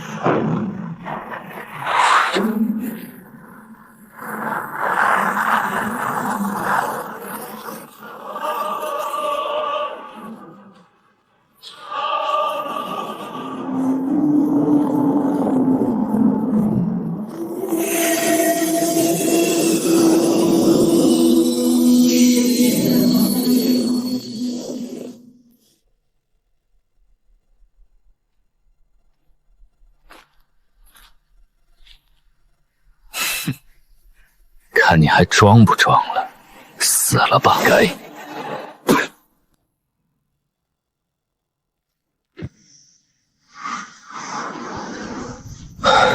这次消耗实在是太大了，不过也算值了。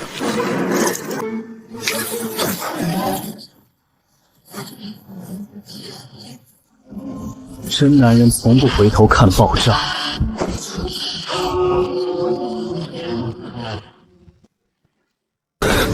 这下好了，又闯祸了。虽然降武那家伙现在尸骨无用，可难保出什么意外。唉，这次听说九峰招收新弟子，最后一项考核便是进入雾阴海内海历练。无论如何，我都要成功晋级。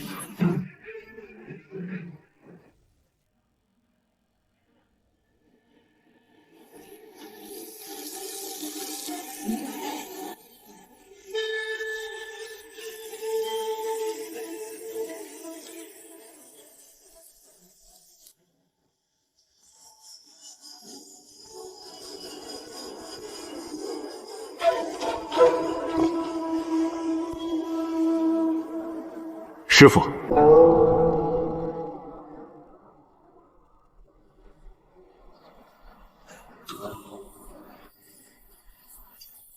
正阳，何事？弟子今日接待了一名前来申请雾隐海内海历练名额的弟子。此等小事，你做主便是。师傅，此弟子情况特殊。哦。此人名为杨彻，只是炼气期，但他声说能得到一个考核名额，便愿内海为剑门殿采得5株千年灵药。此等小事，你做主便是。师傅，此弟子情况特殊。哦，此人名为杨彻，只是炼气期，但他声称若能得到一个考核名额，便愿在内海为剑门殿采得5株千年灵药。你确信只是一个炼气期的普通弟子？回师傅，没错。依靠样夸夸山口采的5株千年灵杖，这小子是疯了，还是说有什么倚仗？师傅，此子还有一桩异处，他乃是变异暗雷双仙根。变异双仙根，变异暗和雷双仙根确实是可惜。师傅，变异双仙根确实很罕见，虽然如今的修仙界都在秘传，这样的仙根资质根本无法筑基。但是弟子想到了张师祖，他老人家也是双仙根，所以您看，那就送他去四峰张师叔那里吧。一个变异双仙根自制的人能入我青剑宗，也算得上特殊的缘分。若他能入得了张师叔的眼，那此次雾隐海内海之行便算他一个名额。弟子明白，这就去办。张师叔，多少年了？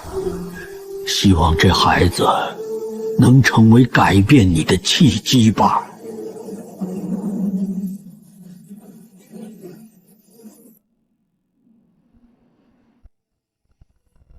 我抛出的采5株千年灵药这个条件，宗门到底会不会答应？凭借9星雷焰搏一搏，5株千年份灵药还是有希望的。只是这个机会，我必须拿到手。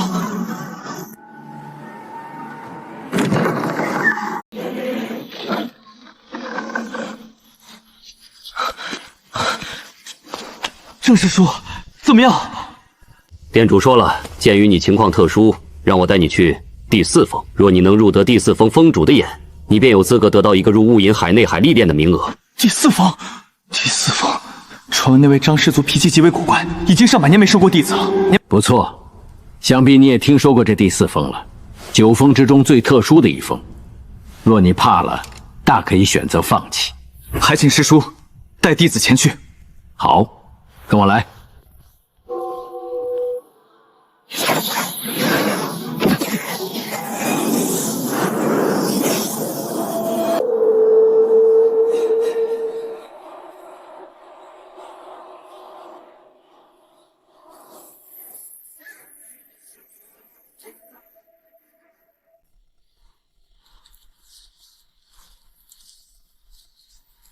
这么大的一座主峰，竟然寂静无声。弟子剑门殿老五正阳，特来求见张师祖。小正阳，若说不出一个来此地的合适理由，老夫可是要踹你下山的。哇，看，好强大的气场！这老头子脾气还真大。能被张始祖踹下山，那也是弟子的荣耀了。张始祖，您看弟子身边这人如何？不怎么样，都20多岁了，才电气11层，千万不要说想拜入老夫峰下，这样的人还入不得老夫之眼。若是准备拜入我第4峰，那就莫要白费力气了。炼气11层，这老头子简直离谱，竟能一眼就看出我曾经的真实修为。杨彻，名字你之前弄个假的也就算了，连修为也隐藏了。郑师叔，请听弟子解释。弟子当年确实达到过炼气11层，但后来中过一种绿毒，导致修为不断坠落。如今这炼气5级是弟子重修才恢复的。敢问张宿主，这小子说的可是实话？小正阳，这小子倒没说谎。哼，若他刚才敢说一句假话，老夫已经将他脑袋削下来了。削脑袋？赶紧走吧，老夫要清修了。张始祖，那您老可不要后悔哦。这好不容易遇到一个变异双仙根的弟子，我师马上就想着您老人家，所以特让我带这小子来此，让您老给瞅瞅。唉，既然看不上，那我也只好带走了。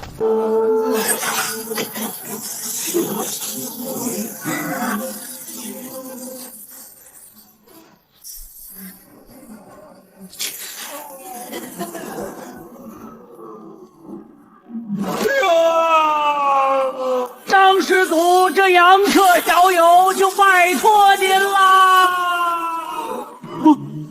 我的天，这老头子是真踹啊！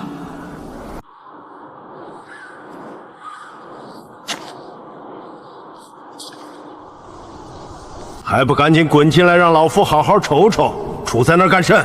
当雕像吗？是，我这就来。感情这老头子脾气还不是一般的不好啊！这就是剑四峰的张师祖，传闻明明是100岁高人，可眼前这尊容竟如此鹤发童颜。他练的到底是什么逆天功法？居然连一丝岁月的痕迹都没有！前辈，师祖啊不，老祖，弟子杨彻拜见。还真是不怎么样啊，长得平平无奇呀。这老头子脾气是真古怪。等等，这老头的目光竟能看穿我的心思。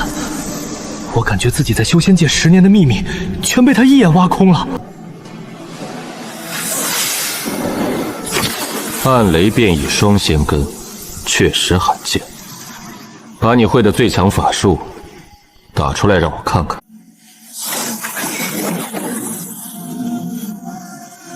尽全力往这光幕上打，不要有一丝保留。冰剑术，这就来真的，那就让老祖看看我的本事！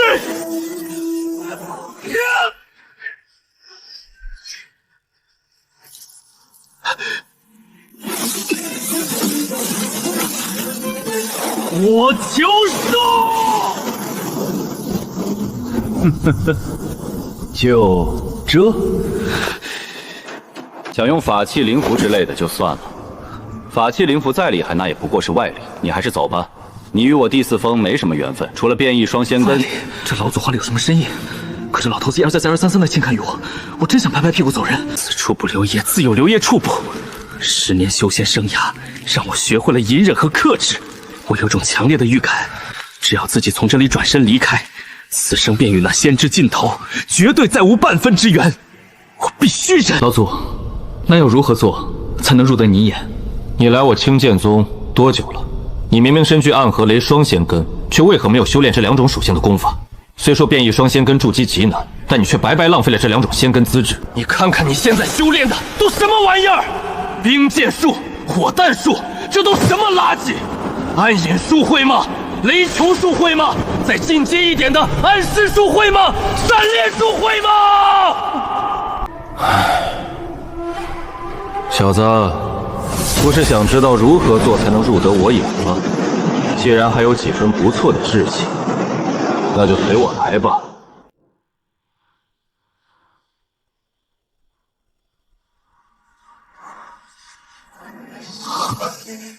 这里是剑四峰峰间。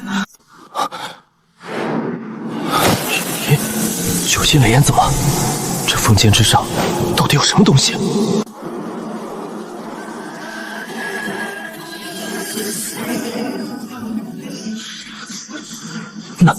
难不成这就是清剑宗第4柄仙剑剑4？小子，这就是我宗被称为仙剑的剑4。你若能拔下它，我就允你以第4峰准弟子的身份参与此次雾隐海内海的历练。准弟子，第4峰准弟子。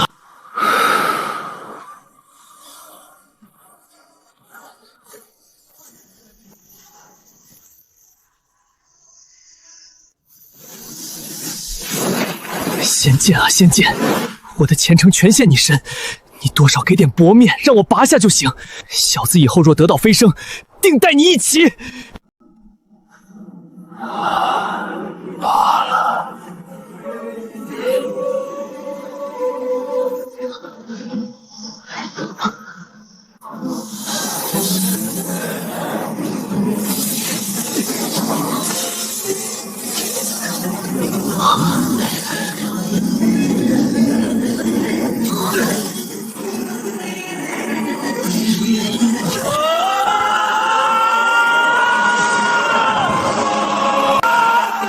九星雷炎，这小子身上竟然有9星雷炎！雷炎，稳住，稳住！小子，你叫什么名字？弟子杨彻，木行杨，清澈的澈。杨彻，你既已拔起剑4，那自然已有资格接受历练考核。不过，老夫接下来所说，你还是得有个心理准备。心理准备？老祖接下来到底要说些什么？竟还要让我做好心理准备？我第4峰已上百年没再收过弟子了。这100年来，你有可能会成为第1个。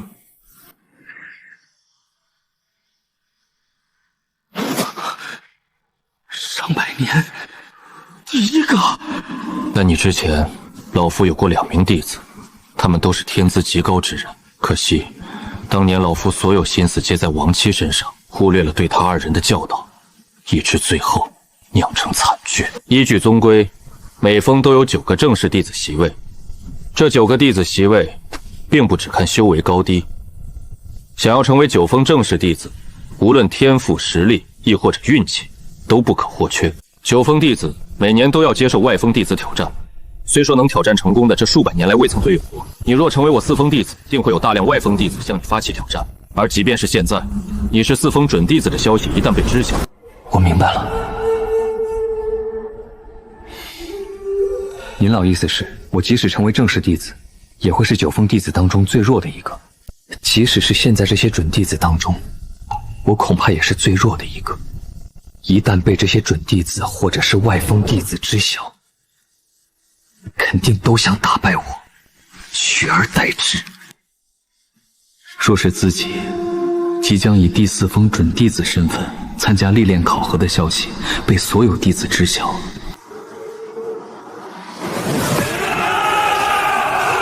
还真是有数之尽则的麻烦。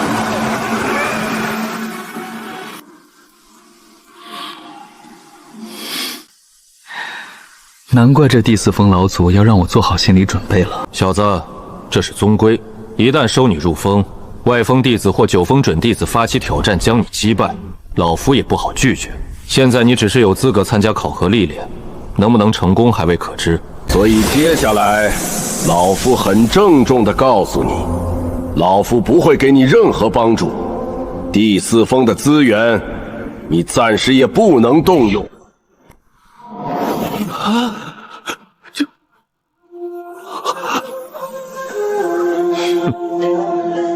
什么？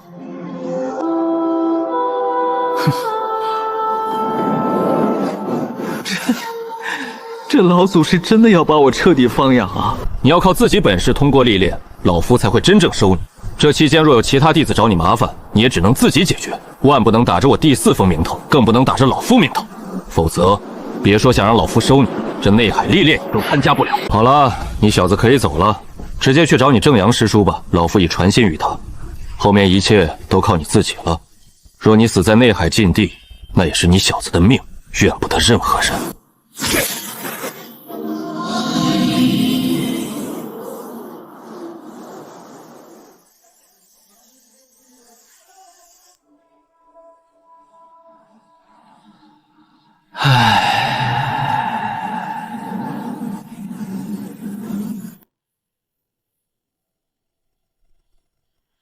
我别的倒没过多奢望，也没想过动用第四峰什么资源。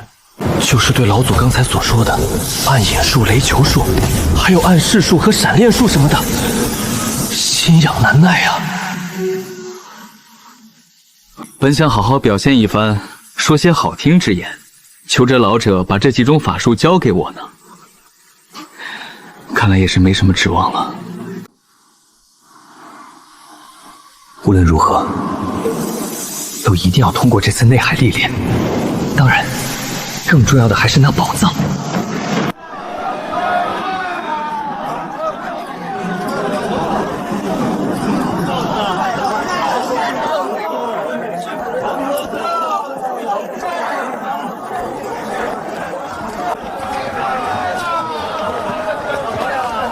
我要卖几张灵符，再加上手里现有的近1000块下品灵石。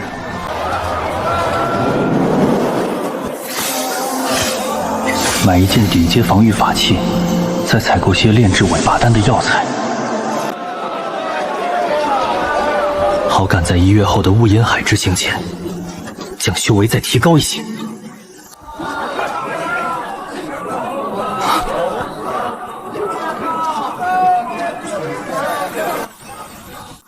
是魏师兄。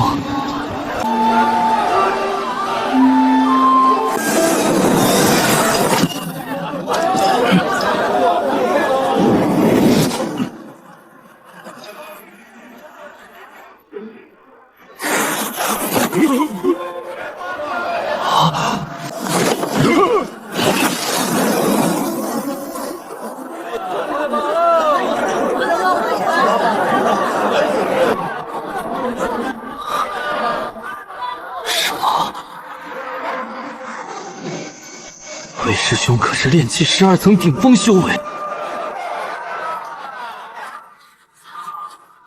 却如此轻易就被那2个神秘人制住。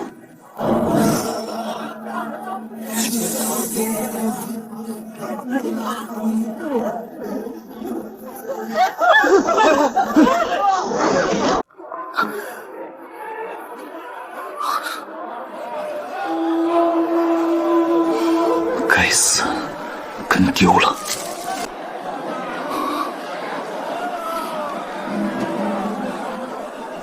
要不要继续追？不，魏师兄可是炼气12层顶峰修为，却如此轻易就被那2个神秘人制住。我若贸然跟上去，反而会使得自己很有可能也陷入未知的危险境地。尽管我很想帮一帮这位师兄，奈何自己有心无力，也只能无奈作罢。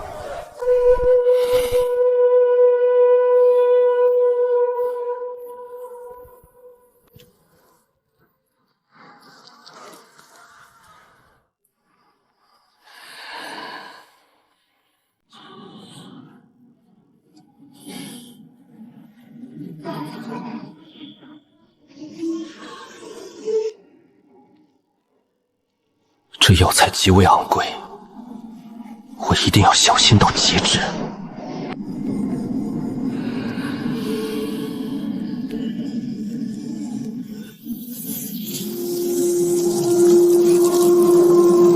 雷炎，这一次你一定要全力配合。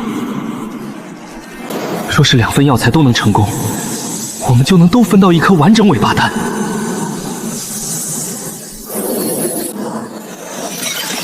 但若是失败1次，或者全部失败，那可就十分不美妙了。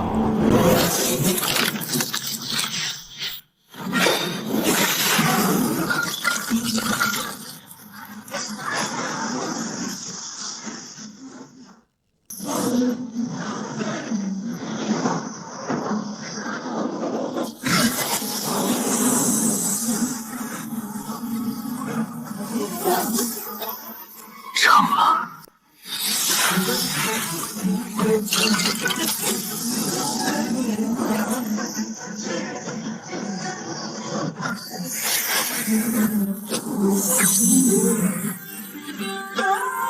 2份都成功了，由于一直专门炼制同一种丹药，我的经验也早已越来越丰富，成功率自然大大提升。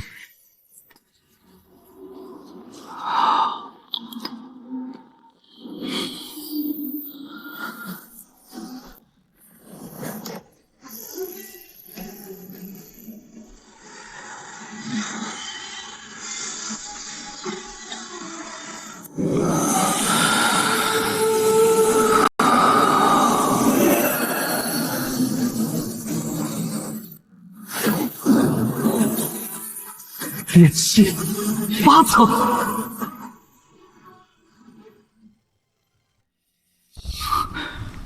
这一颗1把丹服下，竟令我直接恢复到了炼气8层。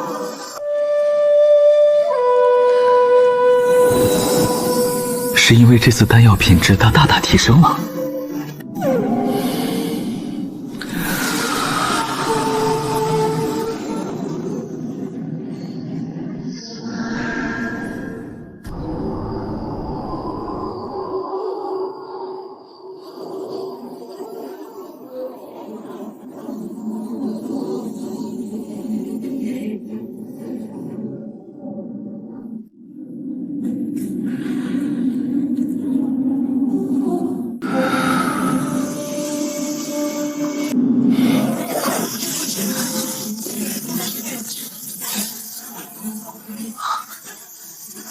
雷烟，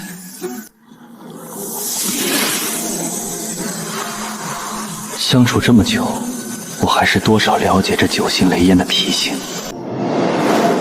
雷烟，你想做什么？可以指引我，我们一同前去。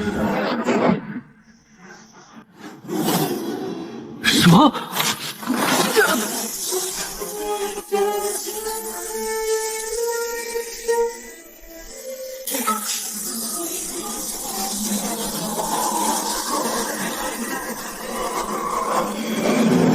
这方向是剑四峰。雷烟，你这家伙莫不是想去封顶那剑四之处？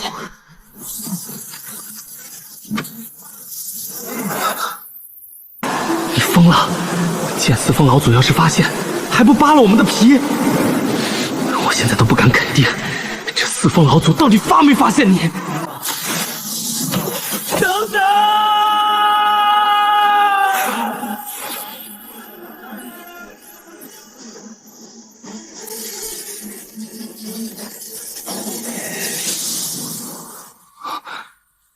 这太顺利了。太过顺利，让我心中有些不安。九星雷烟选择与我融为一体后，最多只能脱离数场范围。再远的话，九星雷烟便会变得极度虚弱。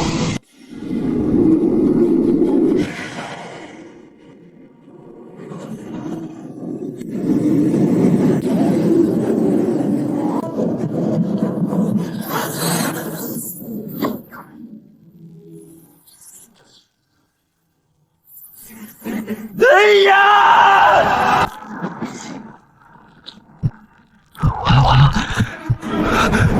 不会又像上次那样风动山妖璀璨光华吧？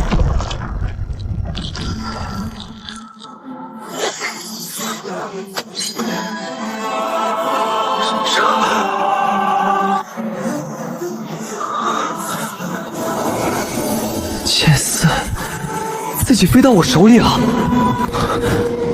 四峰老祖，看没看见？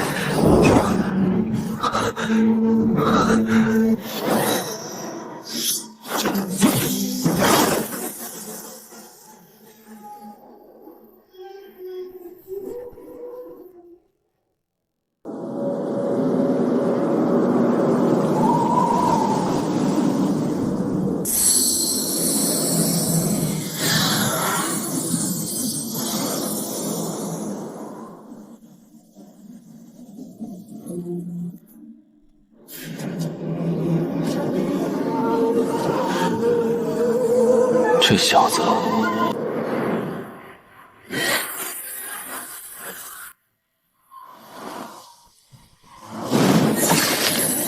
小正阳，待吾引海内海历练到来，单独让杨彻一人从珊瑚口进入。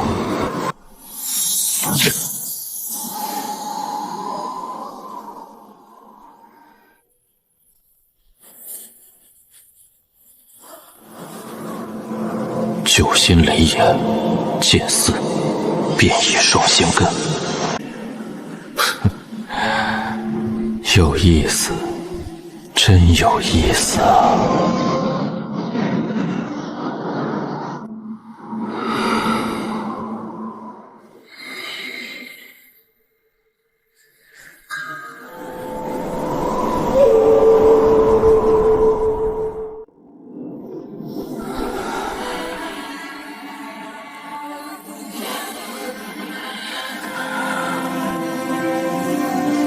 我莫名得了一柄仙剑，既激动又忐忑。可一晚上过去了，居然没有宗门之人过问，尤其是剑四峰老祖也没找我，这让我大感疑惑，同时也暗暗警惕。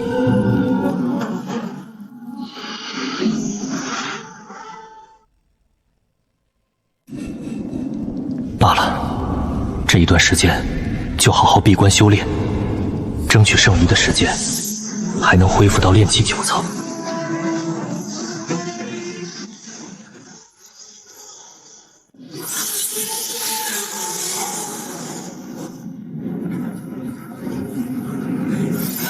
炼气9层，成！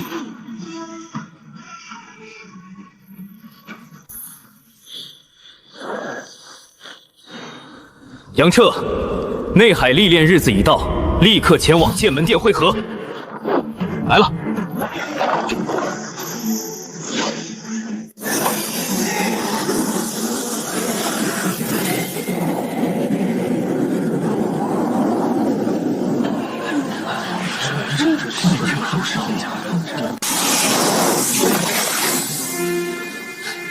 咦，并没有想象中的人山若他的场面，反而显得有些冷清。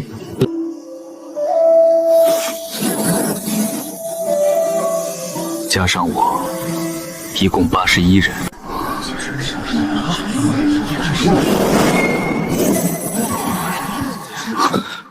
魏师兄，他不是被那2个神秘黑衣人带走了吗？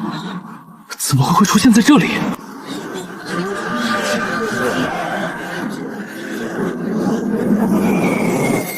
这到底是怎么回事？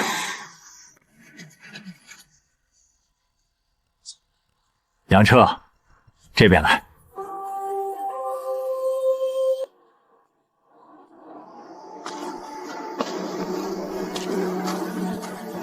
郑师叔，有何吩咐？等会儿这些准弟子们都走了，你再走。郑师叔，为何我不跟他们一起出发？我也不清楚，你就不要多问了。总之，你肯定会进入雾隐海内海的。既然正阳师叔都如此说了，那我也不好再多问。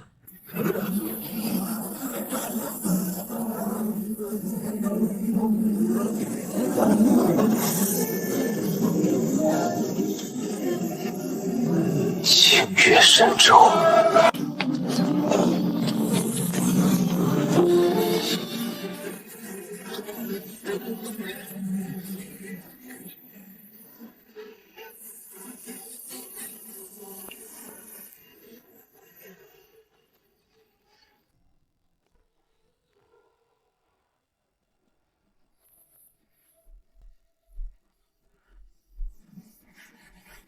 魏师兄这一眼到底是什么意思啊？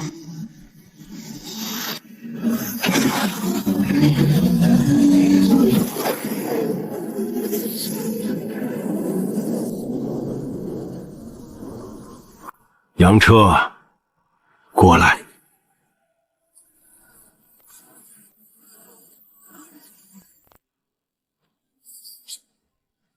杨彻，你按照地图上线路所指示的线进入内海。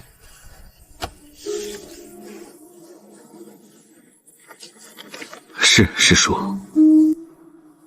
记住，剑四峰老祖让我带给你一句话。还请师叔明言。修行之道，自强不息，方能守心。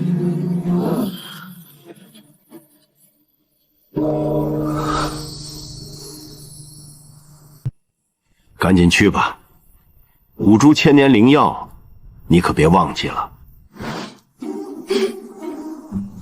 感情这正阳师叔一直记着这事儿呢。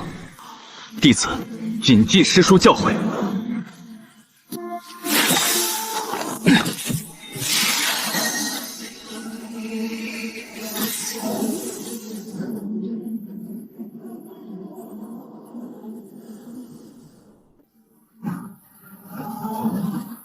这便是大海吗？我还是第一次来到大海，法力快要耗尽了。以炼气系弟子的法力，是根本没办法直接飞到雾隐海域的，必须找到那地图上所指的荒岩岛。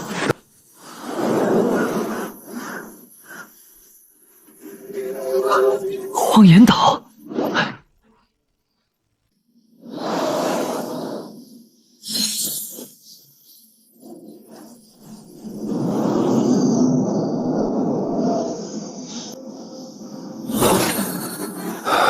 法力差不多恢复了，有人来了。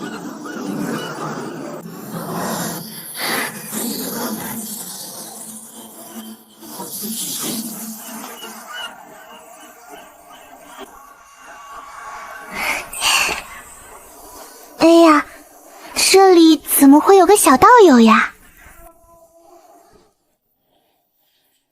哟，还是个挺俊俏的小道友呢。这2个女子来历不明，修为都在我之上。2位前辈有礼，在下告辞。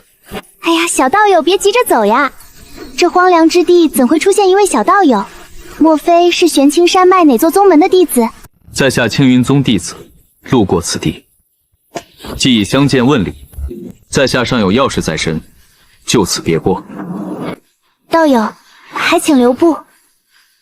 在下还有要事，告辞。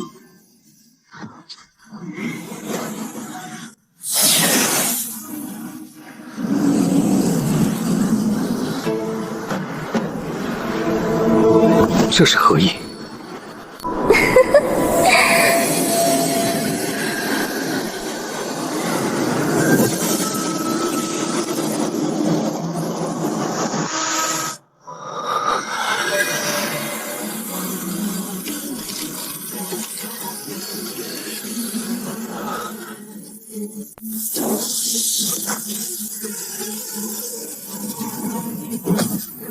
迷幻之术，此女好歹毒的手段。道友，只是想找你打听点消息罢了，你何必如此急着离开呢？若这女子还敢阻拦，那也说不得，只有出手了。道友，听说青剑宗又已打开雾隐海内海，而且下一次开启就是要等50年后了。此宗历练弟子都乘坐青月神舟飞往雾隐海域，难道你就不想去看看吗？也好，正好顺水推舟，套点情报。你2人究竟想干什么？哎呀，还真是一点风情也不解呢。这荒岛野海的，我姐妹不是刚好只遇到了你一人吗？所以想邀请道友一起前往雾隐海域，这一路也好有个照样，不是2位道友，雾隐海域可是清玄宗绝对控制的禁地之一，我等外人又岂能进入此等重地？哎呀，道友，看来你有所不知啊。这一次雾隐海开启，我江国其余4大修仙宗门凌霞宫、太炎门、玉兽门和乌龙谷早就联合在一起找过青剑宗，要求也让他们各宗弟子进入睡炼。最后青剑宗无奈给了每一宗门20个进入的名额。还有这种事？可不是嘛！雾隐海域如此宝地，岂能只让5大修仙名盘独享？我和同为江国修士，此去碰碰运气，说不定就能觅得大机缘。他们见我独身一人，且修为只有炼气9层，自然把我排除在5大宗门之外，以散修对待。毕竟5大修仙宗门的人前往雾隐海域，那都是莫大声势与排场。要进入雾隐海内海寻宝，一个人才是最完美的。这二位道友所言不无道理。那好，杨某便与二位道友结伴同行。一旦接近雾隐海域，我就悄悄溜之大吉。我姓姚，姚恒。如月。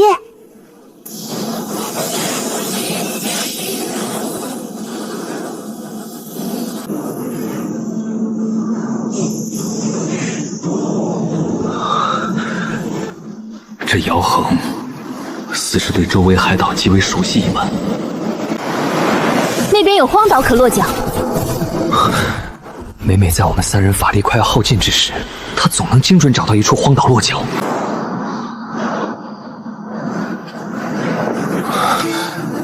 这其中必有蹊跷。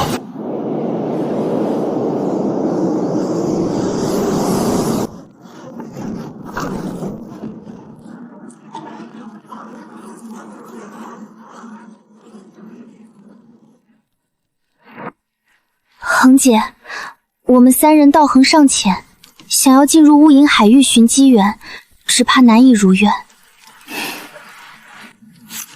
越是接近雾隐海域，似乎越是邪门。我感觉到法力调动越来越生手迟滞，且肚子饥饿也越来越频繁。为了后面的安全着想，这些竹签之上，我抹了点东西。若这两女对我没有歹意，那也就罢了；若真有图谋，我便有办法让他们短时间内失去行动能力。两位道友，请。多谢杨道友，多谢杨道友。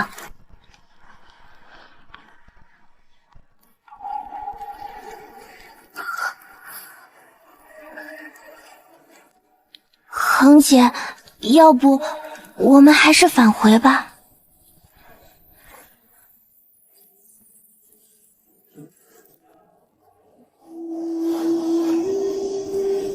若是有可能，我宁愿找一处这样的荒无人烟之岛，没有任何人打扰，就晒晒太阳，吹吹海风，种种灵药灵草，养养灵禽，一直修那长生大道。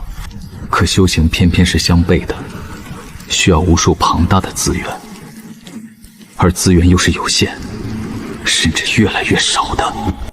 这些年我已然明白，不争不抢就想修长生大道，根本是不可能的。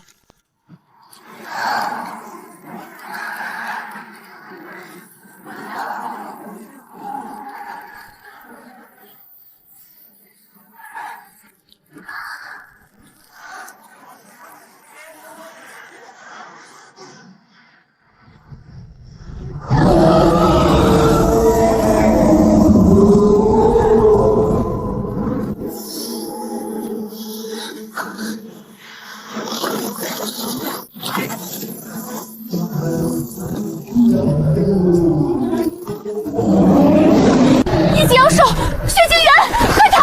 一级妖兽非炼气巅峰实力不可敌，而妖兽肉身本身就是最好的防御法器。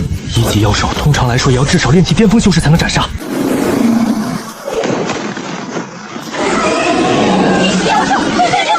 面对一头一级妖兽，我们尚可可逃。此时忽然出现2头一级妖兽，且一空一落，完全将我们三人可逃路径封死。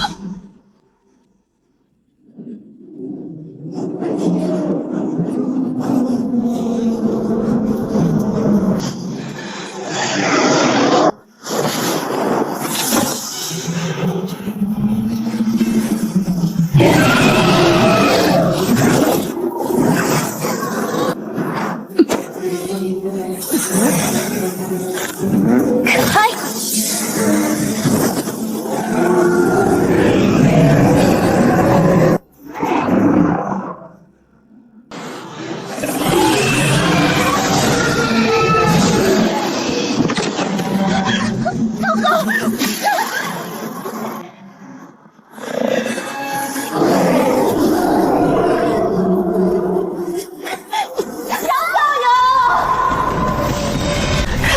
逃走了，不如我们三人齐心协力搏一把。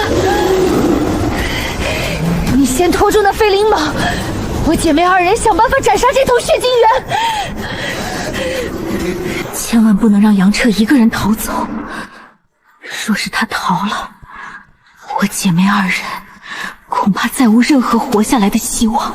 好，焦导友，那就依你所言，我来全力拖住这飞鳞蟒。即使我不答应，这飞鳞蟒也似乎缠定我了。破球术，冰剑术。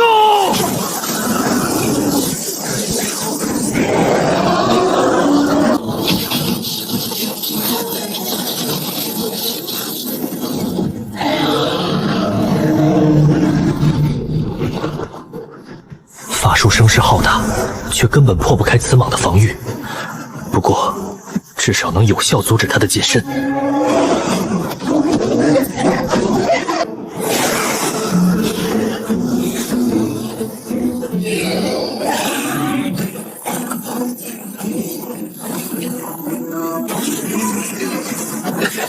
就是要把你引到这里。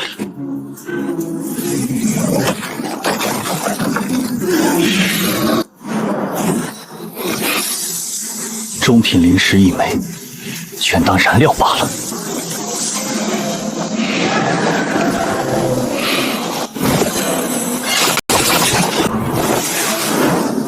飞火阵！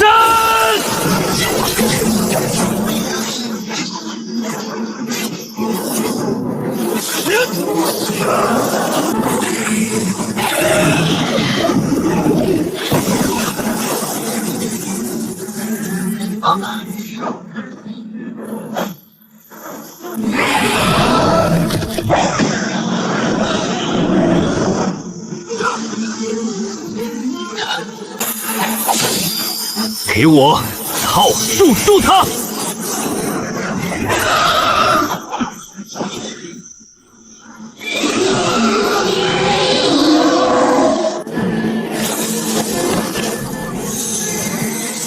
风枪符，化生！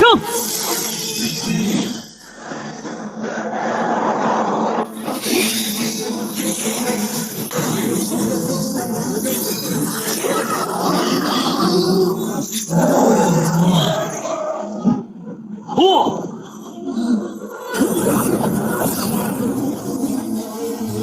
这还没死，看来大蛇真的要打7寸。没办法了，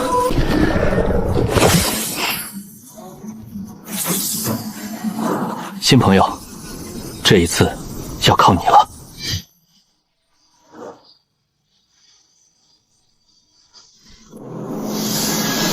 雷炎剑刺交给你了。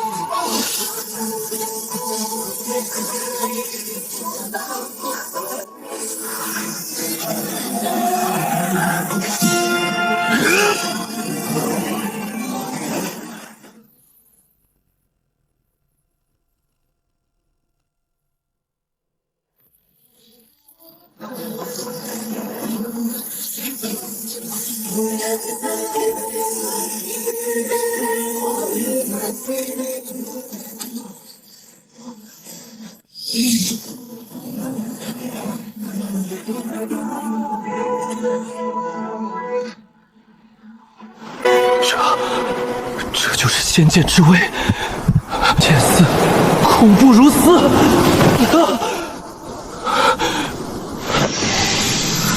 早知道用剑丝直接砍死这飞鳞蟒，也不用白白浪费掉一张风枪符。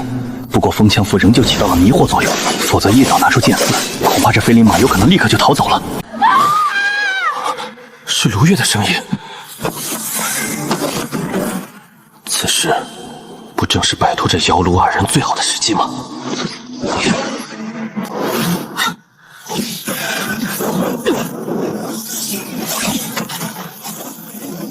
小小炼气9层，居然能斩杀飞灵蟒，倒是小瞧了你。这股气息，与当初在乌龙谷黑无潭剑洞里那天鬼宗老妪的气息极其相符。道之人，罗兄，一条杂鱼而已。既然已找到姚恒，我们还是不要浪费时间，马上赶去珊瑚口吧。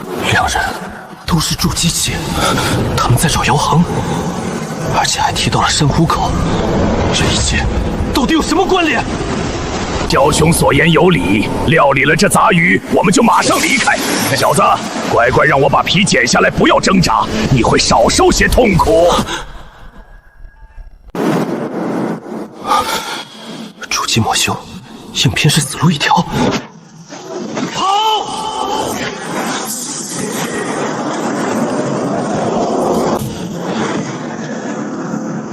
想逃？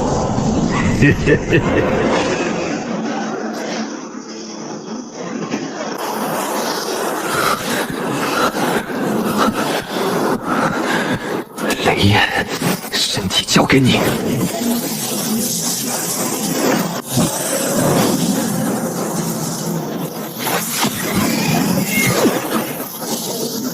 我得赶紧逃跑，赶去雾隐海域。咦，这小子身上有点门道啊！罗兄，一个无足轻重的小角色而已，不要误了大事。算这小子跑得快，他日若再遇上，定要好好教训一番。哼，小兄，我们4宗众人都在寻找这位姚道友，如今被我俩截住，这可是不小的机缘啊！看罗兄说的，功劳2-1天作5，一人一半就是。不愧是玉灵宗赫赫有名的萧一诺，小弟佩服。走，去看看姚恒。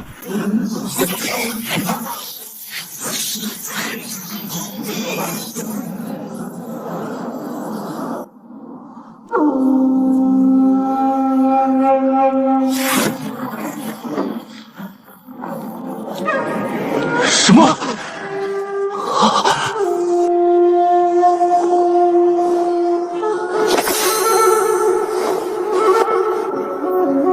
好一个螳螂捕蝉，黄雀在后。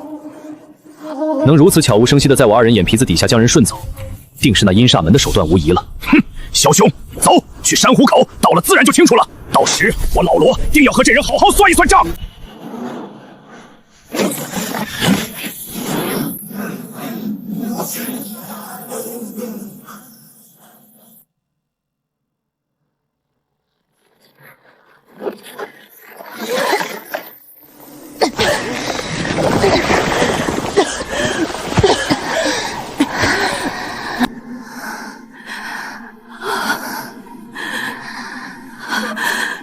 陆月妹妹，你怎么样？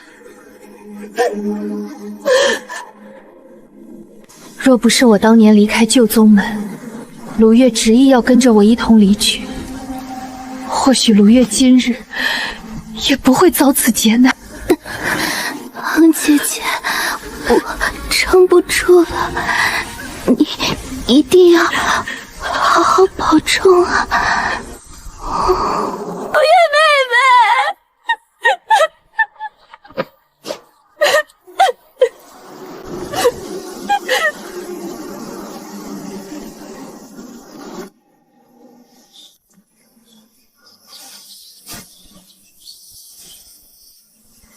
罗简，卢月妹妹之仇，我姚恒必报。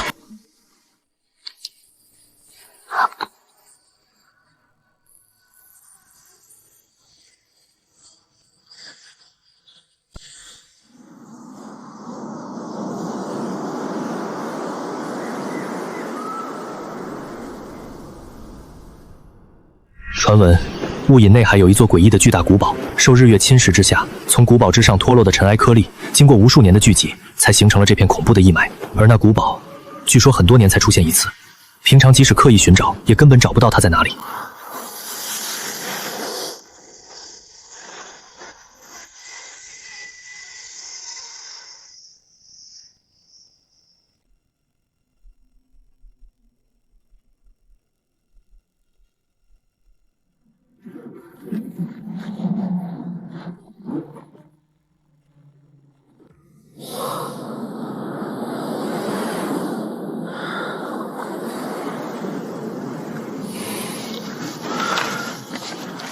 终于来到珊瑚口了。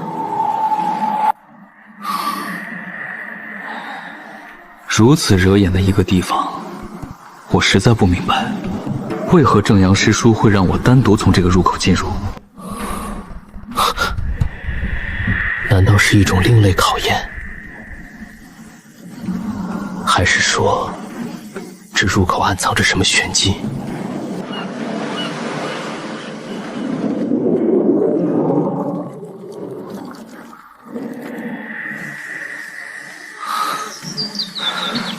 仅在外面，根本看不出什么名堂。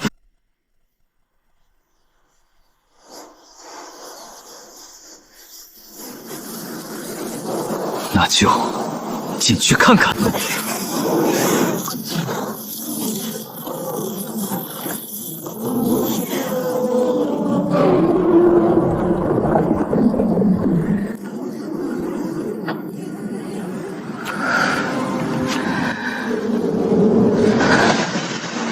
就是这里。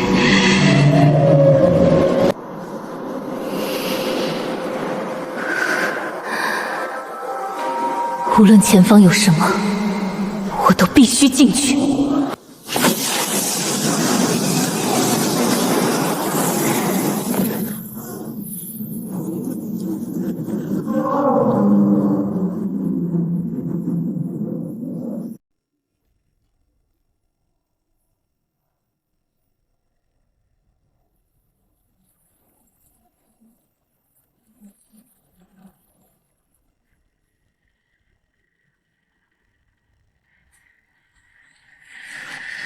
我的天，这也太壮观了！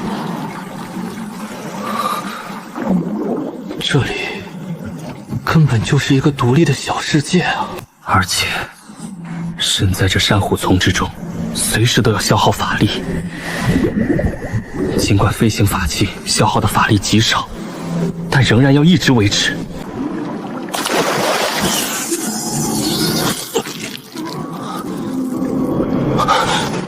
什么东西？不知名爬虫？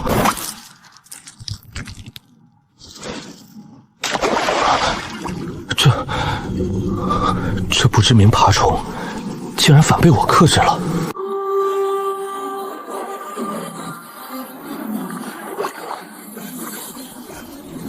哈哈，这里的爬虫竟然伤不到我！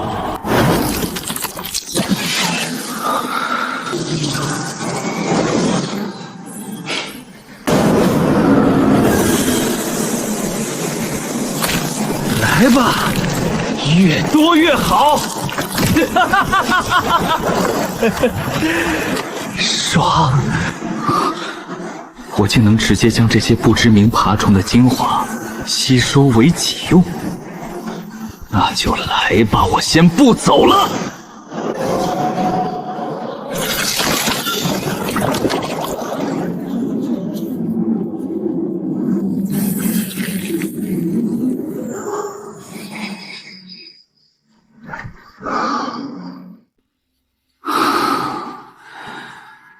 数日下来，我的肉身再度变强了，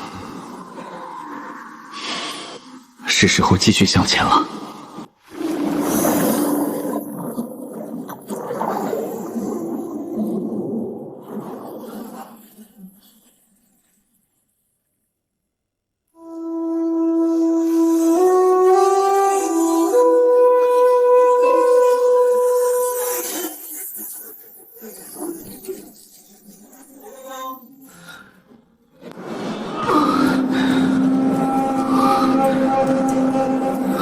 这是雾隐海域的灰雾，我已经接近内海了。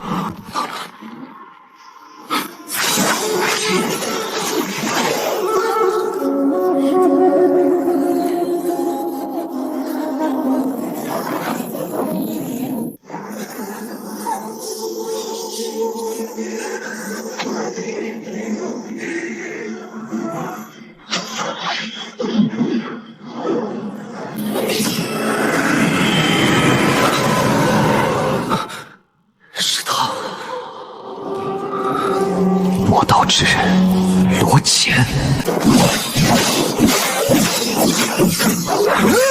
阴老鬼，不要骗老夫了！能悄无声息把姚恒从老夫和萧一诺眼皮子地前顺走的，只有你有这本事。老夫说了几百次了，老夫压根儿没见过姚恒，你到底发什么疯？你天鬼宗的阴兵过境，谁人不知谁人不晓？那姚恒多半是你自己藏起来独吞的，怎么做了不敢承认？阴老鬼，老夫承认个屁！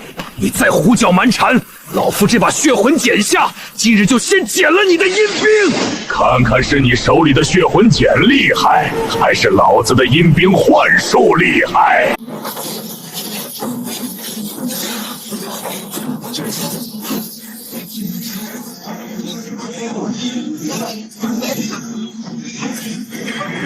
这两人皆是筑基期魔修，实力远在我之上。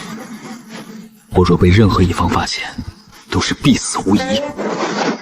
最好的办法便是绕道而走。出来吧，别躲了。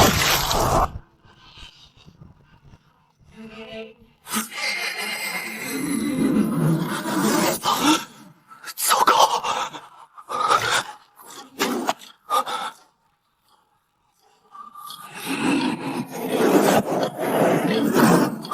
虚惊一场。不过，这阴老怪到底实在是谁？还不出来？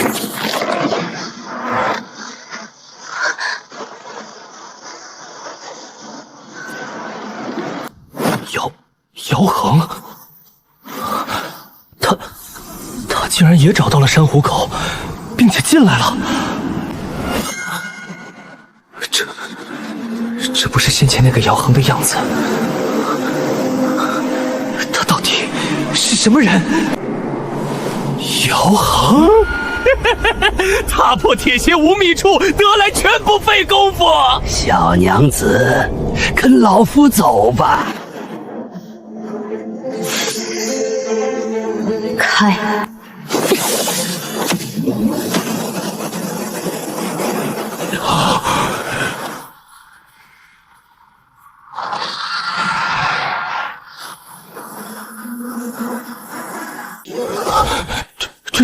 这下药身上散发的气息，竟堪比结丹初期。这是一头五级妖兽！五级妖兽！阴老怪，快逃！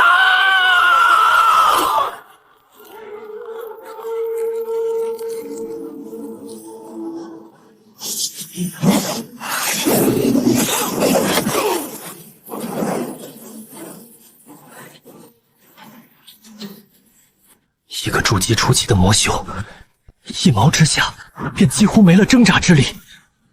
这就是五级妖兽的恐怖威能。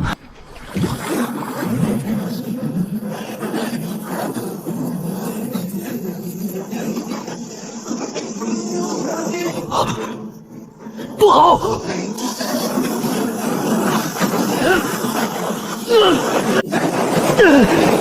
这漩涡有一种古怪的引力，我根本无法挣脱。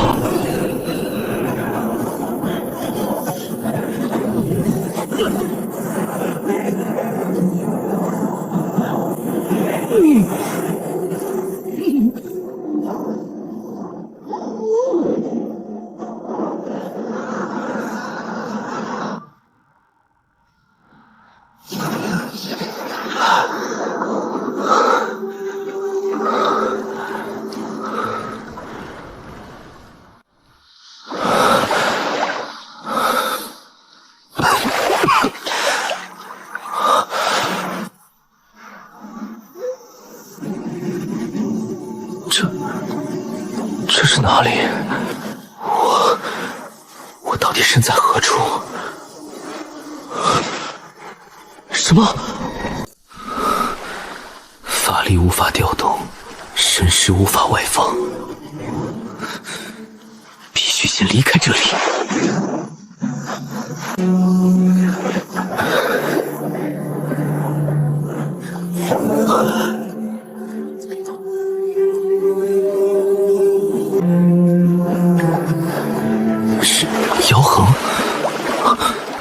浮世似乎是姚恒，只是天光蒙茫，一时难以看清他的容颜。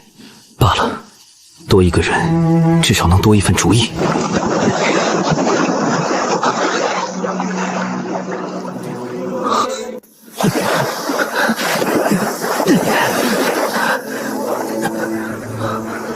那是一座海岛，而且有座城堡。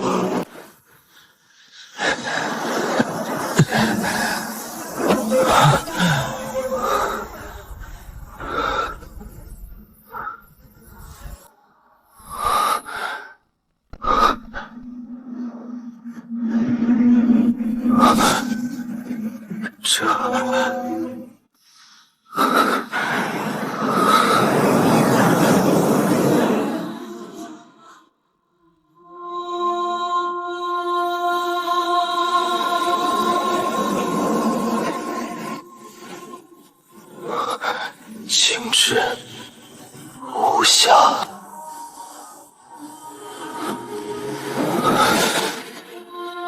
掩饰。他先前竟然掩饰了面容，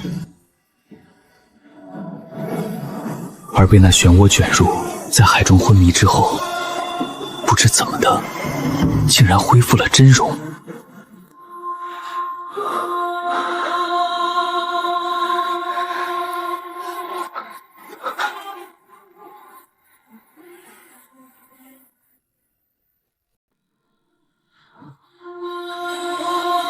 我可是一个不折不扣的童男，此刻血气方刚啊！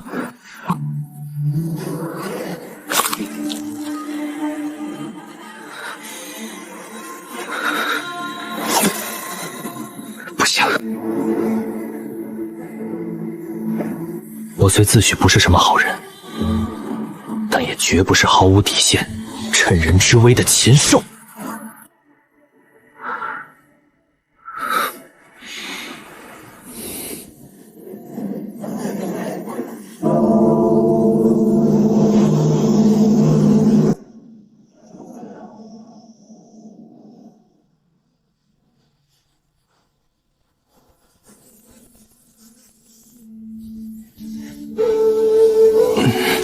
来乌银海，我最大的目的是想找到那藏宝图所指示的宝藏。可此时放眼望去，四周全是雾茫茫的海水，我根本不知这里到底是何处，甚至感知无法外望，内息也运转不畅。种种迹象说明，这里绝不简单。罢了，还是先让姚恒苏醒过来再说。毕竟多一个人，也能多一份主意。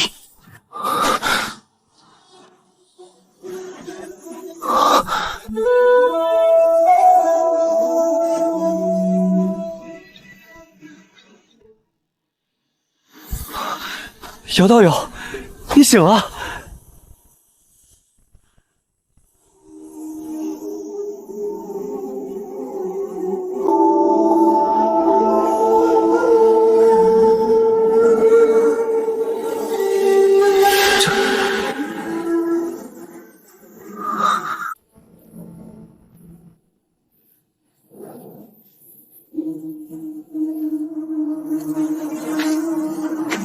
姚恒的反常更令我意外和忐忑起来。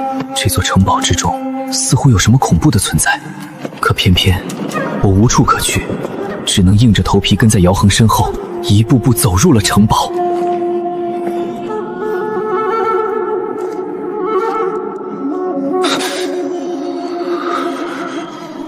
这城堡之内怎会如此空旷？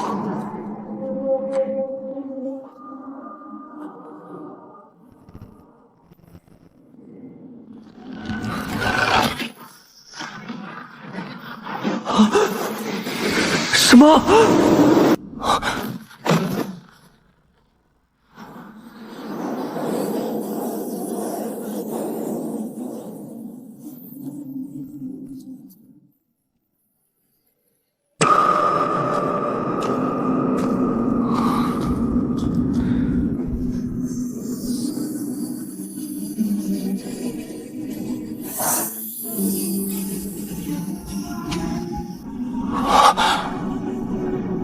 星洛条。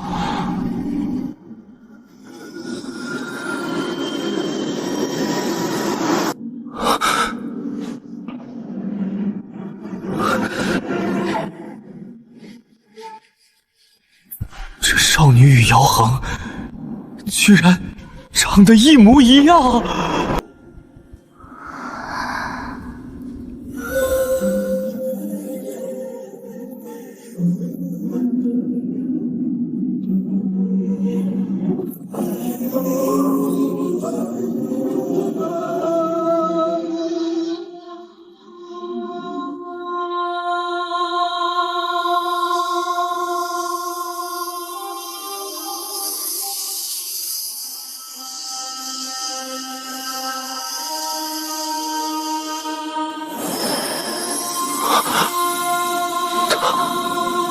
他醒了。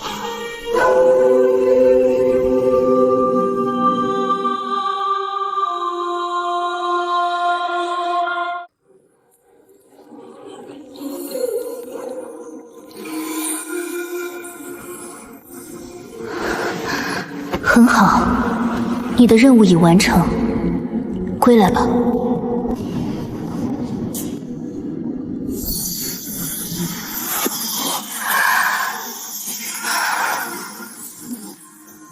多少年了，本王总算又活过来了。你到底是什么人？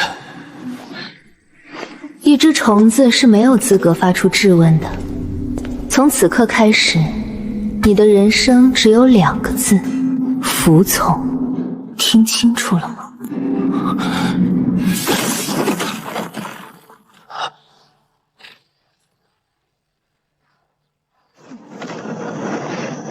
这女的肯定不是魏姑娘了，这是谁？好强大的力量！没想到这5行人界的灵气竟然已枯竭稀薄至此，看来这个世界也存在不了多久了。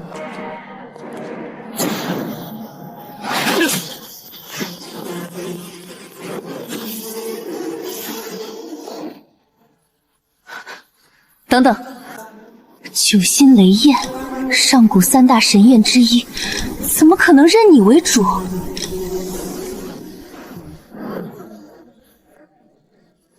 你叫杨彻是吗？居然叫我是一只虫子，怎么的也得给你一拳，管你长得美丑。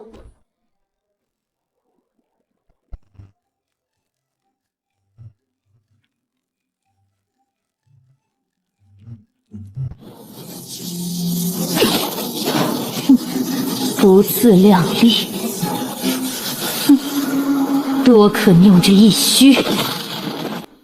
这9星雷焰并不完整，你是如何得到的？9星雷焰是上古神兽9星火殃之灵，被一道9色天雷击中后，在雷火之中引玉光重生，以伸展重新孕育而生。其鼎盛之时，火有9色，且蕴含恐怖的雷电之力。上古时代，引世间无数修士浴血征讨，是极为罕见的天地灵物。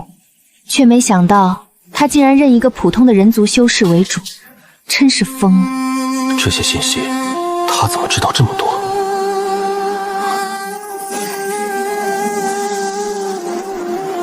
此刻9星雷焰也是我唯一倚仗。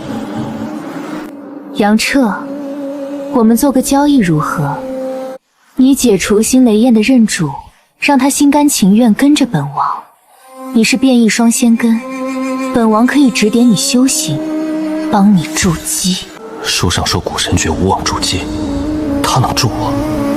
看来你并不了解这种炼体的古神诀，也不知道变异双仙根如何筑基，对吗？怎么？这样都还不愿意？他句句点中要害，可放弃9星雷炎等于自寻死路，我该怎么办呢？杨彻，本王耐心是有限的。若非9星雷焰一旦认主，若不自愿解除，本王岂容你活到现在？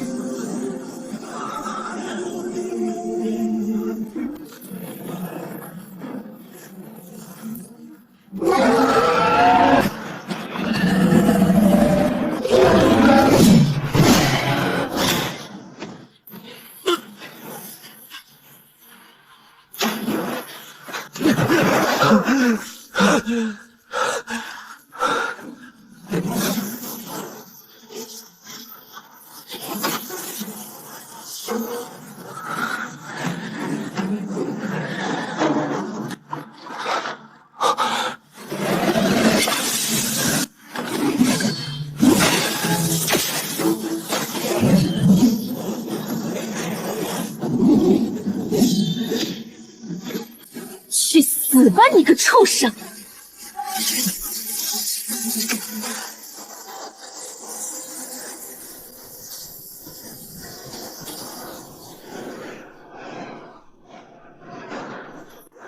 我丢，这也太他妈要强了吧！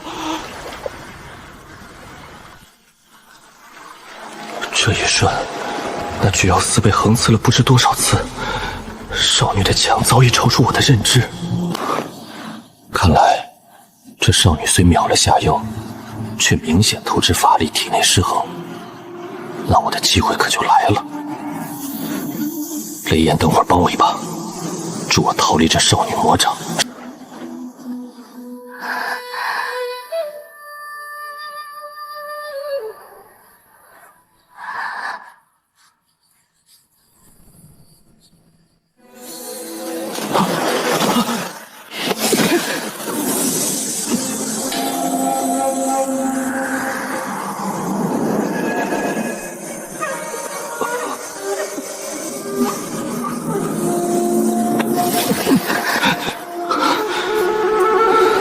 杨彻，九星雷焰的交易怎么说？交易就算了，九星雷焰我不可能给任何人，但是你若愿意指点我修行，让我有办法筑基，我倒不介意用我的血和那神秘力量来交换。你的血，若不是为了汲取你体内那一点可怜的古神之力，本王岂会吸你如此低级血脉之血？哼，你刚才也说了，这个世界的灵气和你那时候比已经无比稀薄，我就算死了也不和你交易。以你现在的情况，我看早晚也得死。哼，你别以为天底下就只有你修炼了混沌诀，掌握了古神之力。本王出了此地，随便找些有古神之力的高阶修士补充神魂。原来修炼混沌诀后那种力量叫古神之力，我记下了。若真有你说的高阶修士有着古神之力，人家凭什么就一定愿与你做交易？没料到这小子心思转得这么快。那就先看看这个世界到底有多少修炼古神诀的。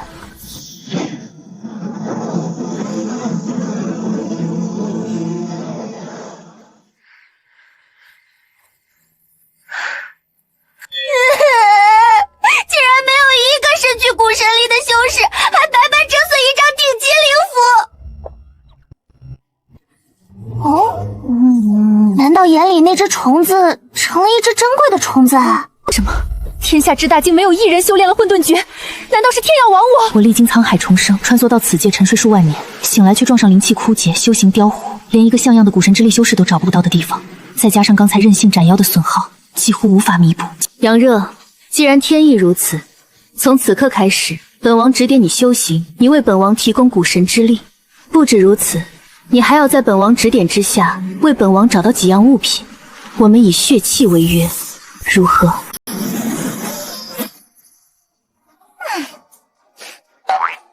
实在没办法，只能跟这个又臭又丑的小子签血气。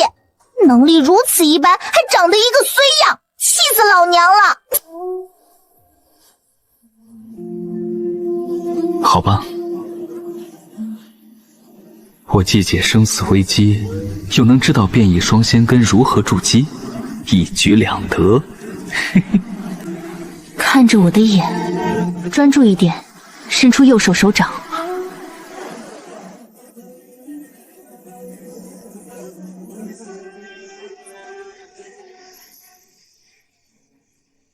本王身体有些特殊，无法像这般一直待在外界，需要在一处独立空间休养。既已达成血气，走，本王先送你一份大礼。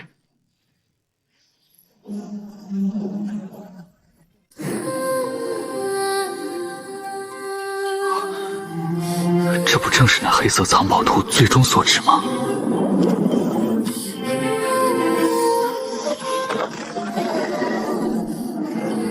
拿了此石，就要承担此时所有因果，你可想好了？没死就赶紧去投胎，留着残魂意识，你这虫子也不可能复活。这里所有沾染的因果，你看不到，更不可能影响到。而本王想要的东西，又何须在乎因果？你是谁？本古石，你还不配知道本王是谁。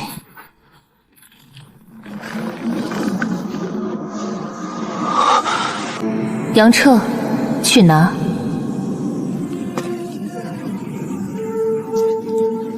这小子修为太低，根本无法承担此事因果。你这是在害他。这石头这女子哪没事，我哪可能出大事？有本王在，因果又算得了什么？取一滴精血滴在这石头上。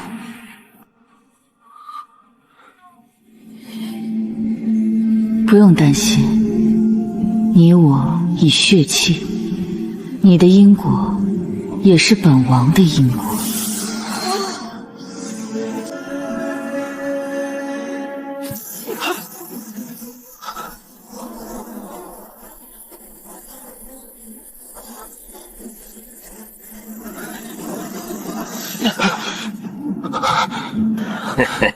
这小子拿了此石，到时上界魔首一定会来找他的，就等着血祭此石吧。死虫子，去死吧！你护不了他一辈子，护不了。走。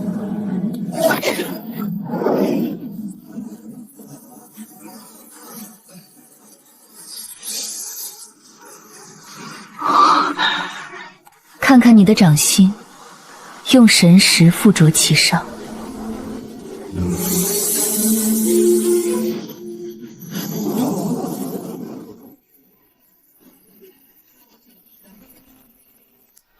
你可在此居住？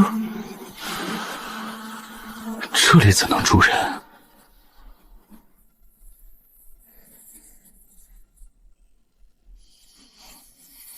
你看那个地方，你止步。这庭院以后就是本王私密之地，你要是胆敢踏入一步，本王不介意剁掉你一根手指。本王累了，要去睡了。待本王醒来，我们再离开这片海域。你也抓紧时间恢复吧。待本王醒来，就会指点你修行。本王会让你知道什么才是真正的修行。一块拳头大的空幻魔石，竟自带这么大的空间，如今还成了我身体的一部分。拿了此石，就要承担此时所有因果，你可想好了？你究竟是谁？为何会在此处？你无需知晓，只需按约定行事。开始。记住，爬上来也只能从现在这个位置，千万不要想着走捷径。有没有木桶？就摆在这儿，赶紧开始吧。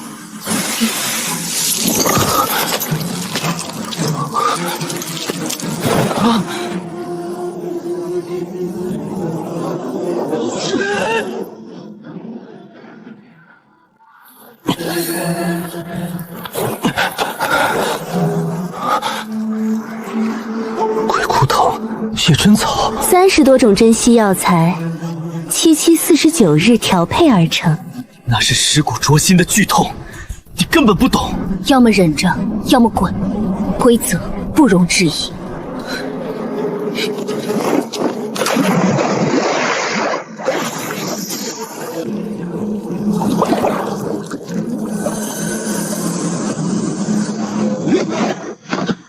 这哪是修炼，简直是玩命啊！哪天我要是死了，一定是被这破方法折腾死的。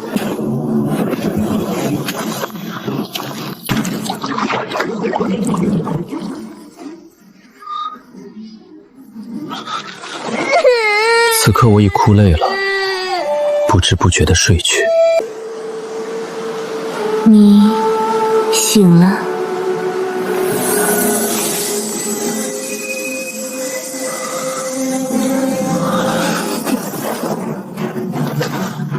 我的天，这感觉果然和以前不一样了。你这方法果然有效。第1阶段的打基础比本王想象的要快，毕竟你修炼有蛊神诀，本王已经帮你完善了一下。至于接下来就是第2阶段了。第2阶段正式开始。这第2阶段的修炼，当真要如此痛苦吗？怎么，堂堂青宗弟子，这点苦头就怕了？我会在这紫王阁长居，直至完成我的使命。此中密须，万不可为外人道。撤，铭记于心。这片海域有不少各宗弟子在历练，大都炼气11、2层，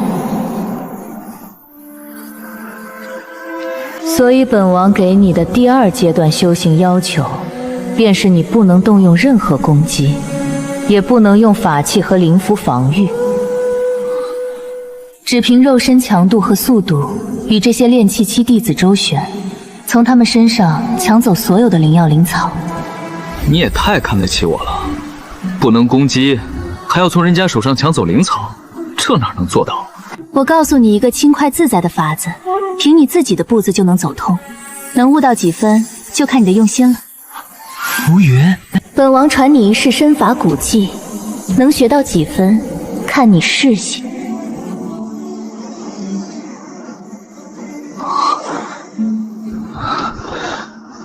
断风掠影。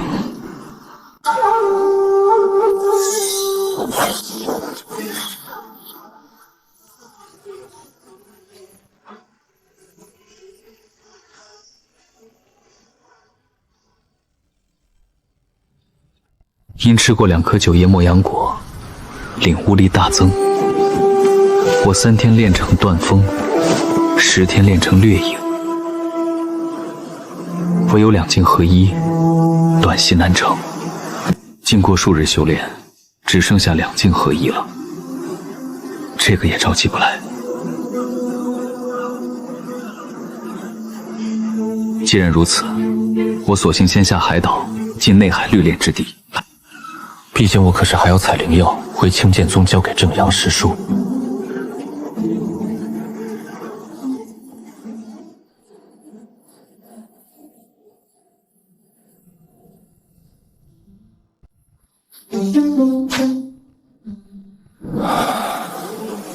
到地方了吧？前面就是要找的。这样直接过去会不会显得有些冒昧？凡事顺其自然便好，不必多虑。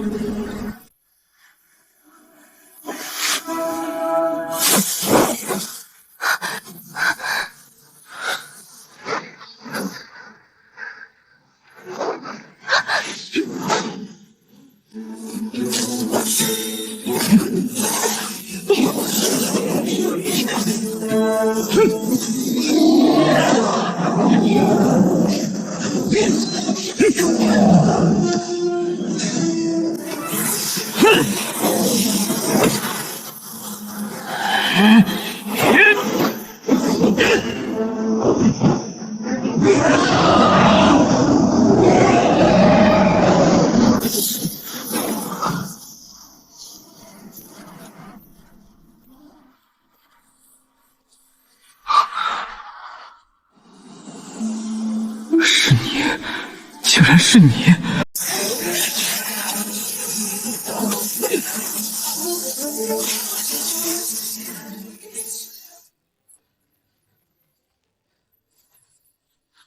蒋师兄，好久不见。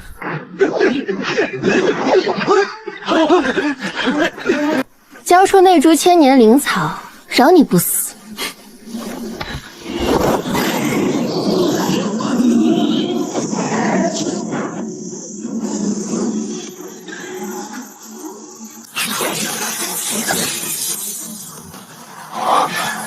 肉身强度竟已到这般地步。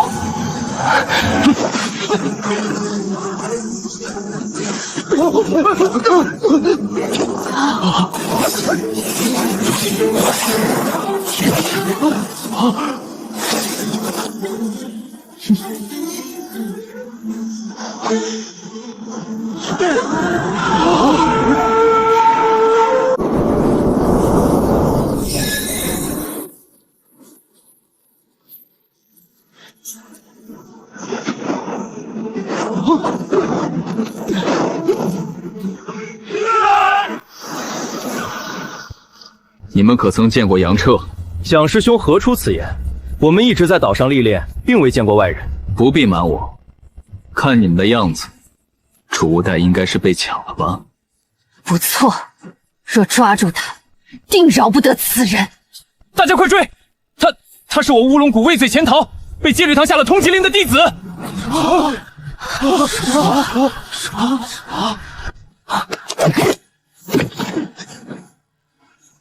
要不要通知管事师叔？他也进了内涵，大家一起出手，定能擒住这杨彻。若擒住他，交给宗门，可是大功一件。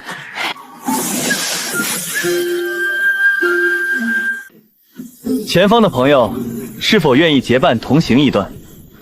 各位，我们这是要往哪儿去啊？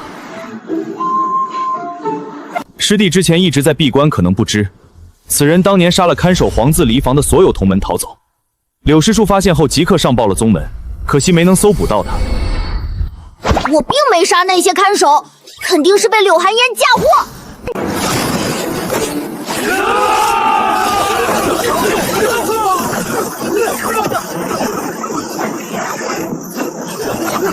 不好，快传讯！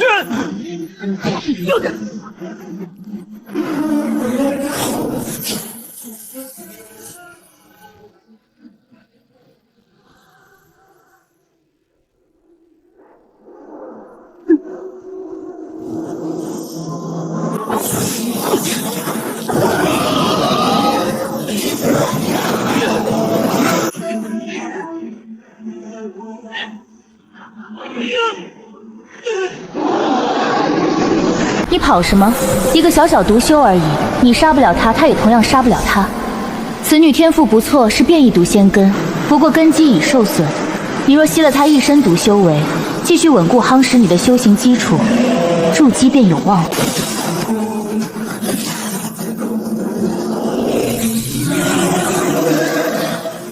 就这点本事？你先坚持在此女手中撑上1个时辰，记住，利用她的攻击去淬炼你的肉身强度。这次，你可以使用法力。1个时辰，时间不够啊！我能感觉到体内的力量比以前强了数倍，但又如何能与筑基期修士比拼法力？你还有古神力，这次本王便要指点你如何极限利用法力，不浪费一丝一毫，然后配合古神力，让你更加节省法力。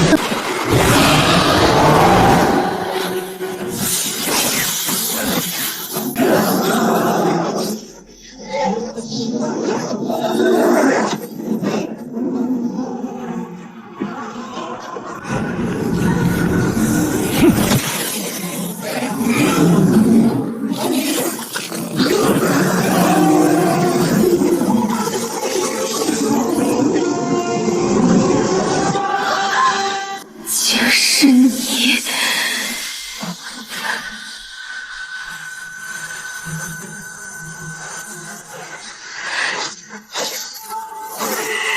拿进来！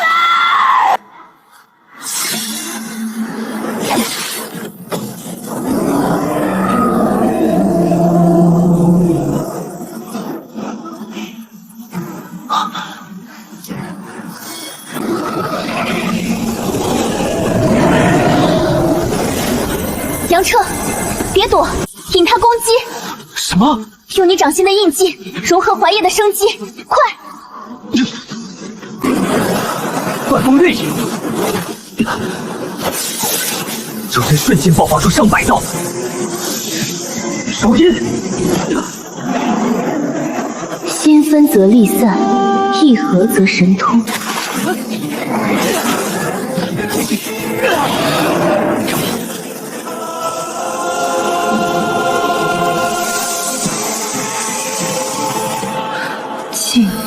是变异双仙根。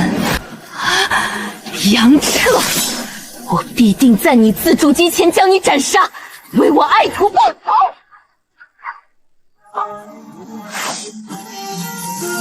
自然运毒，不可大意。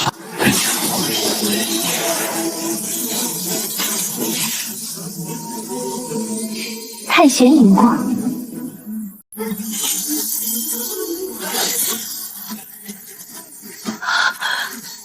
去死！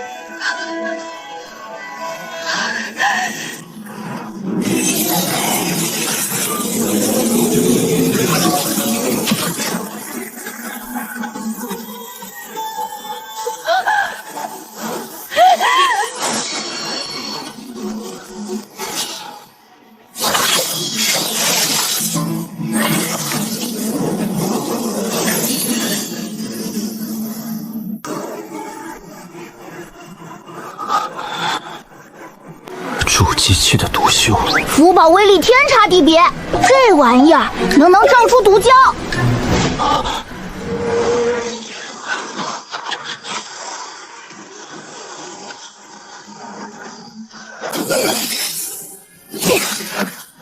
前辈，他亲自追来了，有什么法子？这点阵头就慌了。你那青剑宗的剑法是白学的，他虽强，但此刻正是力竭之际。你我联手，吸他修为，便可一步登天。你疯了！他的符宝之下，我连一招都接不住。蠢货，强攻自然不行。我有5级妖弹药引，可暂逆你气息，待他放松警惕。什么？爆体？只是过程会有点痛苦，但不至于爆体，相信我。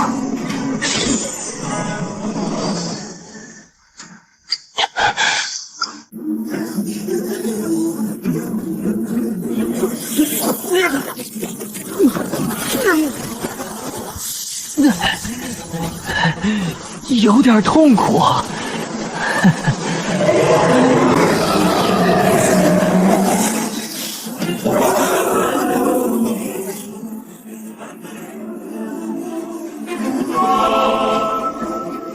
用你原本的功法引导药力入中丹田。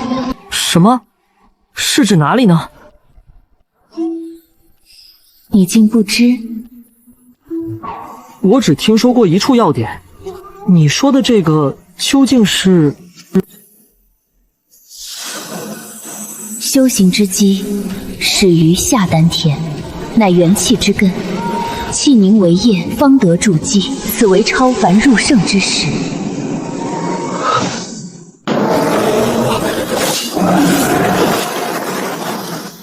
筑基修士追不上炼气修士，简直是奇耻大辱！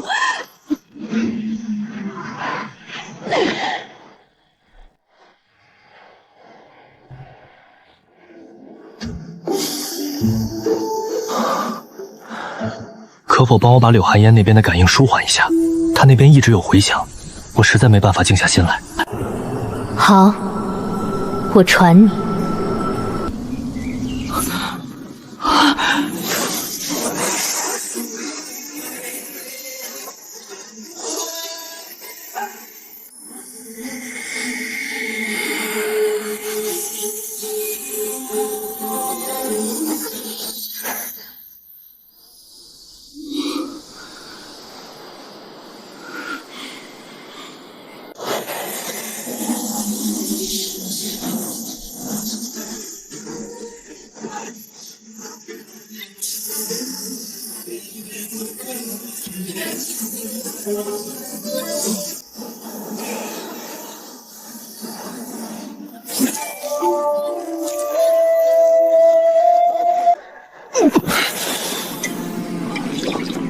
这药的味道还真是难喝的妙。想活命就别嫌弃，我这共分5口。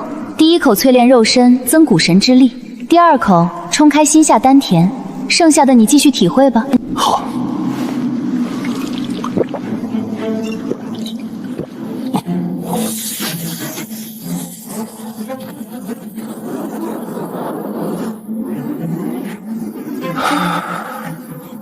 这药也被本王中和，但是其药性依旧深植于你体内。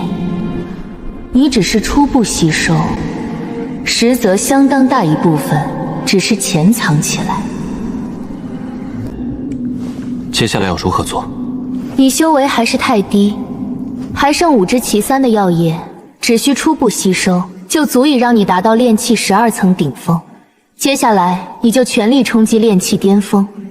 若你突破筑基，在今后相当长一段时间内，依靠这些潜防药力，你的修为依旧能得到非常大的提升。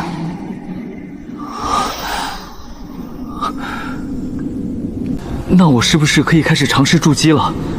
我手里有2颗筑基丹。你怎么不早说？白白浪费了这5级妖兽内丹的一部分丹力。1颗筑基丹的药力就足以让你达到炼气12层顶峰了。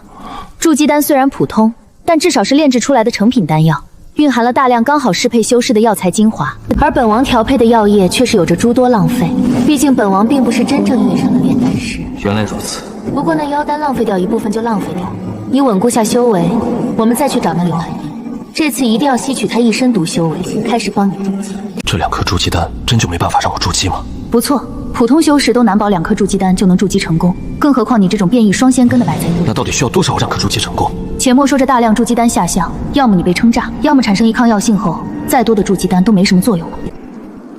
原来我以前认为1颗不行就5颗、10颗、100颗的想法太简单。知道变异双仙根为什么筑基很难吗？为什么？仙根本质上只有5行属性，而并仙根实则也是由5行属性的仙根产生变异而来。5行属性仙根，单一属性可变异，2种可变异，3种也变异，甚至4种、5种都可产生变异。这种变异奥秘，即使在本王修仙时代，也没有修士能完全弄明白。世间9成多的修士都是5行属性仙根，异仙根修士还不到1成，而这不到1成的异仙根修士当中，几乎全都是1种变异仙根。像你这样身具2种变异仙根之人，凤毛麟角。那有没有变异3仙根甚至4仙根之人呢？当然有，而且每出现一个都足以引起修仙界的轰动。变异仙根超过2种之后，会直接被天选，和特殊体质一样，在某种程度上受天地法则青睐。他们没有筑基结丹和凝阴的瓶颈。这么神奇？不是说我这样的变异双仙根也是天选之修吗？只要沐浴天恩便能轻易筑基。不错，变异双仙根在本王所处时代，只要沐浴天恩就能轻易筑基。进入灵乳池，依最境界线吸收融入，就可以直接开辟中丹田甚至上丹田。我有点明白了，就是说但凡身具变异仙根达到2种级以上的修士，是无法在同一丹田筑基。不错，这就是变异双仙根筑基的难点。哪怕同时身具1种5行仙根和1种变异仙根，一个丹田都能筑基成功，唯独2种变异仙根无法在同一丹田筑基成功。若强行筑基，气态真元转为液态真元的过程中，2种变异仙根会产生莫名的相互消耗，使得这一转变过程的难度一下子提高成百上千倍。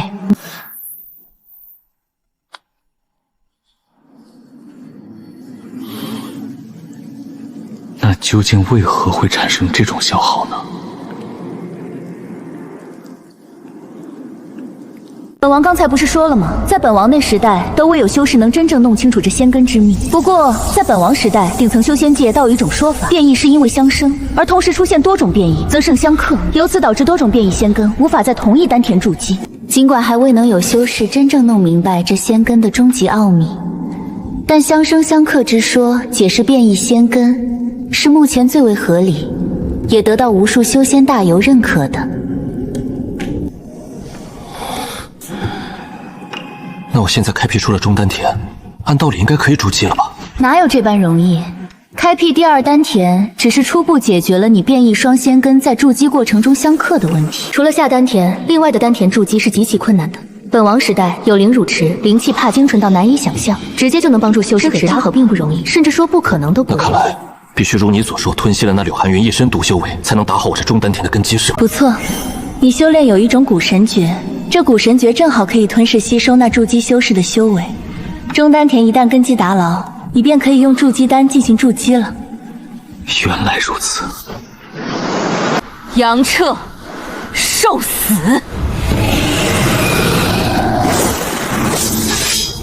本王帮你挡住这福宝之威，你用你那小阵法将他困住，然后强行吞吸他修为。应该是他帮我把那飞剑福宝收进了空幻魔石空间。杨彻，本王这一次损耗可是要不少古神之力来恢复，接下来本王无法再给你助力，全靠你自己了。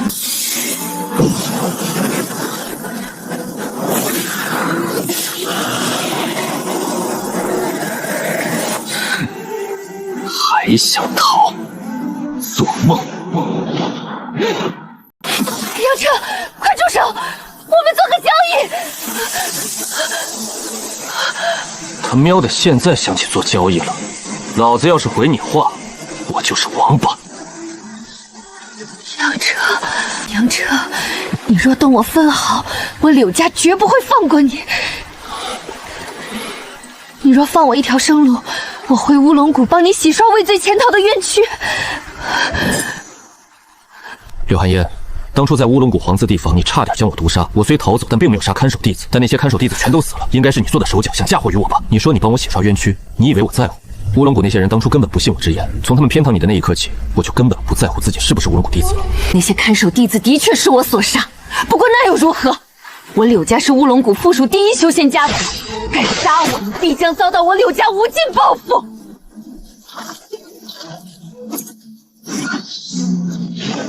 杨策，方才你与柳寒烟的对话，本座已会录入幻石。你如今根基已稳，只需备足筑基丹，便可尝试筑基。大概需要多少筑基丹？你准备20颗比较保险。20颗。等采购5株千年灵药，结束这内海历练，我回乌龙谷我曾经的洞府一趟，或许能凑齐炼制筑基丹类的药材。等你筑基成功，就可以开始兑现当初我们的血誓之言了。这段时间本王需要好好恢复，没事就不要再打扰本王了。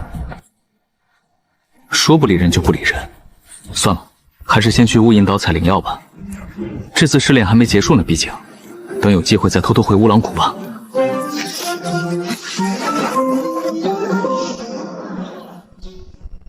你是袁若吧？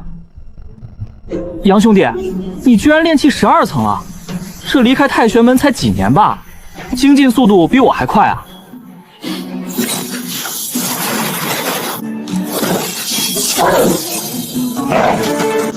快收了他吧，不然这头次郎可就归我了。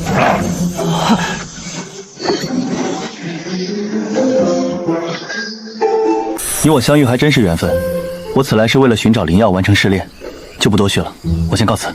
那杨兄弟，我们就此别过，有缘再见。替我向太玄门的长老问好。一定一定。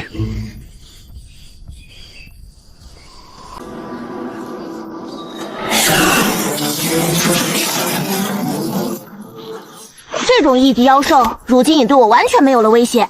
我的实力太强了，等下机关蛇就用来做烧烤。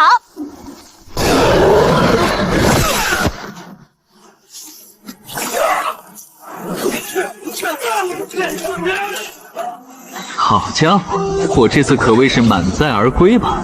哼！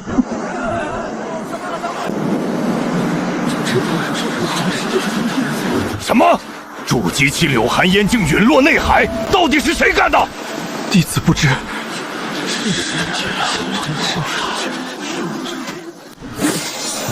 我操！你还是先躲躲吧，这乌龙谷的人还都在呢。你不是乌龙谷通缉重罪弟子吗？被发现了更好。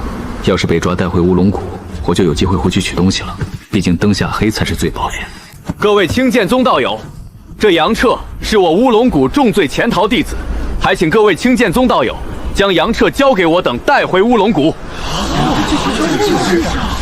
你是何人？是谁让你上的本宗神州？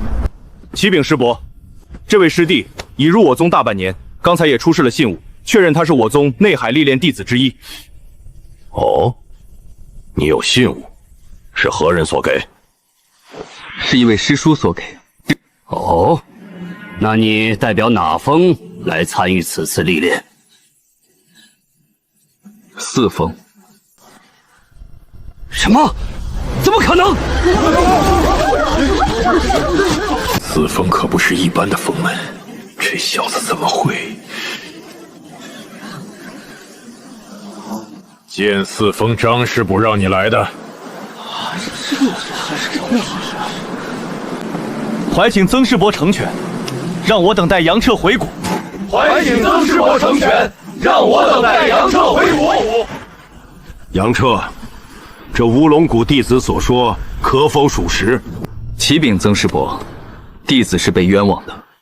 冤枉？杨彻，你随我等回乌龙谷，冤不冤枉，自有我谷戒律堂公正查明。谢禀师伯。空幻魔师已刻下柳寒烟最后留下的那番话，是能说明真相的凭证，但此刻拿出，显然还不是时候。一旦被他们确认柳寒烟是我杀的，空幻魔师与紫发少女便有暴露之嫌。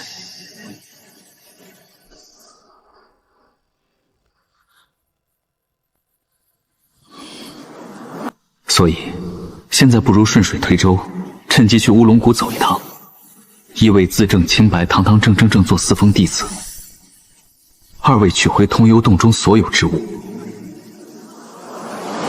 有紫发少女、九心雷焰、剑四、铁证，还有一枚重要玉剑，这些可都是我的底气。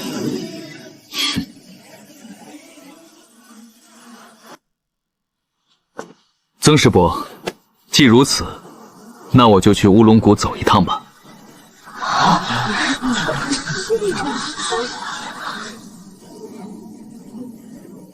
好，梁彻，就冲你这份气势，师伯相信你定是清白的。既然如此，师伯我就陪你去乌龙谷走上一遭，同时我也会禀明剑四峰张老祖。多谢曾师伯好意，不过我一人去就行。弟子知晓曾师伯职责所在，这些青宗宗历练同门的安危，还全系曾师伯之身。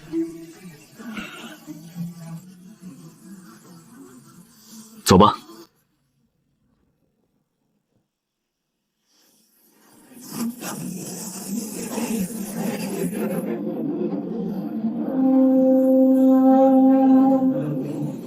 杨彻，你说你是被冤枉的，可有证据？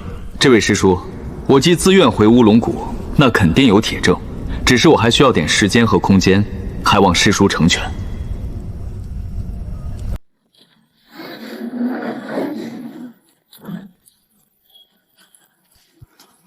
吴师叔，柳家来人要求严惩杨彻，您看？让他们进来吧。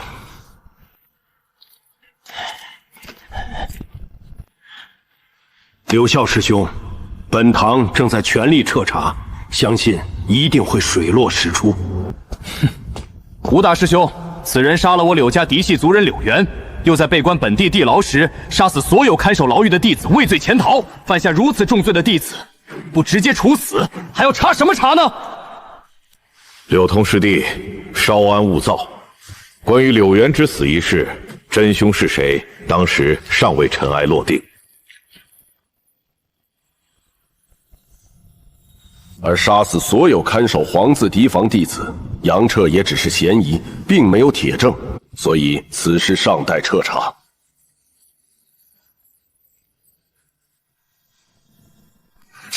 查，这不明摆着的事情还需要查？这杨彻背后莫不是有什么关系，令你列举堂难查吧？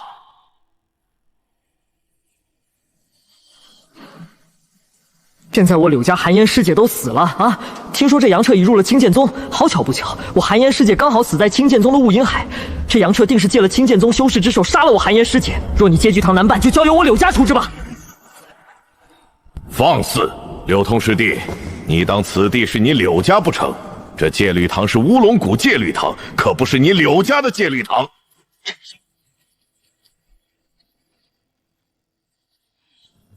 吴大师弟，我这族弟因寒烟的死有些昏了头，说话有些谦细，还望吴大师弟不要放在心上。杨彻，当初柳元之死尚未定论，说要等双月仙女回来再查明真相。可那晚看守皇字牢房，所有弟子被杀，你从牢狱逃走，此事你又如何辩驳？是有人故意杀死那些看守弟子，然后嫁祸于我。哦，有人嫁祸于你，可有证据？证据我当然有，只是我信不过你们。我要求见双月仙子，我会将证据交给他。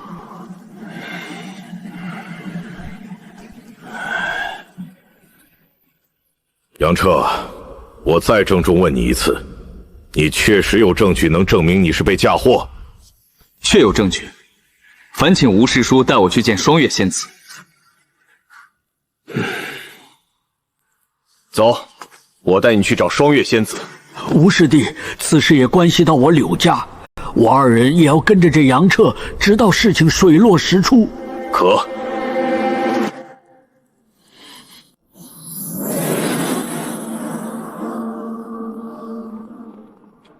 杨彻，陈师兄，能否联系到双月仙子？这杨彻说有铁证能证明当初黄字号牢狱之事，他是被嫁祸。杨彻，你既有证据，大可以交给我们，我们一样可以证你清白。抱歉，陈师伯，我只将证据交给双月仙子。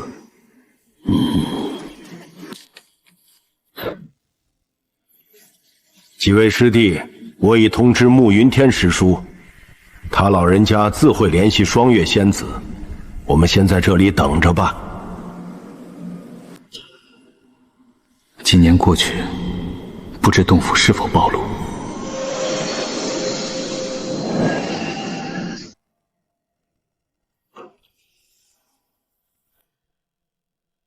走，一起去望月峰。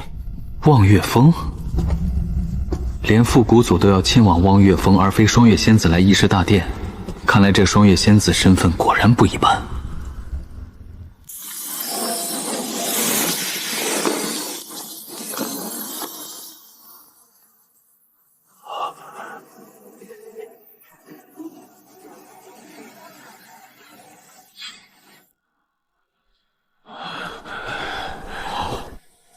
杨彻，听说你带来的这枚字简能道明原委。是的，仙子前辈，当初柳原与冷云峰在黑雾山起了争执，大打出手，最后同归于尽。我当时接了黑风鹰本命黑羽任务，刚好遇上了，因一时害怕，见了二人处无待后，便将二人给……可没想到就此惹来杀身之祸。柳师叔执意认为是我杀死的柳原，几次三番将我逼入绝境，更在我被关押黄字号地牢时，差点将我毒杀。我侥幸未死，只好逃出地牢。但柳师叔后来又杀了看守弟子，意图嫁祸于我。一派胡言！仙子，他说谎。此人巧舌如簧，颠倒黑白，故意栽赃我寒烟师姐。他不过区区一个炼气弟子，而我寒烟师姐进入筑基多年，怎会多此一举？是啊，仙子，我柳家谁人不知寒烟他身体不好，素来视他大哥独子柳原为自己子嗣。他平常为人和善，不止在我柳家，更在我乌龙谷都是声名在外的核心弟子，绝不可能做出此等之事。仙子前辈，我是不是说谎？你一看这玉方便知。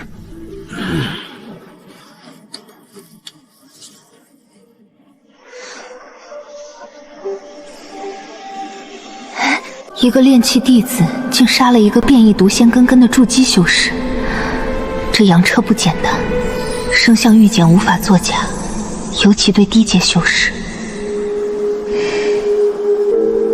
此玉简的确可以证明，当年那些看守黄字离房的弟子不是杨彻所杀。吴堂主，对杨彻的通缉令可以撤销了。是，我这就回去办。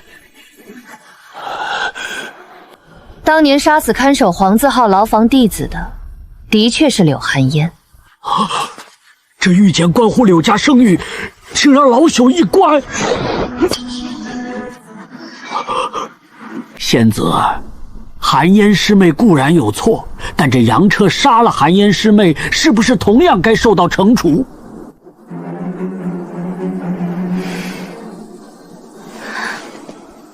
杨彻，你冤屈已洗掉，但杀死柳寒烟也是事实。不过柳寒烟是找你报仇，而你是被迫反抗，所以死罪可免，活罪难逃。依宗规，你还是要接受我乌龙谷惩罚。杨彻弟弟呀，我也没办法对你袒护，这么多人在这边看着。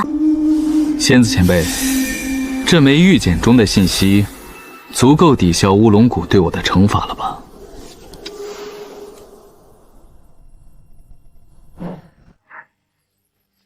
若这玉简中的信息为真，柳寒烟一事就此结果。这玉简里的情报足以抵消对杨彻的惩罚。你柳家听好了，以后绝不允许再找杨彻麻烦，否则我定然不饶。现在马上通知你柳家家主还有大长老前往本宗议事堂。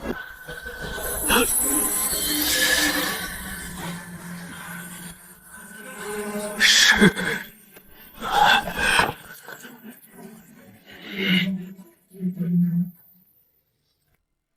陈谷主，马上敲钟议事。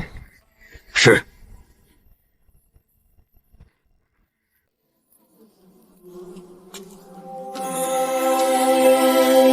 杨彻，这玉简中信息太过重大，我要速去处理。是去是留，你自己抉择吧。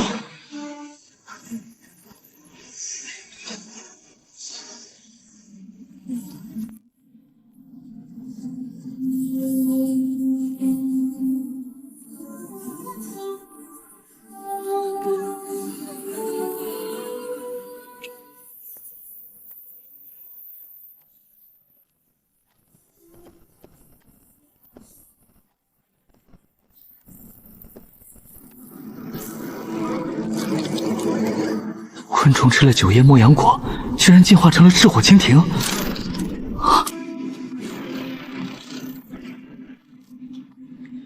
这不正是当初那锦帕上不知名虫卵孵化而来的吗？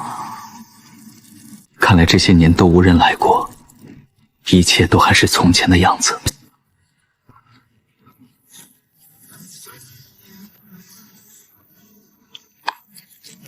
这只昆虫吃了9叶莫阳果，竟然进化成了炽火蜻蜓。看来这些年都无人来过，一切都还是从前的样子。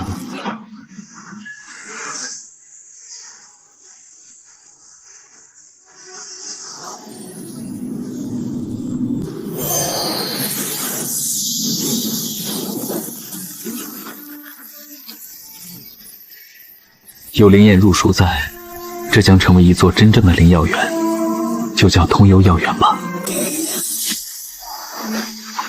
此乃乌龙谷重地，来者止步。我是来找文心瑶氏的，烦请通禀一声。找文师姑的？可文师姑1年前就已经不在这儿了。哦，敢问文师姑去了哪里？你不知道？我出门历练了几年，才刚回来。原来如此，难怪你不知道，文师姑1年多前就离开这药园了，如今调到巫山矿那边去了，离这儿可不近。难道文心瑶被罚与自己当年挖走灵药有关？不行，我得去查查。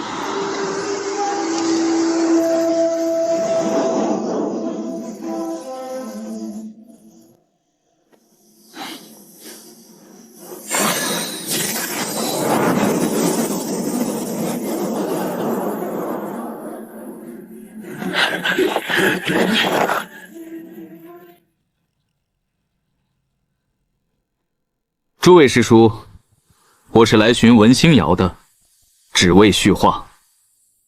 你是哪宗哪派的弟子？可有身份令牌？周师兄，此人叫杨彻，是本宗戒律堂下了通缉令的畏罪潜逃弟子。什么？石海师弟，你如何确定眼前这人就是杨彻？周师兄，我堂弟石江是戒律堂一名管事，这2年他为了这杨彻之事可谓耗费心神，奈何这杨彻如同蒸发了一般，怎么都找不到。我堂弟曾暗里托我帮他寻找这杨彻，所以我能肯定此人就是杨彻无疑。原来如此。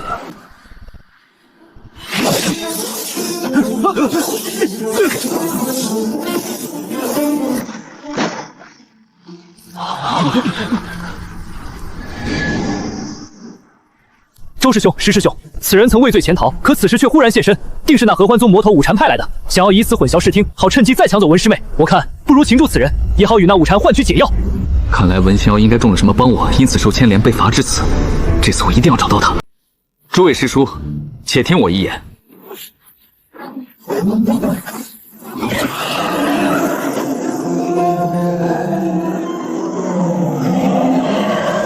刘师弟，且慢。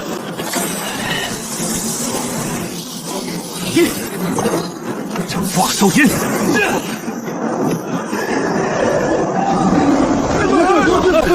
空师弟这是怎么了？连终极初阶暴风符都用上了。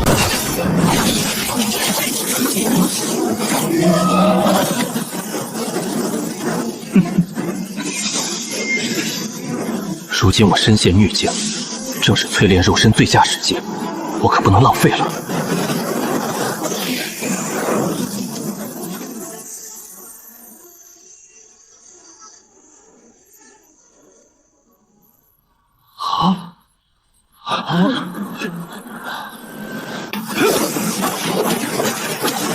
不可能，这不可能！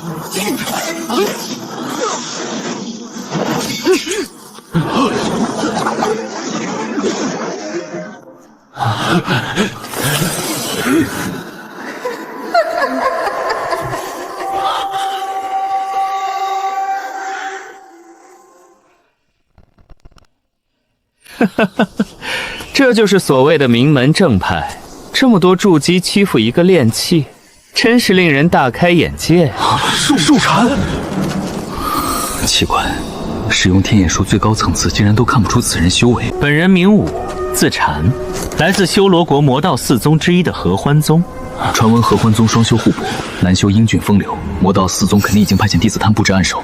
还好他及时把玉派给了双月仙子，武大宗定会提前应对。武禅，快交出解药，若不然等我王师兄赶来，就是你的死期。愚蠢，有点意思。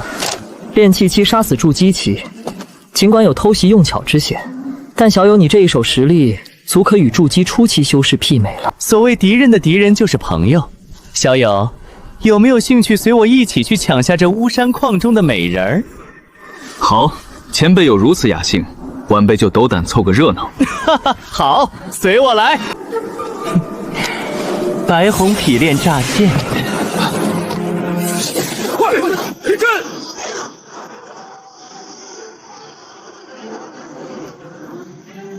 美人在那儿。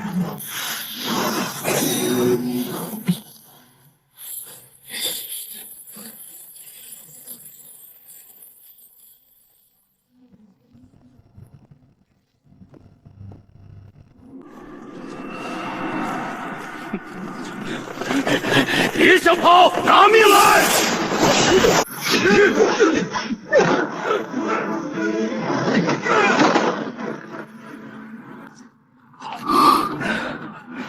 果然中毒了。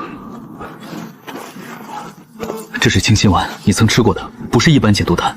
你先服下，然后赶紧离开这石楼。你们认识？没想到我武禅也有看走眼的一天。给我死！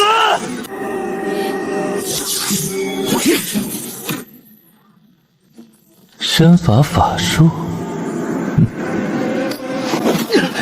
这就是筑基后期强者的神识攻击吗？我的头要炸了！美人儿，你为何要护着他？好，你越是护着他，我越是要让他痛苦100倍1000倍。离魂铃，快走！前辈，快醒醒！再不出手，我就要命赴黄泉了。杨彻，本王只出手一次，可以困住这筑基后期修士数息，机会你自己把握。好，你出手吧。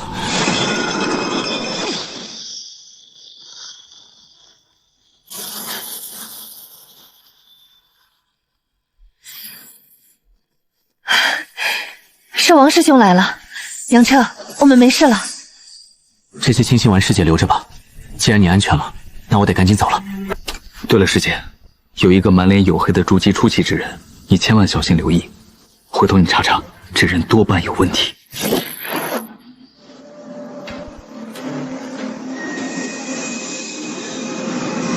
身世的差距怎会如此巨大？杨彻，你这园子不错啊。前辈，有了这园子，没什么问题了吧？原本还打算去再弄些灵草，没想到文兄又已不在，已被前往巫山历练。别一口一个前辈，本王重获新生，年轻着呢。那我该如何称呼你？本王名天邪紫英。你可称本王为子王？子王听起来俗气，干脆就叫你子音如何？放肆！子音岂是你能叫的？你说你重获新生还年轻，这叫子王不明显把你叫老了吗？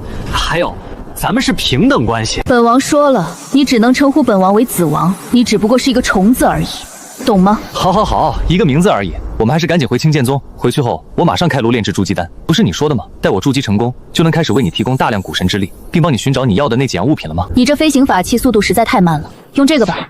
还有，这防法器你也一并拿去用，反正本王也用不着。子音，不，子王，在乌银海，你若将这飞行法器拿给我，我定能采摘到更多千年灵药啊！就算现在，本王也只是为了让你更快回到青剑宗，能更快筑基而已。郑师叔，幸不辱命。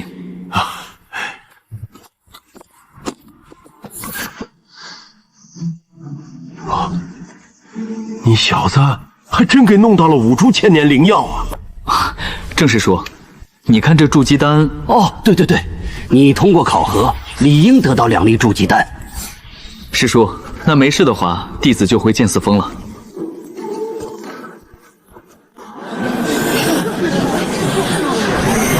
是杨彻师兄！杨彻师兄回来了！杨彻师兄，请留步！还不错，修为不止恢复，还精进到了炼气12层巅峰。这是我四峰首席弟子令牌，从今起你就是剑四弟子，也就是大弟子。不过你虽是首席，但我剑四峰除了我老头子外，再无其他人，所以你并没有师傅。等你哪天结丹成功，才能成为我正式弟子。弟子谨记。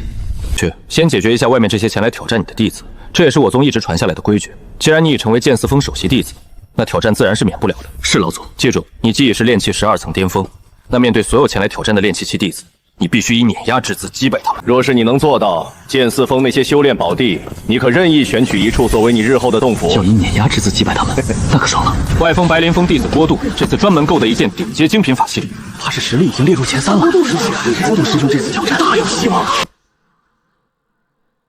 郭师弟，出手吧。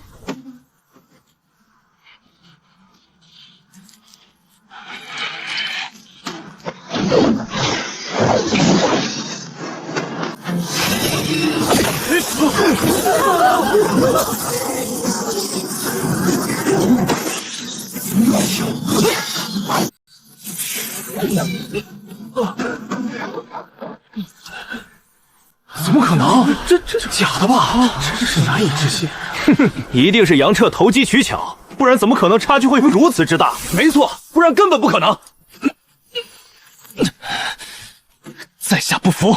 郭师弟，你下去歇着吧，我来挑战杨彻师兄。是华裔师兄，外封公认实力排名第1的华裔师兄，真的不是华裔师兄闭关，无法参加内海历练，怕是早已成了9峰弟子了。笑望峰华裔向杨师兄挑战。这黑衣小子倒有几分魄力，明明还在吸收筑基丹药力，却跑来挑战。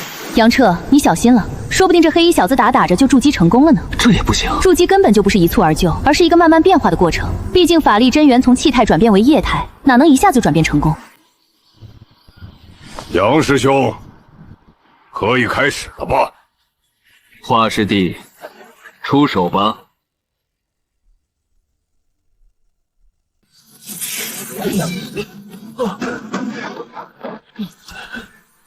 怎么可能？这假的吧？真是难以置信。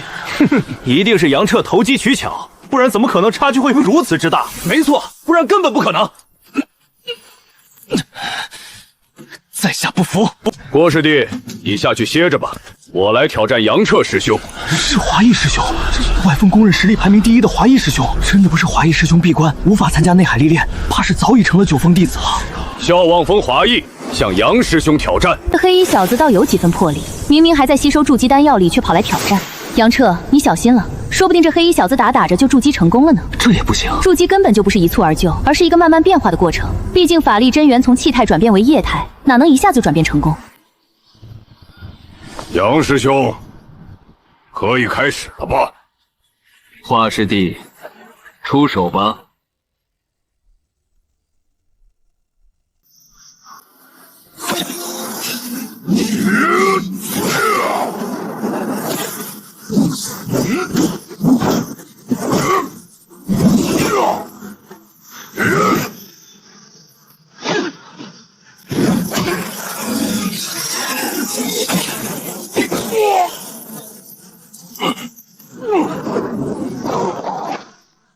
杨彻师兄，你这是投机取巧，我们不服！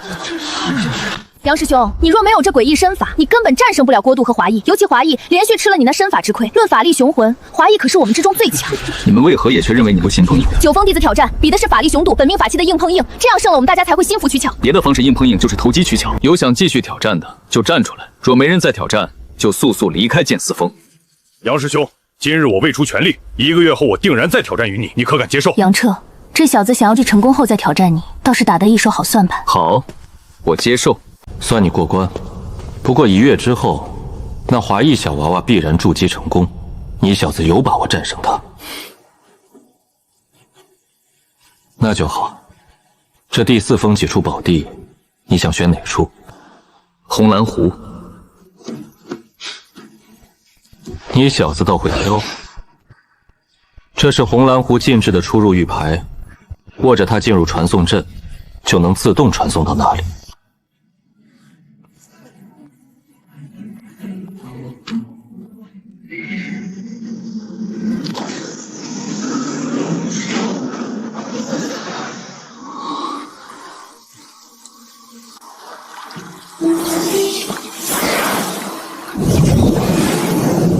这里好美啊！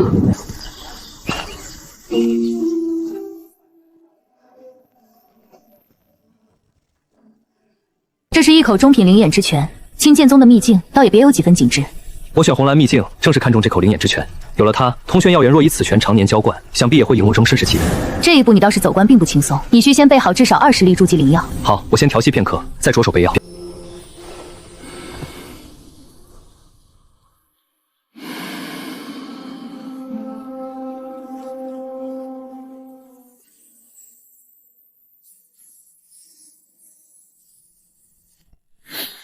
这赤火蜻蜓还真是爱啃食9叶莫阳果的花叶和果实啊！这才多久，这些赤火蜻蜓竟然就长大了这么多。你还真是大方。这9叶莫阳果虽还未进阶，但这种逆天仙草你也舍得随意让他们啃食。若是这领土能再大上几倍就好了。你打算就在这里炼制筑基丹？怎么，这里难道不能炼丹？当然可以，不过本王得提醒你，无论炼丹还是筑基，所需时间可都不短。若你一直待在此间，那第4峰峰主来此间找你的话，发现你却根本不在，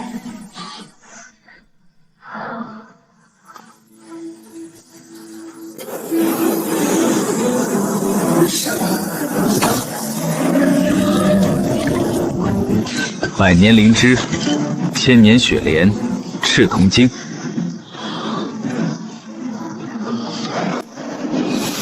别愁眉苦脸，都4成的成丹率了。你有上古3大神焰之一9星雷炎，若不是你那丹炉太垃圾，再提升2成都没问题。是丹炉的原因吗？回想我一路走来，深拥变异双仙根，可查阅无数典籍卷轴，却发现这灵根无一例外都指向无法筑基。直至我遇到巫姑娘，曾经我答应过她要成为最强，而后我又遇到了天蝎子音，开辟中丹田，也真真正正看到希望。可如今只差临门一脚，我却开始害怕，这是为什么？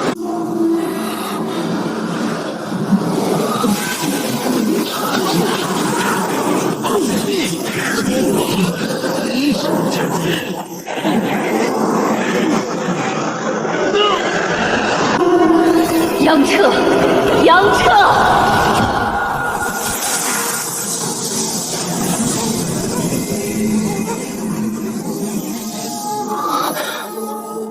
我这是怎么了？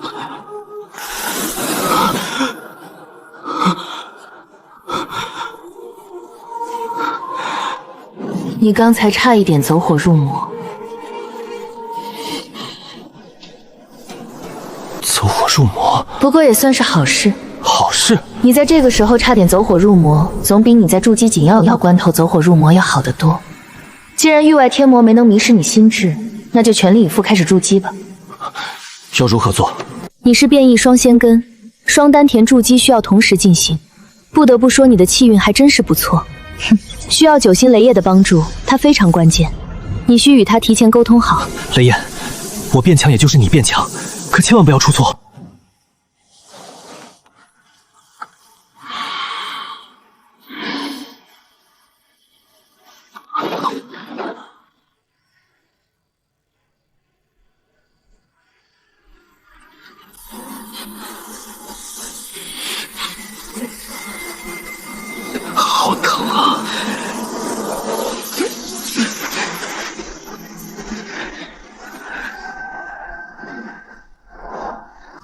几经伐磨嘛，还真是埋汰，赶紧去洗洗。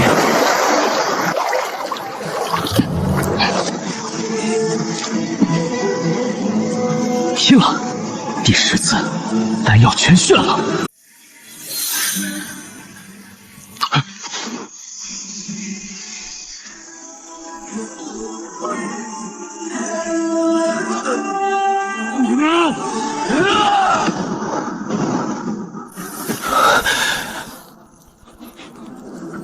你的紫元诀已无法再继续修炼，有没有契合你属性的其他功法？先给本王一关。天雷经，这竟是最顶级且完整雷属性功法。没想到这种极品功法竟会被天蝎紫炎称为垃圾。雷云术、雷闪术、闪电雷枪，这3种功法简直是无缝衔接，配合起来战力逆天啊！赶紧修炼，时间不多了。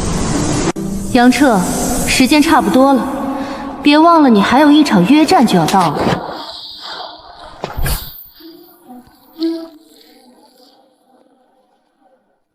等等，怎么了？你准备就想这样大摇大摆走出去吗？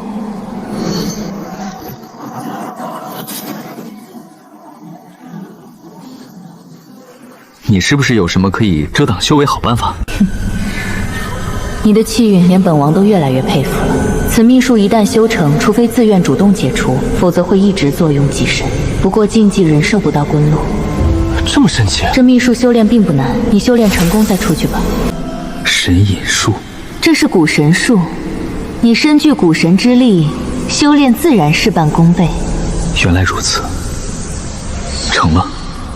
现在我显露在外的修为，仍是炼气12层巅峰。现在距与华裔约战还剩最后1天，我得去青剑宗藏书之地万卷阁，寻一副筑基期能修炼的雷或暗属性上乘功法。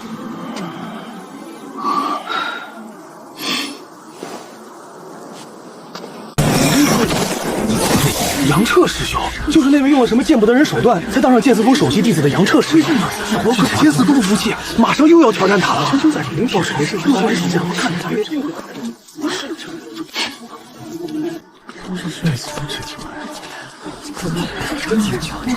周师妹，听说你这次也要挑战这杨彻，明天我6峰的师兄师妹们定会去给你略微助阵。杨师弟是吧？我是6峰4席弟子徐海静。杨师弟，听说你上次面对华裔师弟等人的挑战，靠投机取巧才侥幸去督战。明日的挑战不止我6峰，其余几峰弟子拿出真本事，莫要再丢我9峰正式弟子的脸面。督战？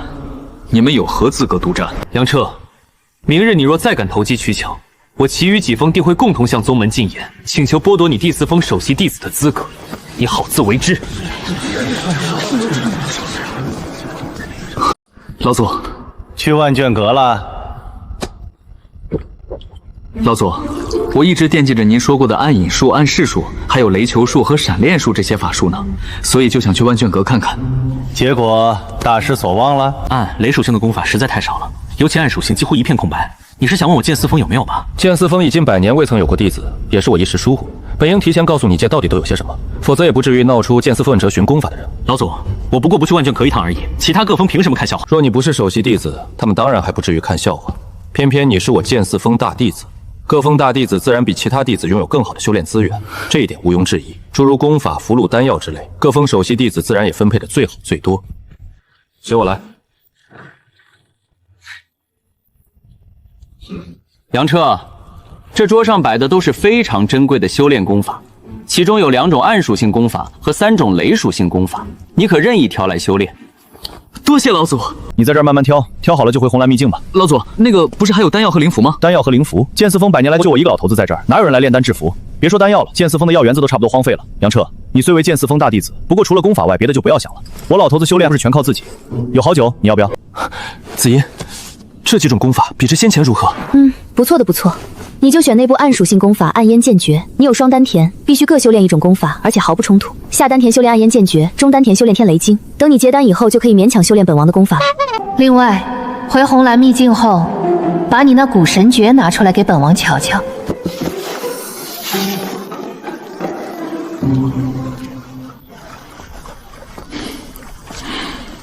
炼气12层巅峰，我就能斩杀筑基初期，更遑论如今已成功筑基。华裔的挑战不值一提，进入筑基便意味着增加了200多年寿命，若能结丹，更是600年。既然已经筑基，那便要做到最好。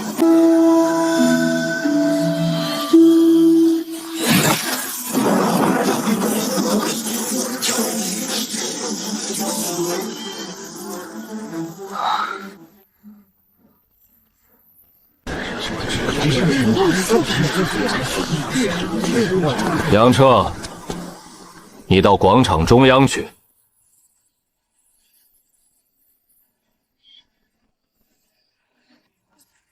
张师哥，这杨彻只是炼气顶峰修为，恐怕这次挑战，你这4峰首席弟子铁定要换人了。可不，田师妹呢？等会儿我们几个老不死的就坐在这儿好好看着吧，谁也不许多嘴，更不能干涉。那是自然，小辈间的比试我们看着就得了。对，我们这次来还有更重要的事呢。此次挑战原本是外峰弟子华裔与4峰首席弟子杨彻的约战，不过临时增加了数名欲挑战杨彻之人，故而由我简单主持。按照挑战老规矩，除本命法器外，可以使用灵符和丹药，修为从低到高，依次上前。叔，这太麻烦了，能否让他们挑一个公认最强的和我打上一场？杨彻，这是宗门规矩，不能破，不然有大毅力和展示潜力较晚的低阶弟子，哪有出头机会？不过你也不用担心恢复问题，每打完一场都会给你丹药和时间调息恢复。挑战位，杨师兄，请赐教。陈师弟，我有一事不明，你应该很清楚，你并不是我的对手，但为何又要来挑战呢？宗内皆传言，师兄你是靠投机取巧战胜的郭都华一位师兄，所以即使落败，也能将潜力展现给9峰各长老看看。陈师弟，出手吧。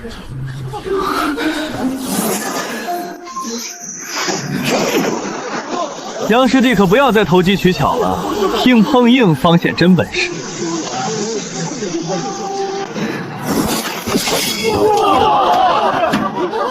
陈师弟，还有什么招，全都使出来吧。杨师兄，传言是假的，师弟佩服之至，我认输。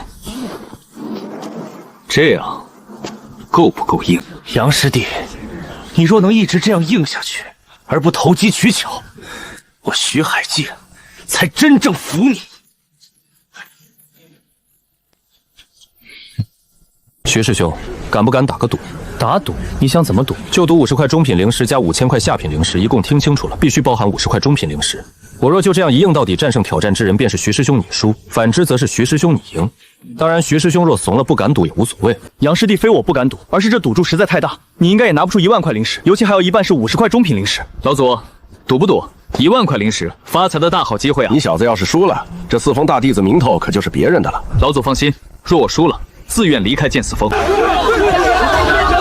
这赌注敢不敢加一个我7峰？我7峰愿赌，5峰也愿参与。6峰会带徐海静出这1万块灵石，赌了。杨师弟，我跟你赌了。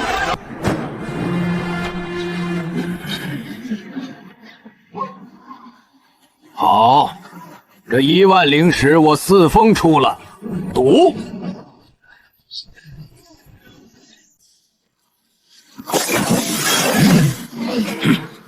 这下杨彻师兄总该取出防御法器了吧？这朱云彪走的是刚猛之道，这一重剑砸下去了，杨彻威也。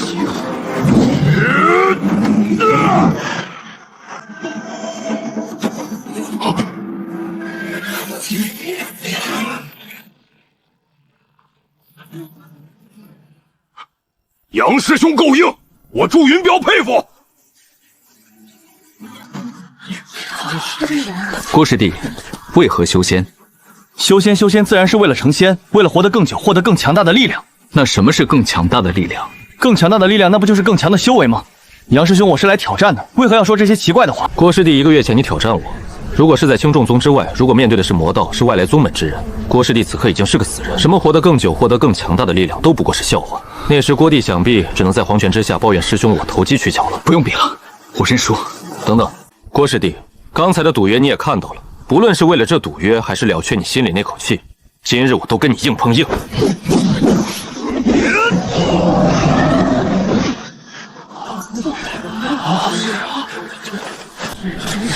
中阶灵符。杨师兄，我这灵符想必可以让你拿出法器了吧？周师妹，宗门关于我的流言四起，你的功劳应该不小吧？杨师兄，废话少说，可以开始了吗？好，周师妹，你出手吧。可能！杨师兄，可是有赌约的，若投机取巧，你必输。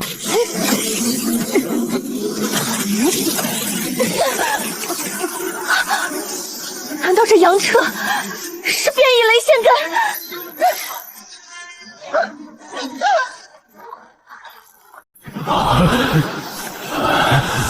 张师哥，这杨彻难不成是变异雷仙根？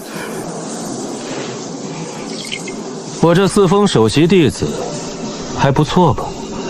郑师叔，我怀疑杨师兄作弊，还请宗门严查。哦，你可有凭据？郑师叔，杨师兄从头到尾都没拿出法器和灵石，由他中的防御，本宗不法炼体弟子可从来也没听闻过炼士能达到如此防御程度的。法器、灵石、丹药哪样不是外力？怎么？难不成还要我坦诚跟你对战不成？既然我这小师妹提出了质疑，那是不是应该检查一下呢？来，这位师姐，我就站着不动，你想怎么查都行。云师姐有劳了。云师姐是吗？可有查出我作弊？小师妹，不要再留手了。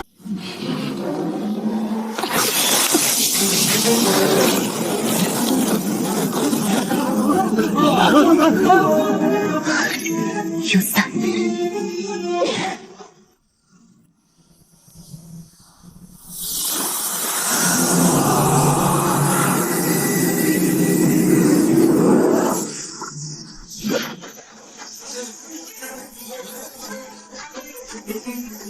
杨师兄，受死！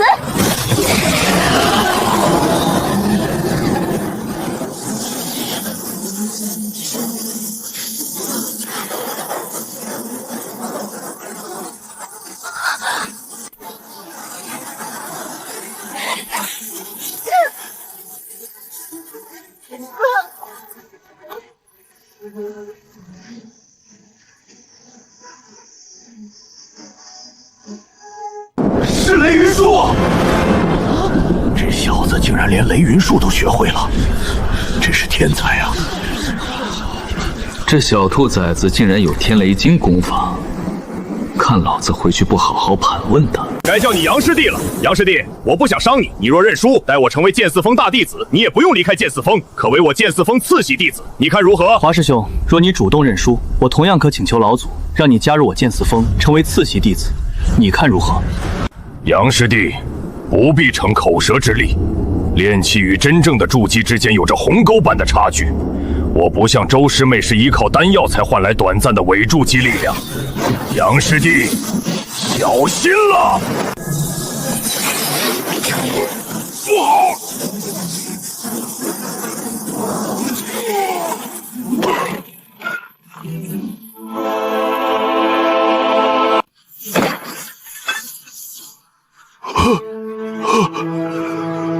不可能，绝不可能！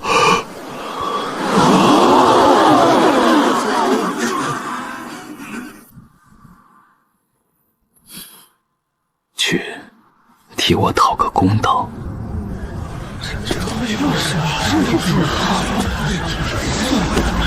弟子愿请战。许翔，你好大的胆子！郑师叔，弟子不敢，只是宗规有云，擂台之上，点到为止。杨彻，接受挑战，我允许你使用那把剑。弟子遵命。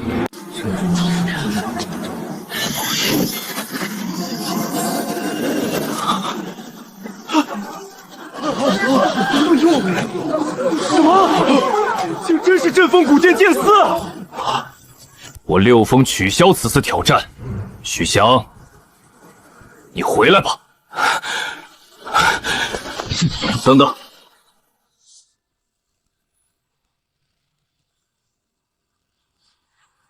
你们想挑战就挑战，想放弃就放弃。敢问六峰，你们是不是根本没把宗门放在眼里？杨师弟，休得胡言乱语！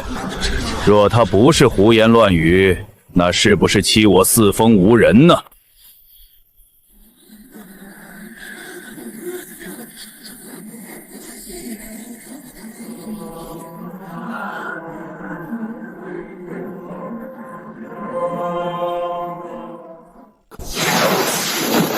张老祖，此事是我六峰管教不严，愿以全部身家赔罪。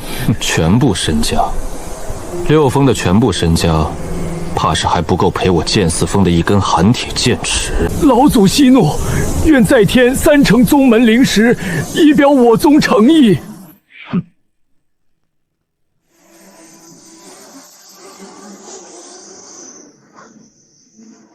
遵命。诸位，已经可以确定，魔道四宗已经派出大量弟子，欲大肆入侵我江国修仙界。杨彻，别只顾着出风头，忘了你与本王的约定。一直记着呢。不过那天地混沌诀，你真的不能修炼？不能，这天地混沌诀并不完整。如今呈现出来可供修炼之法，也只适合男子修炼，女子并不适合。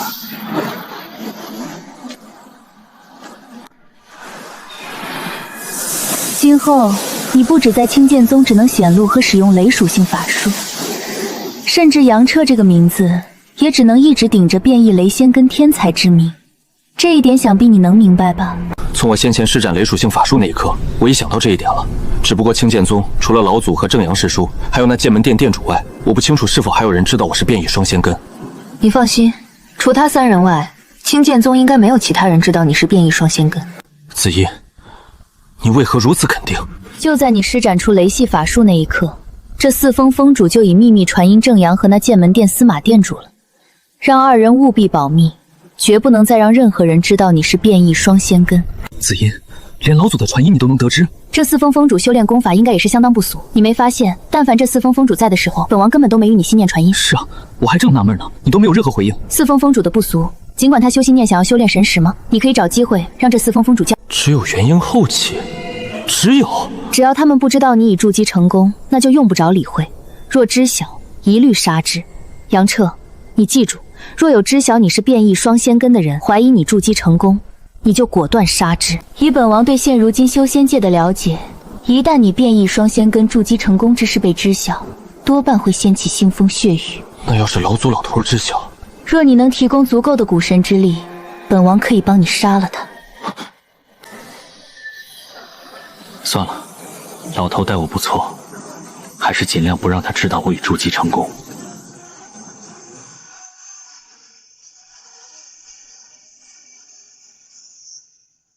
你才刚刚筑基，勉勉强强能称得上修士2字，又如何知道这修仙界真正的残酷？甚至本王可以明确告诉你，若你没了对本王有用的价值，本王随时都可能灭了你。杨彻，你选择协宗暴露雷仙根，或许并不是一个好选择，你很可能开马色展示这修仙界真正的残酷了。哦，为何？之前在剑四峰广场，那几个元婴修士间的对话即将侵入你们江国修仙界，某国某魔道正商议要先派一批弟子联合江国其余4大修仙宗门前去打探，而他们得知你是雷仙根，都欣喜不已。若所料不差，你铁定已被列入这批弟子名单当中了。雷系天生克制魔道轨道，我既施展了雷法，与魔道对战便避无可避了。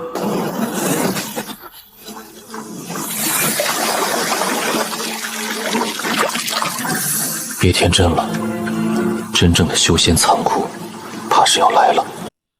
还请老祖笑纳。杨彻，这些灵石既然是你赢得的，你就全部留着吧。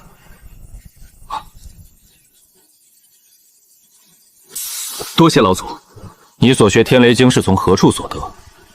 此次我宗派出一批弟子，与我江国其余4宗派出的弟子，先在封国都城天风城会合，然后一起前往封国与修罗国接壤的焚尸谷查探魔道踪迹。既然你选择了暴露变异雷仙根，我也不好反驳那几个老东西的意见，而且我也是支持你去的。温室里的花朵终究抵御不了风霜的摧残，只有在残酷的修仙界得到磨练，将来你才能担得起我剑四峰大人。此去，老祖我只有一言，那就是要你时刻记住，保命第一，不要在意其他人的任何看法、说法，以保命为第一要务。这紫葫芦里的酒，若遇危急关头，你可以喝上一小口，切记，一次只能喝一小口，千万不要喝多。去吧。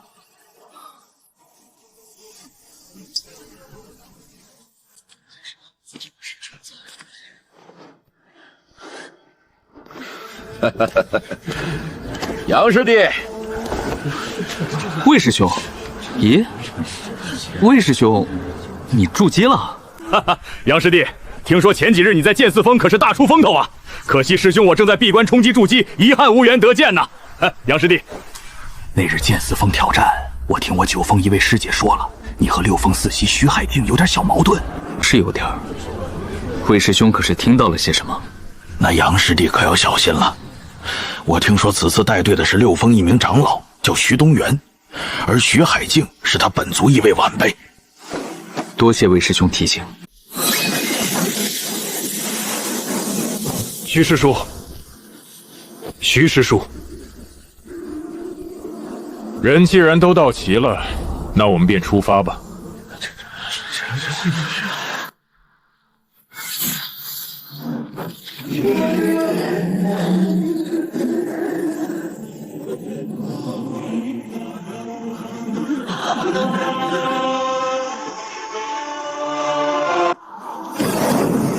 都上来吧。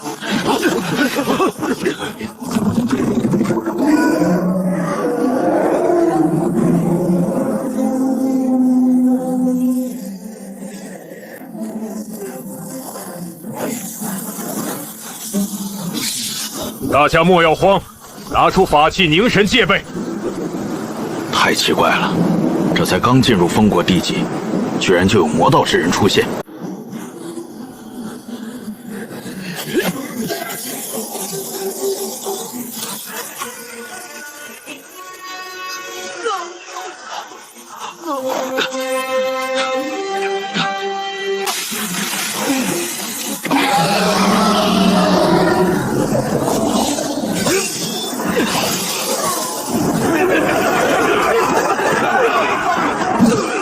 杨师弟，多加小心！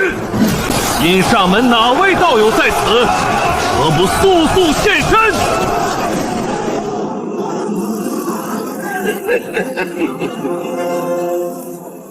哼，原来是曹无机道友。徐道九，仅凭你一人，你们这些人今日铁定逃不出我魔道四宗的包围。你若交出这些弟子，让他们自愿配合老夫炼制成活尸阴兵，老夫可以单留你一条性命，如何？就凭你曹无机？谁说只有曹无机一人了？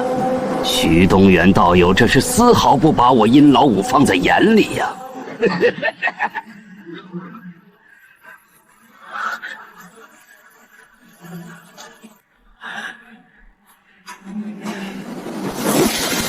清宫宗众弟子听令，我来拖住这两个结丹期，你们想办法各自逃命。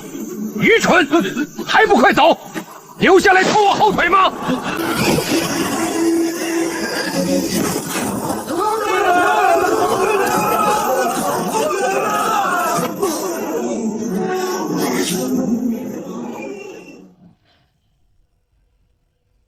小杂鱼想逃，老子早就看到你了。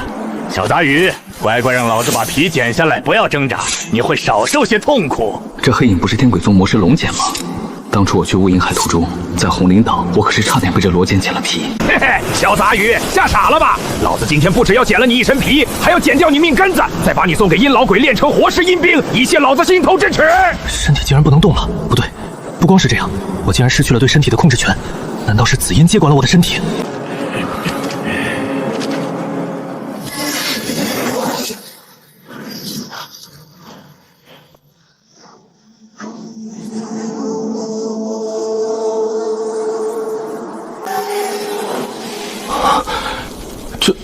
这紫阴太可怕了吧也，不过确实牛啊！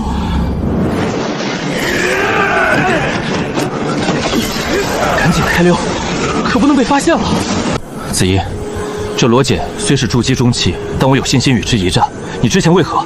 没什么，只是此人令本王想起了一些并不愉快的记忆而已。本王似乎也答应过别人一些事，既然碰上了，那就顺手解决掉了。小罗月，你向姚恒所托，他已做到。不过姚恒对你的愧意，怕是无法再弥补了。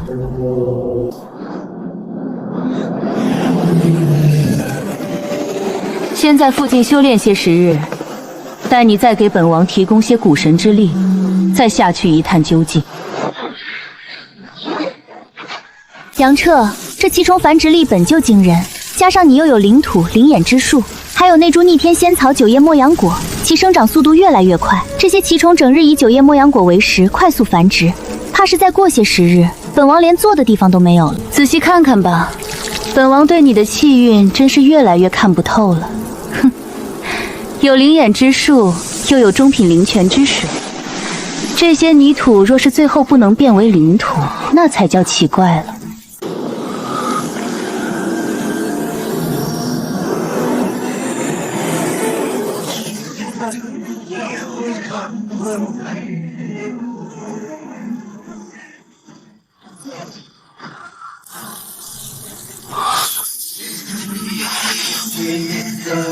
雷燕，快控制住他！你安抚好剑嗣，我开炉给你炼制尾霸丹。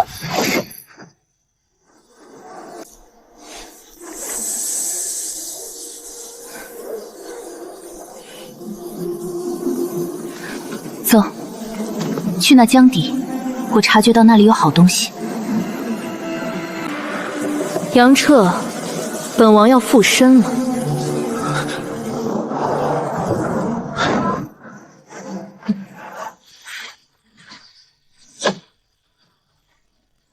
再坚持一息，杨彻，过一会儿这禁制就会消散。这里是一个入地底的门户，待禁制消散的刹那，你就必须同一时间进入，否则这禁制重新将门户关闭。我们想要再进入，恐怕得等到半年以后了。不错，我知道了。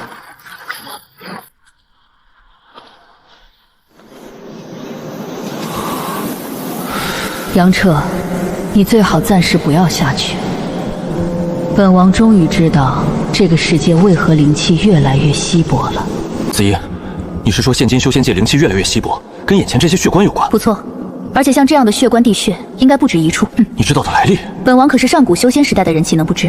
若本王感应没错，那中心区域的百卷血棺内，极有可能是跟本王一个时代的生灵。本王也没想到，这江国一条不起眼的大江之底，古师宗设时代起就非常强大的宗门，每一个弟子蒙人都练有一具无比奇贵重的生灵，就叫古血尸。若精进具古血尸炼成以后，都必须以血为食。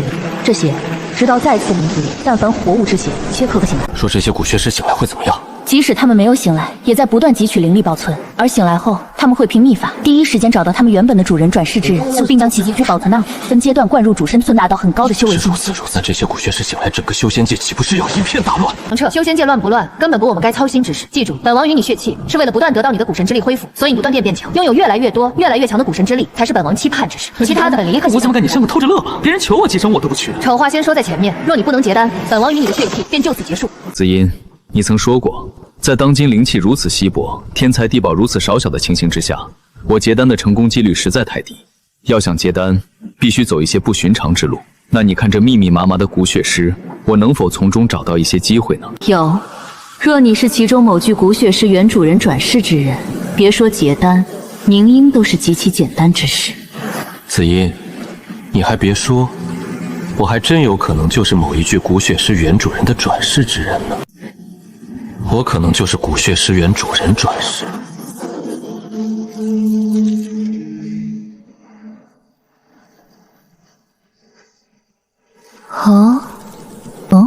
你一只虫子想成为古血尸主人，还真是敢想，本王佩服你的勇气。子音，我是说真的，我隐隐感觉到这其中一具血棺就是我前世的古血尸。我刚才之所以想下去一探，就是因为有这种十分诡异的感觉。当真？如此重大之事，我岂敢胡说？那你能感应到是哪具血棺，在什么位置吗？当然能，不在中心区域，但紧挨着中心区域的那一片血棺之中。杨彻，你可要感应清楚了。本王告诉你，中心区域内百具血棺是王级古血尸、兵级，以他们为中心，性使格子向近四周扩散。那王级比古血尸旁边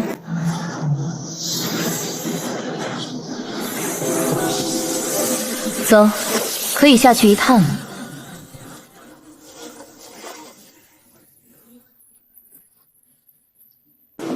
子怡，这些降级以上骨血师真的没办法彻底灭掉吗？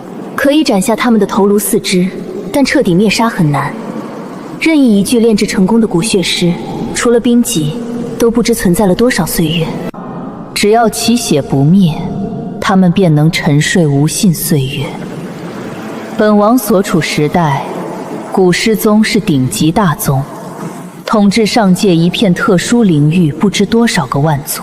上界，就是你说的那个存在仙门的世界。不错，修仙之人想要飞升成仙，都必须进入上界，找到仙门之所在，才有望飞升。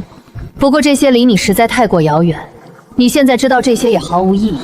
子怡，依你之言，这些沉睡的骨血师灭不掉，只能等他们醒来，祸害整个修仙界。若非本王并不是这个时代的人，你以为凭现在修仙界能发现这上古禁制？真的吗？而且本就算是有事要发现，一旦等到净土塌，尤其不那100具亡祭骨血师吸食足够的鲜血后醒来，若按正常时间醒来，这方小世界很可能不复存在。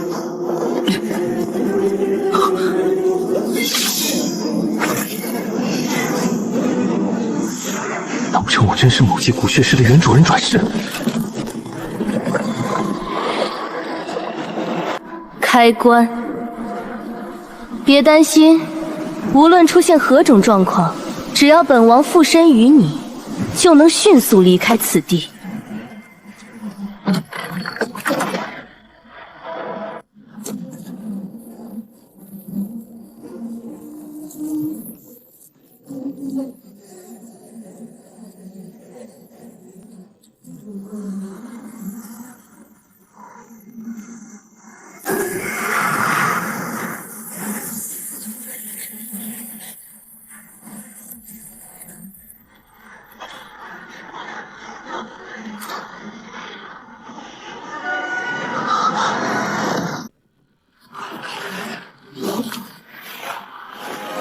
你并非他的原主转世，真正的转世是你已灭杀的罗简。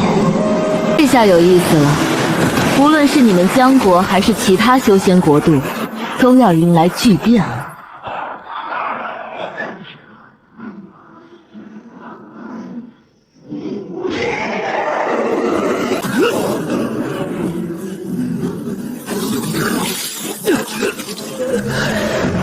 云绝卷推动1寸厚的紫黑幽芒护体剑芒缠身，难道今天我就要死在这里了吗？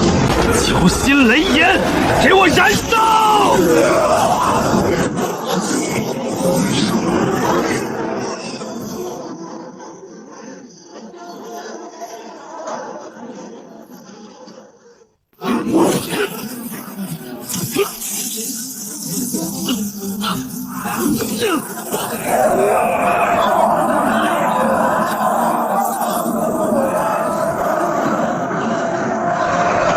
杨彻，别冲动，能进入此处地穴的门户应该不止这一处。你现身体被打出猎物，本王也不敢轻易附身，你可安排出此地。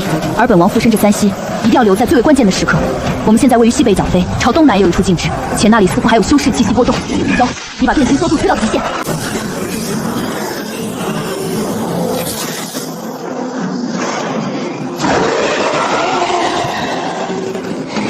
居然会瞬移！原来是这双散发着诡异光芒的云靴。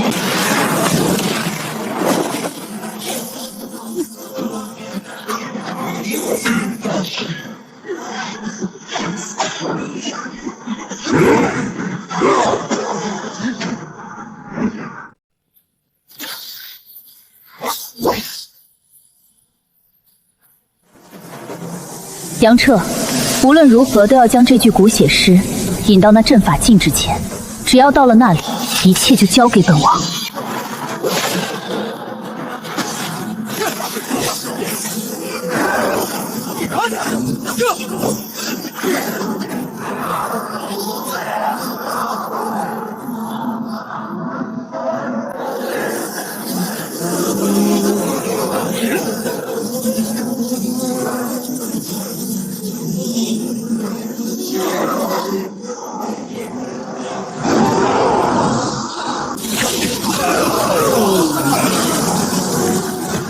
我就知道这赤火枪挺不一般，却没想到这群飞虫还能救我一命。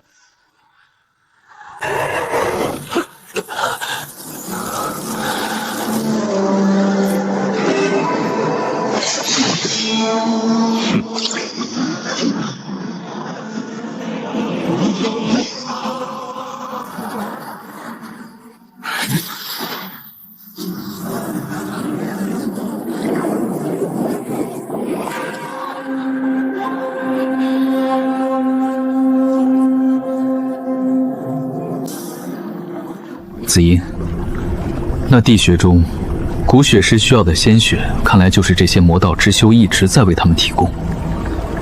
只是不知，这些古血师出来之后，为何反而杀了他们？古血师在未找到主人之前，等级越低，眼里便越是只有鲜血和杀戮。这些提前跑出来的古血师，显然都是没有吸食到足够的鲜血而行为，是以他们见了任何生灵，都只想着杀死，从而吸食其血。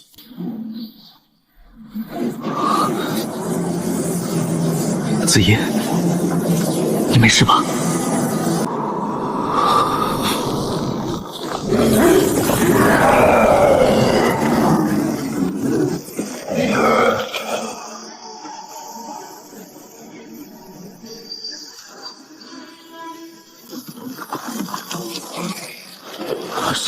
什么东西？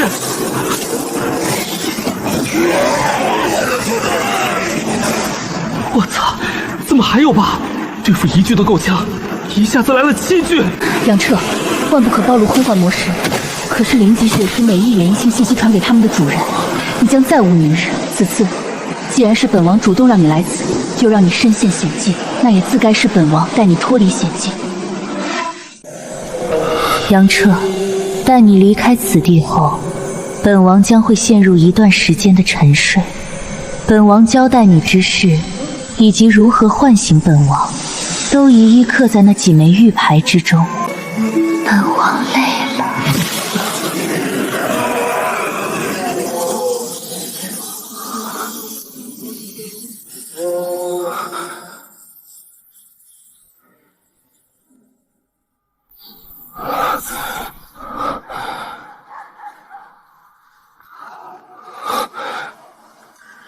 紫音，看来紫音还真是累了。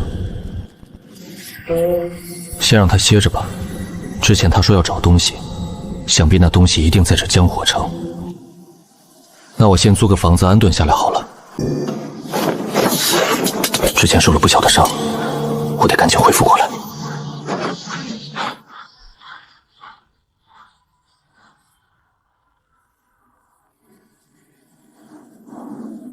恢复的差不多了，我也得去看看这灵级古尸，说不定还有利用价值。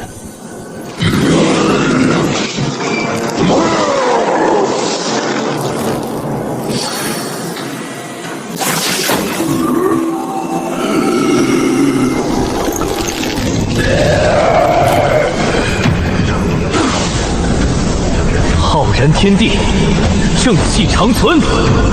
进！慢慢抹除罗姐那丝命魂气息，这具灵级古血尸终将成为我的七鬼生灵。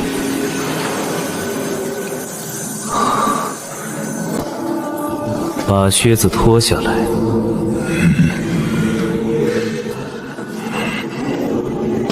脱下来。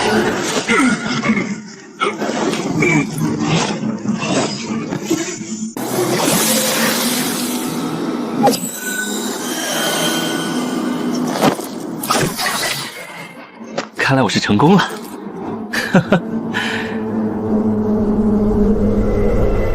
哎呀，杨道主，你可算出来了！荀道主，何事如此着急？哎，杨道主，你住了差不多有大半年了吧？我退你一半的租金，你还是另寻他处吧。毁约又如何？这小院现在是我黄某租下了，立刻给我滚！你聋了还不快滚！ 1万灵石。什么1万灵石？此院本是我租在，且居期未满，你想强租，自然要赔偿我的损失。你找死！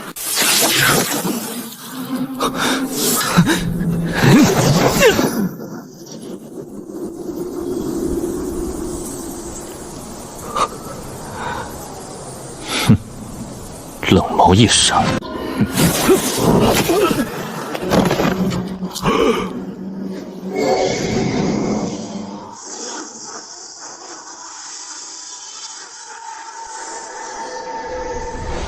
前辈饶命！是小老儿有眼无珠，还望前辈高抬贵手，大人大量。为何毁约？前辈你有所不知，这半年来，城外不少修士都涌入江火城，城内能住的房子差不多都住满了。这黄道友也是才从城外进来，打听到小老儿这里租了一位炼气期修士，才逼小老儿毁约。近来可有什么大事发生？前辈一直闭关有所不知，现在修仙界可是变了天了。大约2个月前，城外出现了数不清的血尸，这些血尸实在太可怕了，最低都有筑基期实力。他们盘踞在城外，无论就直接杀死，然后吸干这些生灵的血，可怖之极啊！看来那些古血尸已经开始四处寻找原主人的转世之人了。荀道友，江火城还有凌霞宫没派人出去灭杀这些血尸？前辈有所不知啊，不论江氏家族还是凌霞宫都派了弟子前去灭杀，可是，这些派出弟子当中，不知怎么的，竟有人选择了那血尸一伙，且修为提升快得惊人，反过来疯狂灭杀江火城和凌霞宫的人。不止江国，邻国也会同样。给你2个选择，吃了这丹药为我办事，或者我杀了你。很好，走，带我去访视。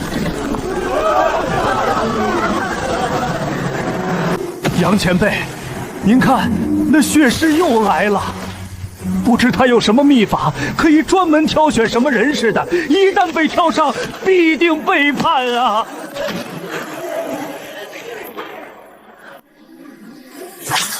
去！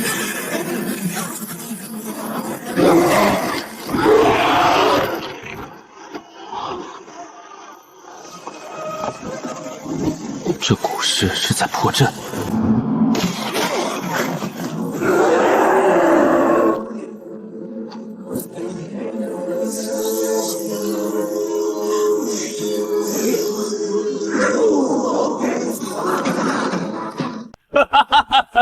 我刘松入赘你秦家多年，为你秦家当牛做马，立下多少功劳，可你秦家是怎么对我的？辱我，骂我，个个大肆嘲讽我，欺我刘松只是一介赘婿。刘老，别犯糊涂，你一矿奴出身，怎么可能是什么古强者转世之人？快跟我们回家吧！好你个秦四，别以为我不知道你让我入赘秦家的目的，不就是看中我手中那本血灵经吗？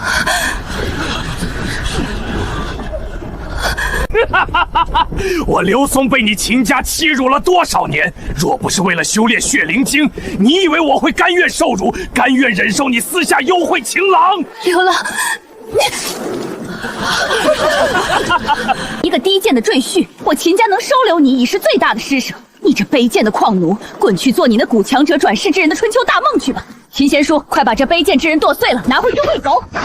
哎，切勿动怒啊，兄台。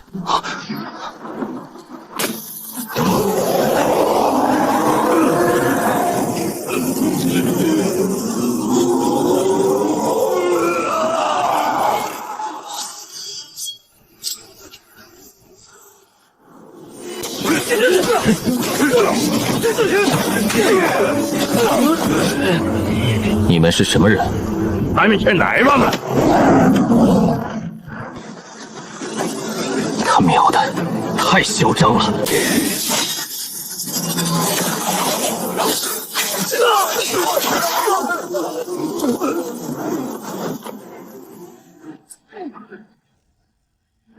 你们究竟是什么人？前辈，这是发生了何事？荀阔，可认得这些人？容小老人先查一查。怎么，莫不是有什么难言之隐？荀阔，荀道友，还请前辈杀了此人，小老凤定一一详细告知前辈。你直说便是。阿花，此人身后是整个……再问你最后一次，你是何人所派？又是如何发现我的？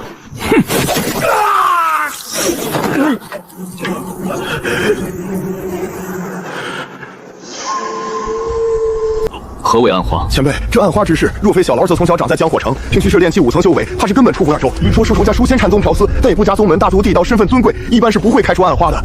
若非生死大仇暗花，可见这2个修仙大族都对你恨之入骨，却又不敢光明正大来找你报仇。前辈请看，这些人都没有储物袋，法器直接带在身上。然后前辈再看此人，他怀里有2颗一模一样、非常特殊的骨肉颗粒，骷髅头代表的胃痛暗花。2颗一模一样，代表是同一人被开出了2道人头暗花。这些人毫无疑问太过贪婪，将2个暗花同时接下了。灭，将你身世侵入这玉夺中。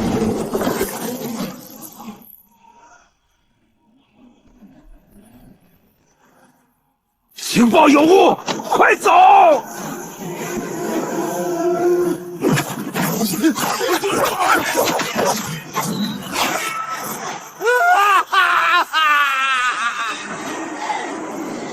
雨阔，接了暗花的人到底知不知道是谁开的暗花？他们应该不知，但是他们上头的人应该知。也就是说，必须找到这群人的谁开的暗花，对吧？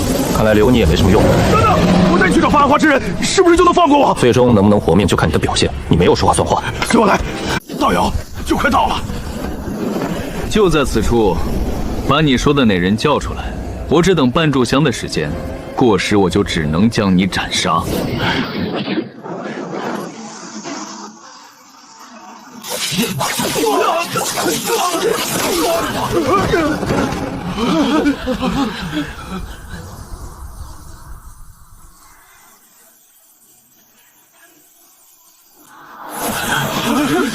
杀了他！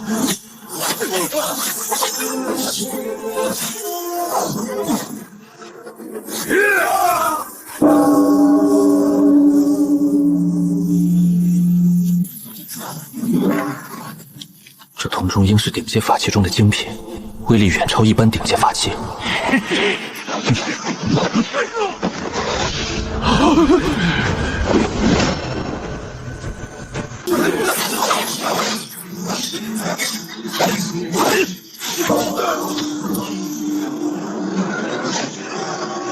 我这飞剑速度极快，我就不信你们躲得过。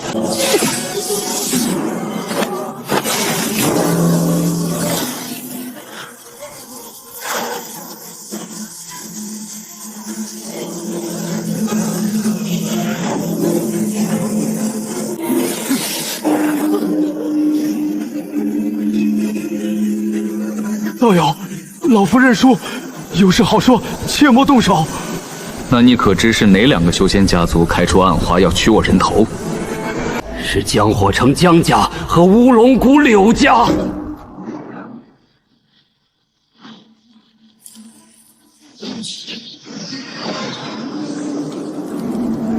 江火城江家。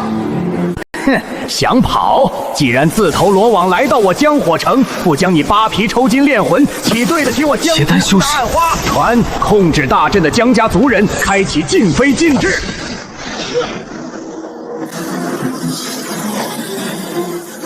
回家，不远了，5时星了。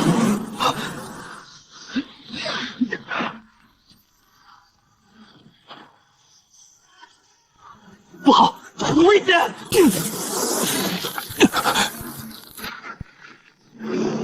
咦，居然躲过了！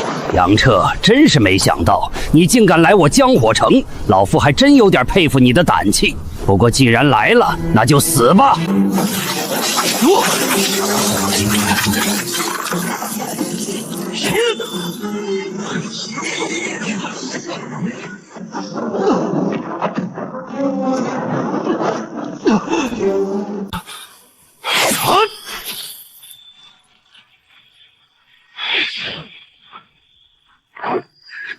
此子竟然拔下了青剑宗一柄阵风古剑，绝不能让他回到青剑宗。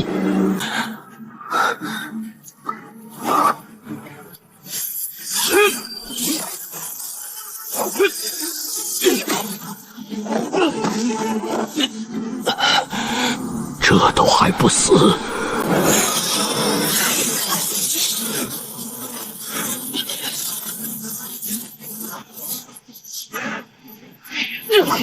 要让我死没那么容易。只要再有一剑，这光照必能被刺穿。哼，再是天作奇才，你也必死在这儿。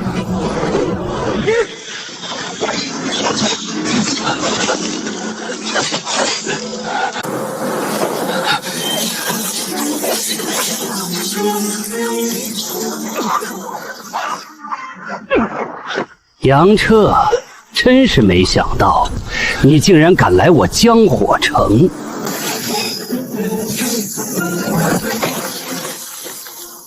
啊！瞬移？怎么可能？此子身上竟然有能瞬移的法宝！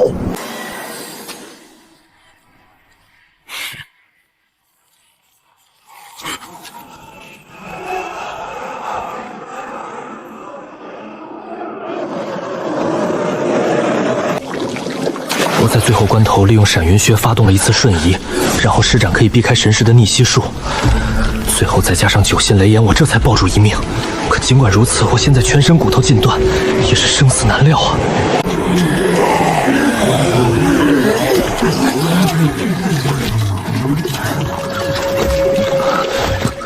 你是杨彻，当年矿山一起挖矿的杨彻。刘松，老子偷偷给你减了重量的石硝，可还好用？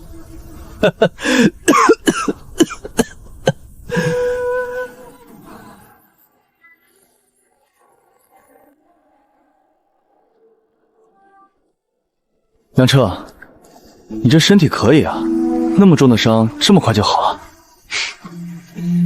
那还不是仰仗你大鱼大肉的给我补得好？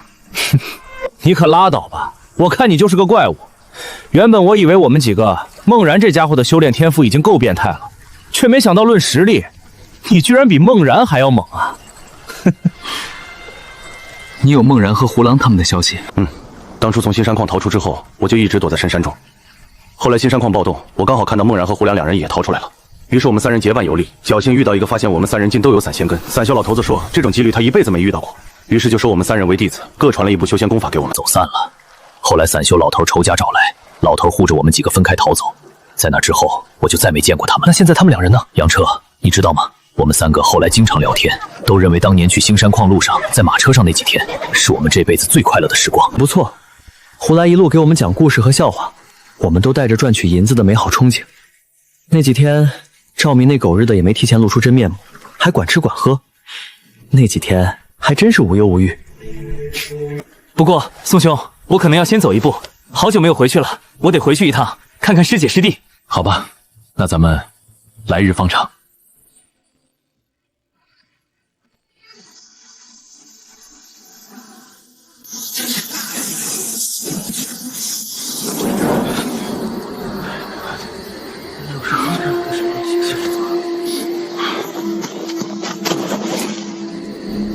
有意思。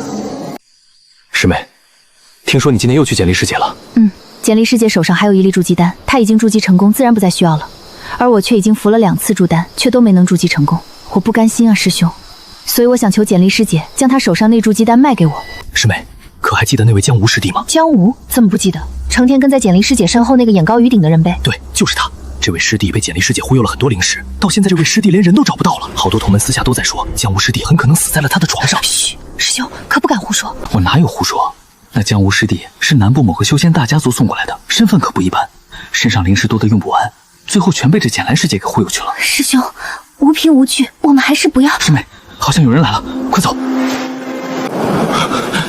简师姐，我们错了，不该在背后议论你，求你放过我们。南师妹，本来还想放你一马，只杀这马秋生。不过既然你认出了我，那就一块儿去死吧。